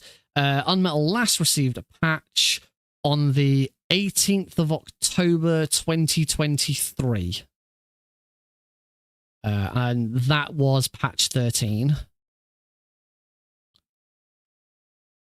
So I wrote. There's no patch notes for patch 13, but I wrote on the wiki because I found out what had changed. I think the only thing that really got changed is they added Arabic.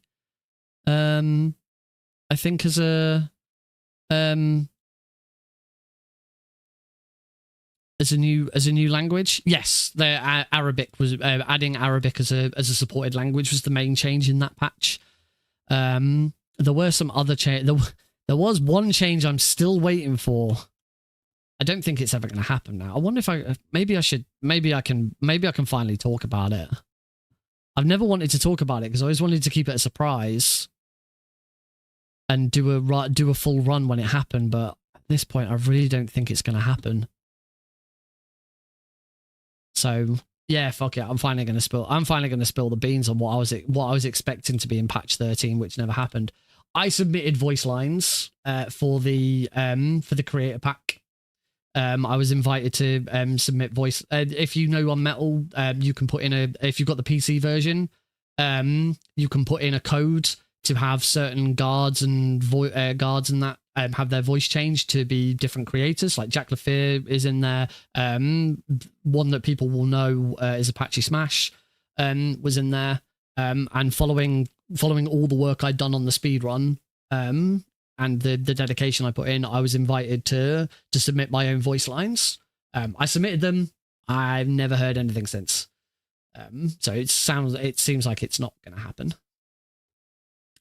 If it ever does, then I'll do a casual playthrough where you get to hear my voice lines. Yeah. I could also make it. You can make it yourself if you own on Metal. The way the voice lines work is they're all just alternate files that go into a folder, and when you put the code name in for that folder, it swaps those lines to whatever files are in that folder. So yeah, you just go and find the folders full of names in the file in the files for the game. Create a folder, give it a name. So in my case, Nick RP Green. Fill it with files with the same names as all the other ones and your voice lines, and you could do it manually. It would have been nice to have it official. Anyway, I think we're done, aren't we? Let's say this today did not go how I was hoping. I really was hoping this was going to be a better run. Clearly, there's still some problems with trying to run. Oh, take my headphones off. I can't. I'm really warm as well.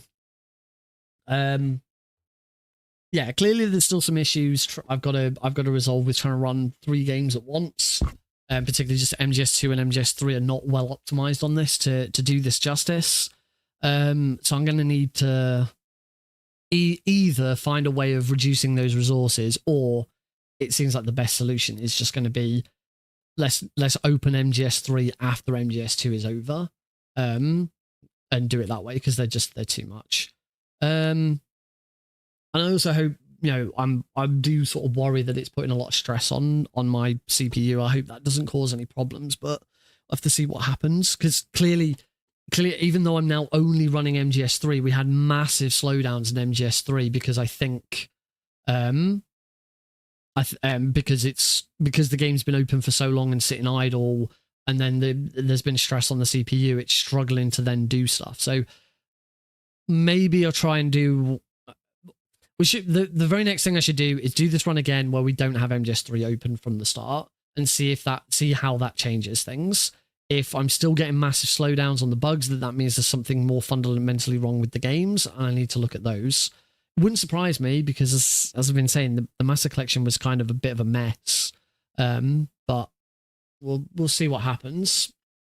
Yeah, that's going to be it for tonight. Let's leave it there.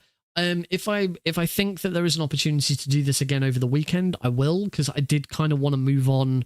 I was kind of hoping that I'd have the Master Collection Trilogy done, so I could upload the video, get it submitted to Really Really Longathon, and we could start moving on to Metal Gear, because we are getting closer to October. At this rate, I do think that this the full all 5 games could be done in October, but I've got quite a busy October with the weekend, so I don't know yet, because I can't do the 5 games back to back on a normal evening stream. There's not enough time. I need to do it. I am on holiday. Actually, I am on holiday in October, so I could do it during the day in October. I won't be looking after I won't be looking after Alex during the day, but I will be doing the evening. He's still at nursery whilst I'm on holiday. There's no sort of, I can't not pay for nursery and take him out of it, so he might as well keep going, and I can do jobs and stuff at home. So yeah, that's probably still not going to work. I'll figure something out, and when I do, of course, I will let you know. Thank you all very much for joining in. I hope you've had fun. We're not going to raid because I really do just want to get stuff shut down and go to. I'm way more tired than I thought I would be. Yeah, we will get a good run out of this. It will happen. I want to go to bed and read up what happened with Carl and Billy on day 4. All right, good night, everyone. Have a good one. See you next time. Don't forget, tell people about channel points. They're all pretty cool.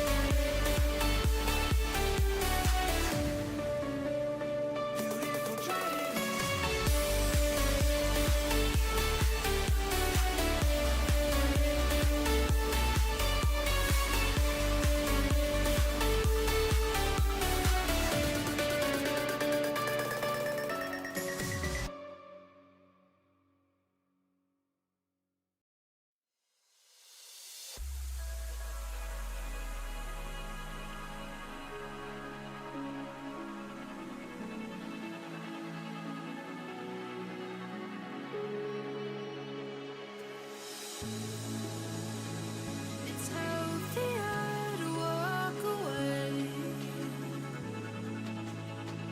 and try to love you again. But letting you go drives me insane. So I'll try and control things I can't change. You're a heart.